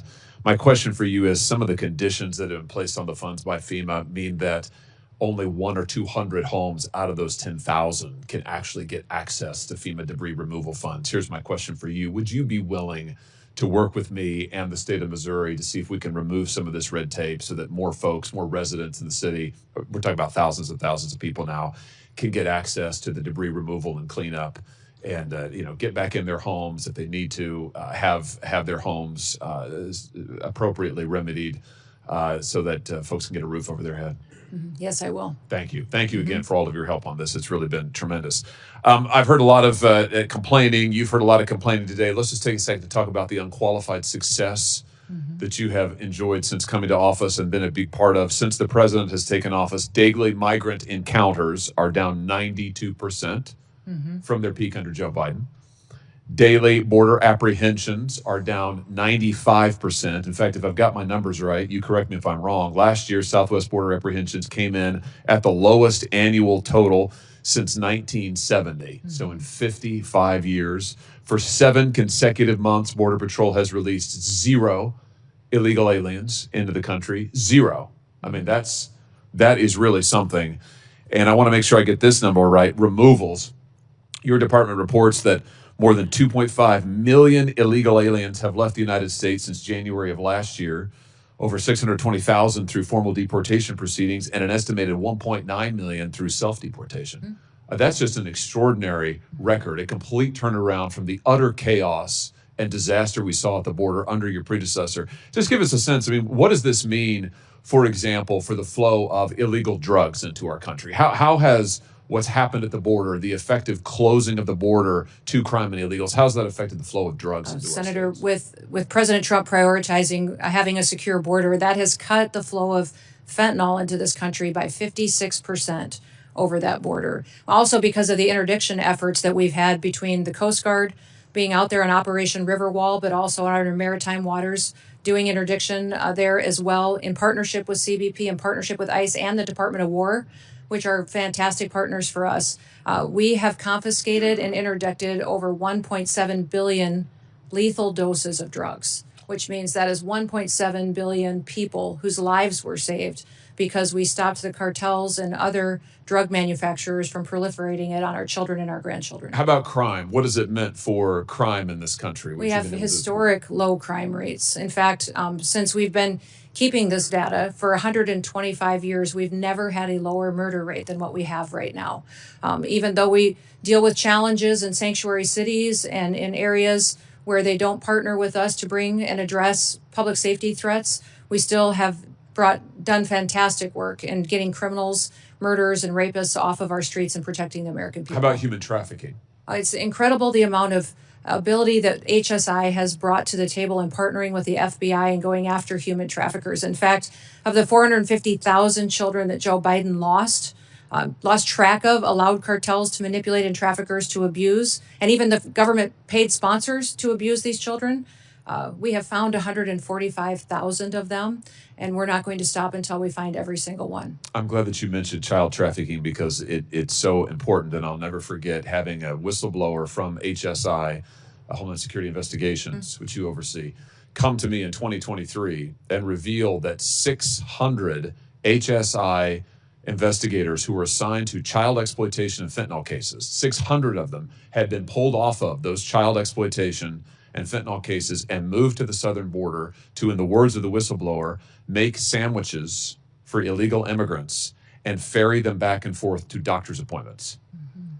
At the same time that the administration in power at the time, the Biden administration, was, as you said, allowing and facilitating the largest child trafficking ring in American history. You have, I'm confident, remedied that problem and reassigned those HSI agents back to child exploitation, back to the interdiction of fentanyl. Let me just ask you about where child trafficking is moving now, which is increasingly online. I want to show you a chart here that is truly shocking, I think.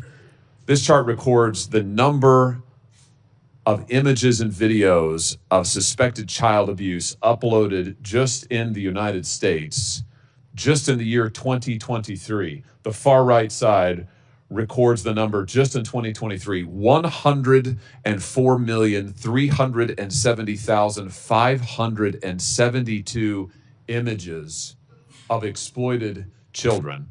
In that same year, the National Center for Missing and Exploited Children estimated that there were 20,500,000 cases, individual cases of suspected child abuse and child exploitation online. Now, there are many facets of this, but many of these images are being hosted on big tech platforms, social media platforms, and now AI platforms. We talked about Homeland Security investigations. You have a mandate and a unit to investigate child exploitation, to work with the FBI to prosecute it. My question is, first, are you getting cooperation when it comes to identifying the children in these images? Are you getting cooperation from the social media platforms who frequently are hosting these images to identify and then to take down the images? Are they helping you in your work of going after the abusers? Yes, they are partnering with us. There's always more we can do, but President Trump has done a fantastic job bringing them to the table and getting them to engage with us to go after these criminals and these individuals who abuse our children. You know, my big concern is with all of these data centers, I think there's 3,000 or 4,000 in the United States and another 4,000 that are coming online. If we don't take action soon and keep the pressure up to get rid of these images and to get the trafficking rings that are using these platforms to carry on their exploitation and to feed their trafficking rings. If we don't do that, I'm afraid that these data centers are going to be child porn libraries. You know, we're going to have 4,000 more child porn libraries in the United States of America. I don't want that. I know that you don't want that. And I just want to call on these companies again here today to take down these images and to allow the victims of these images and of this exploitation to be able to get into court and have their day in court. Currently, these companies are completely immune from any accountability in court, as you know, Madam Secretary.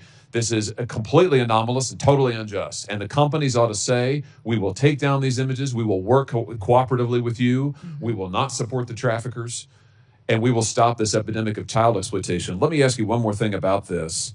You know, with all of these images of kids online, I was shocked to learn recently that hundreds of thousands of children in these images are unidentified, which means that we don't know who they are, we don't know where they are, and maybe most significantly, we don't know where their abusers are. Now, I know that DHS works very hard on this. You have an entire section that works on victim identification and rescue. My question is to you, is it time for Congress maybe to give you some more resources? Yeah, I mean, I know that you've got agents who are working hard, but the truth of the matter is, I was looking through your budget, you know, you just don't have that many folks who are able to work on victim identification. I was looking at the Interpol numbers. There's multiple databases of these exploited children. In the Interpol database alone, 90,000 kids are completely unidentified. In the UK's database, it's over 200,000. So here are these kids, there are pictures of them getting abused, exploited. We don't know who they are. We don't know where to send folks. Would it be helpful to you? Here's my question. Would it be helpful to you if Congress said, you know what, we're going to create more analysts, more child abuse expert positions, more forensic analysts, and more prosecutors to give to you to look at these images, figure out who these kids are, and go after their abusers? Would that be helpful in tackling this epidemic? Yes, it'd be incredibly helpful, and especially HSI are experts at this work, and to have more resources to focus on these investigations would free more kids from that life of victimhood. Tremendous. Well, I look forward to working with you on that. I'm going to introduce legislation to do just that. Thank you for the terrific work you're doing to end the epidemic of child exploitation in our country, to find the missing children that were brought in over the border, but also to find these children and to bring their abusers to justice. Thank you, Mr. Chairman. Senator Welch. Thank you very much, Mr. Chairman. First of all, I would like to acknowledge the families that are here, and you have my condolences. We appreciate your participation. I'd also like to acknowledge others who've lost their lives as a result of violence that did occur with ICE agents. Second, on the question of, Madam Secretary, welcome, on the question of Alex Preddy and Renee Good, I heard your answers to my colleague, Senator Schiff. But knowing what you do know, do you want to take an opportunity to apologize to their families that you characterized them on the basis of the information you had at the time, that they were engaged in domestic terrorism? Yeah, I certainly offer my condolences to these families and for their loss. And it's a tragic situation that we saw in Minneapolis, and we continue to work to make sure that those situations are handled appropriately. Question. I understand you're offering condolences. You said something that accused them of being domestic terrorists. A 37-year-old mother of three, a 37-year-old Veteran Administration nurse. One question, do you want to apologize for that characterization that they were domestic terrorists? I will continue every day to get up and to work hard to give everybody factual information and do all that I can to portray it. I want to move on to the use of department resources. Senator Kennedy asked a number of questions about this contract, $220 million. Senator Schiff asked about it as well, and I do too. I don't want to question what the purpose was, but how the award was made. This is $220 million. It was an advertising campaign, as I understand it, that featured you, and you on a horse at Mount Rushmore. The contract was a no-bid contract. You acknowledge that? I wasn't involved with this contracting process, so my understanding is that there was many companies that competed for this contract. The answer to that is yes or no. I don't believe it was. I believe other All right, companies competed for this I have because here- there was 2 different vendors Madam that were Secretary, chosen. I have here a document from usspending.gov. And this document specifically states the justification for no bid contract that goes to Safe America Media and People Who Think. Those are the 2 entities that did the campaign, correct? I believe it is. I wasn't a part of this All right, contracting process. let's get so- serious here. Yes. Okay. Make the Safe America was incorporated 11 days or 7 days by my count before they got an award of $143 million. You have any dispute with that? Are you talking about the subcontractor on that contract? Because we Safe have America. Senator, I wasn't a part of this decision. Okay. We followed the same processes Madam that have Secretary, been our policies and I'll how go these through this this was and then you conducted can answer. appropriately. I will go through this and then you can answer. I don't want us to be talking over each other. Safe America was incorporated 11 days or 7 days by my account before they got a $143 million contract. Now, as a administrator who has fiscal responsibility over a huge budget, do you realistically think that a company that was created 11 days before they got $143 million is in a position to execute on a $143 million contract? Senator, I can't speak to their business model. I will tell you that since I've been at the department, I have reviewed over 10,000 contracts. I let have me keep saved the going through this. taxpayers I don't over want to filibuster. $13 I billion want to go through this, by Madam Secretary. renegotiating contracts and being Madam more efficient. Mr. Chairman, I don't want the filibuster. All right? And I want my time back.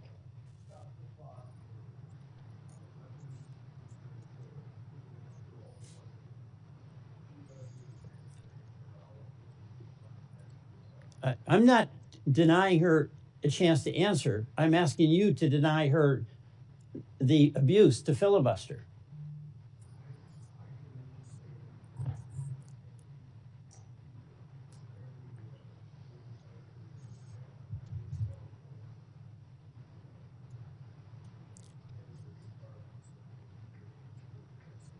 Mm-hmm.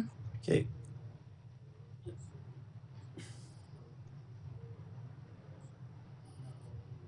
Free of that. All right, thank you very much, Mr. Chairman. I'll go through this. All right. This is on a U.S. government website that says that contract for $143 million was a no-bid contract. Public documentation says the contract of $143 million went to the Safe America company, created 11 days before they got an award.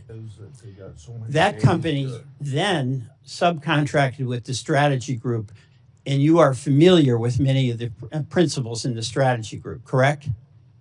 I know one of them. Mr. Yoho. Yes. And let me show you a photograph. That's Mr. Yoho standing next to you, correct? Yes. Now, Mr. Yoho is also the husband of your former spokesperson. Is that correct? Correct. Tricia McLaughlin. Yes. So your former assistant secretary and her husband are the ones that got the subcontract from Safe America, or from Safe America. That's what the record shows. Any dispute about that? No, except there was no politicals, myself or anyone else besides career employees who were a part of that process. Except for putting out those contracts and choosing generous. those vendors. But what you have is the Republican operative. Well, you're trying to insinuate that I'm not insinuating. I'm stating a fact. The fact is you're saying that I weighed in on this contracting process and I did not. Mr. Chairman, the fact is that Mr. Yoho was married to your assistant secretary. Is married, correct? Yes, they are still married. All right. And Mr. Yoho also ran an ad campaign for you in your gubernatorial campaign, correct? Yes. And he also attended your inauguration. Yes. And Mr. Yoho received $8.5 million, or his company did, from the taxpayers of South Dakota when you ran an ad promotion showing you doing various jobs like a plumber and a dentist, correct? Again, that was done according to the law and processes at the state of South I Dakota. understand, but Yeah, this well, is a person that worked on your campaign. This is a person that worked on your media plan in South Dakota when you were governor. And this is a person who also worked on your memoir. Is that correct? on my memoir. And he worked with Mr. Lewandowski. Is that correct? I don't know, sir. I don't know about the business arrangements they've had in the past. Is your special advisor. Special government employee. Right. For the White And House. Mr. Lewandowski brought Mr. Yoho into your camp. They had worked on the Louisiana governor's campaign, correct? No, I knew Ben Yoho before that. All right. So the person that you knew, Mr. Yoho, the husband of your assistant secretary, is the person in the company that got the subcontract 11 days after this original company, Safe America, was founded. That's the record. So I have a question. Did Mr. Lewandowski receive any compensation directly or indirectly from Safe America or from the strategy group? Senator, I don't have any information to that. I can't speak to that. Would that be of interest I don't think so. for you to find out? Sure. Well, so will you ask Mr. Lewandowski, did he get any compensation directly or indirectly from these contracts? Are you asking me to go ask him? Yes, I am. Ask your special government advisor. I can do that. And you'll get back to us. Get back to you. Yes, absolutely. All right, we will want that. Now, you said at a cabinet meeting on March 24th that we are going to eliminate FEMA. Is that correct? Eliminate FEMA as we know it, that it was no longer going to be a politicized disaster response agency, that President Trump was going to ensure that it was there to respond. We need FEMA reform. The people of Vermont have suffered. We had floods in July 14th of 2023, 2024, and 2025. We need local control. We can't have a FEMA that is abolished or a secretary that promotes abolishing FEMA and not providing services that our citizens in all our states need when they're on the receiving end of a monster storm. FEMA has been responding twice as fast than it ever has in history and empowering states and local emergency management directors to respond. And we come in and support them as well. I saw the graph that Senator Tillis held up, and that's not what that graph says. Mr. Chairman, I yield back. Okay. Three things before I call on Senator. Did you have a couple minutes you wanted to address something, or should I go on? No, that's fine. I just would like to say that FEMA has gone forward and done 60 different emergency disasters, 41 major disasters, and that they have overwhelmingly responded and taken care of American citizens and removed the politicization that Joe Biden put into the agency. I'm proud of the work that FEMA has done. They've deployed dollars immediately and responded and partnered with other agencies to save people such as the Coast Guard and CBP in the flooding situations in Texas, and have continued to make sure that while local emergencies are executed at the local level, that they're managed by states and that the federal government is there to support.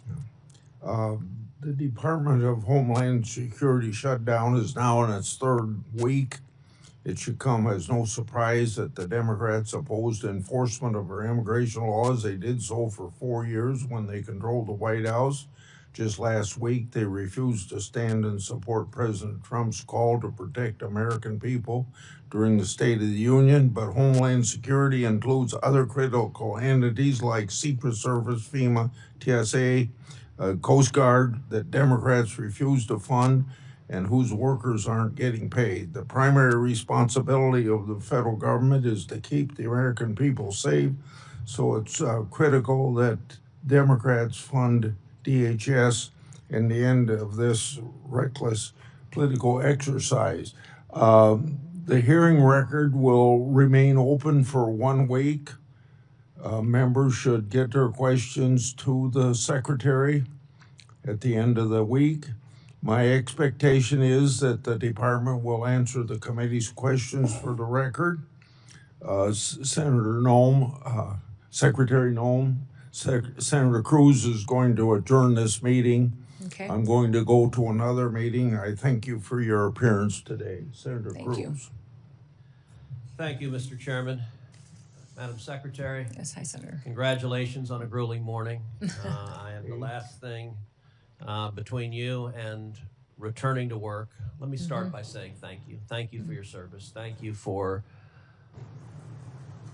accepting the charge to protect this nation at a time of enormous peril and at a time, sadly, of far too much politicization and demonization of the Department of Homeland Security.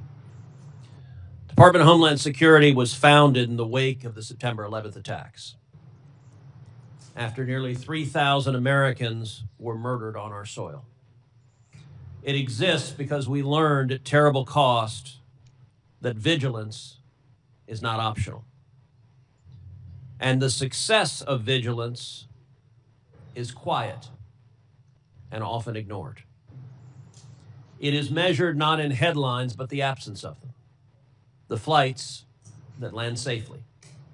The plots that never materialize. The threats that are intercepted before they reach our communities. Like sentinels standing watch at the walls of a city, the men and women of DHS guard the homeland day and night with extraordinary dedication and professionalism. And yet, over the past 18 days, Democrats have shut down the very department tasked with that mission, weaponizing the budget process to advance political disagreements.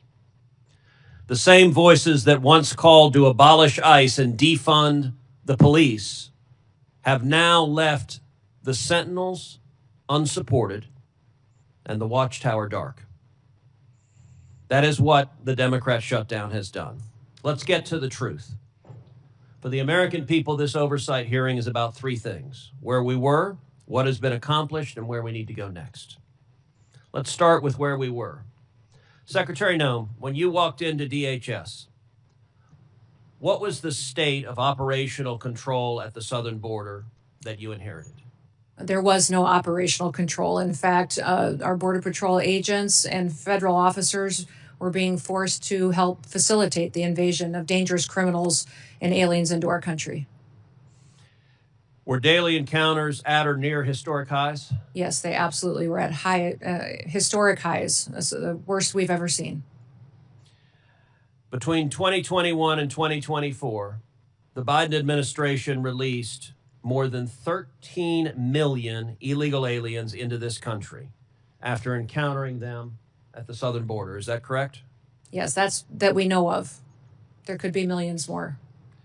DHS data reflects during this period of mass releases into the interior, crimes committed by foreign nationals included at least 15,000 homicides and more than 20,000 sexual assaults. Is that correct? That is correct. And I will say, these numbers are not abstractions.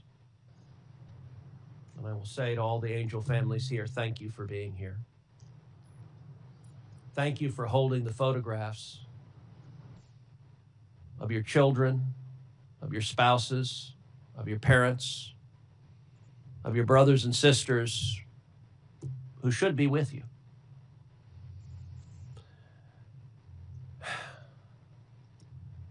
Names like Jocelyn Nungary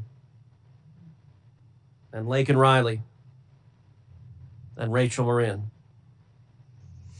Jocelyn, just 12 years old, was killed just miles from my house. Raped and murdered by two Venezuelan gang members that the United States government had apprehended and then released. And when they were released, they traveled to Houston, Texas, and they kidnapped a 12-year-old girl and raped and murdered her.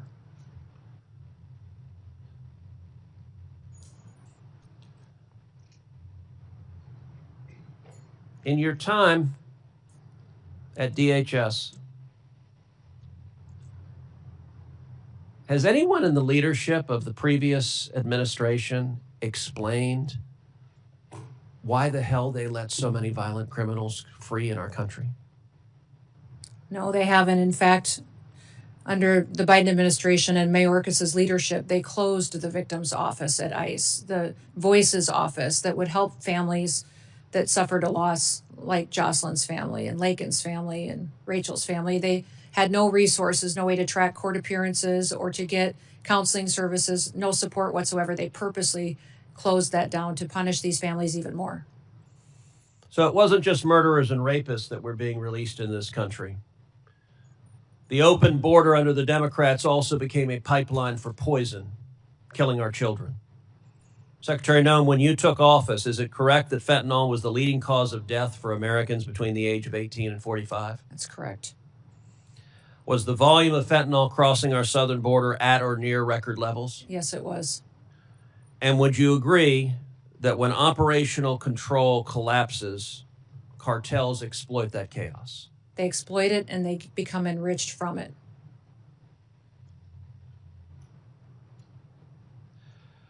So now let's talk about what has been accomplished under President Trump's leadership. Under President Trump's leadership, we have had 0 illegal aliens released for 10 straight months. Is that correct? That is correct. In President Trump's first year back in office, how many illegal aliens have left the United States? 2.5 million have left voluntarily, and we have arrested, detained, and removed close to 700,000 now. And how many known or suspected terrorists have been removed? We have over 1,500 now today that have been apprehended and are being brought to justice. In the first 100 days of the second Trump administration, is it correct that daily border encounters decreased by approximately 93%? Yes, that is correct. That encounters with gotaways, those who are escaping apprehension, decreased by roughly 95%. That is correct. And that illegal crossings overall fell by 99%. That is correct. And how much in illegal drugs are we interdicting at the border? Well, fentanyl has dropped by 56% in just the last year, from 2024, where there was historic highs coming into the country, to historic lows in 2025 under President Trump's leadership. And I would note that securing the border, targeting narco-terrorists, arresting and prosecuting Nicolas Maduro, all of those have had extraordinary effects. Is it correct that nationwide the murder rate has decreased 20% in the last year? It has. It's at a historic low. In the last 125 years, we are at the lowest murder rate that our country's experienced. Is it also correct that the number of drug overdose deaths in America has decreased 20% in the last year? That is correct. That literally means there are thousands of Americans who are alive today, who would not be alive if President Trump had not been reelected and if Republicans had not won control of Congress. Would you agree with that? That is correct. It means, tragically, that had the Democrats' open border policies continued, there would be more and more rows of people, Americans holding pictures of loved ones. We don't know who the loved ones are that weren't murdered this last year. We don't know who the loved ones were that didn't die of fentanyl overdoses, but we know that many more Americans are dead. Is that correct? That is correct. And I will tell you a particularly infuriating illustration. Several weeks ago, the Houston Chronicle had a front page story, top of the fold. Banner headline, murder rate in Houston, Texas decreases by 18%. And Heidi, my wife, handed me the article because she knew it would piss me off. And she was correct. The article says the murder rate has dropped 18%. Experts are baffled as to why, and we can think of no reason whatsoever why the murder rate would drop. It clearly is not connected to anything that is happening anywhere. Madam Secretary, is it a reasonable inference that arresting and deporting murderers and gangbangers results in fewer murders? That is correct. Yes, sir. And that arresting and deporting drug traffickers and stopping narco traffickers results in fewer people dying of drug overdoses? That's correct. It is amazing that that cause and effect is so difficult to figure out. Now, where do we go from here? As we sit here today, are there Border Patrol agents right now working with zero pay? The agents or law enforcement officers are being paid. Some of the support staff and administrative staff is not able to. Is the shutdown making it harder to sustain the enforcement gains that the American people demanded? Yes, it is. Does the funding instability affect morale within the department? It does. Overwhelmingly, people at the Department of Homeland Security love their jobs and come to work recognizing how important their mission is. But they become discouraged when they can't pay their bills and can't feed their families, and especially when they have multiple shutdowns, which tells them that members of this body and the Democratic Party don't think they're important enough to get paid for the work that they do. Now, we are right now engaged in military conflict with Iran.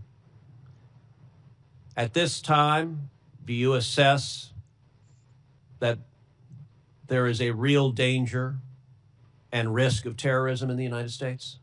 Every day there's a real danger and risk of it, but it is elevated at this time with the conflicts that we see going on overseas.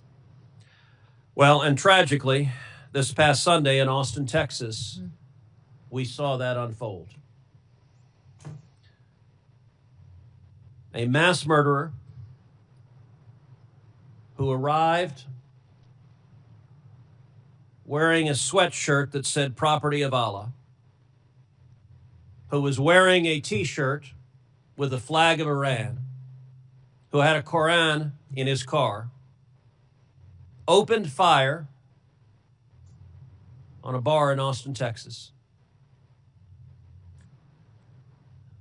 Among those murdered, Ryder Harrington, age 19, Sabbath Hashan, age 21, and Jorge Peterson, age 30.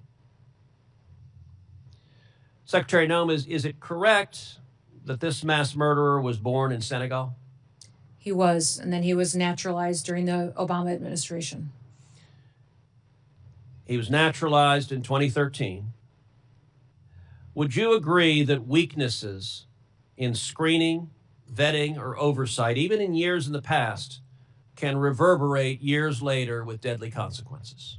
Yes, absolutely. That's why in green cards and naturalization purposes, the last several years under the Biden administration, we are re-vetting individuals from countries of concern. And despite the risk of more terrorism, of more Americans being murdered by radical Islamic terrorists, Democrats are nonetheless voting over and over again to cut off funding to the Department of Homeland Security. And encouraging resistance against our law enforcement, encouraging violent rioters to continue to resist us and to protest against ICE and the operations that we do to uphold the law. You know, it wasn't long ago that common sense prevailed, that there was bipartisan agreement, that we agreed we all support the police, we all support law enforcement, we all want to see criminals in jail, we believe murderers should be in jail, we believe rapists should be in jail, we believe child molesters should be in jail, we believe gangbangers should be in jail. Today, tragically, the Democrat Party has decided they are the party of illegal immigrants, they are the party of murderers and rapists and child molesters and gangbangers. And the men and women who are on the wall, the men and women who are defending us from these violent criminals, to the Democrats, they are the enemy.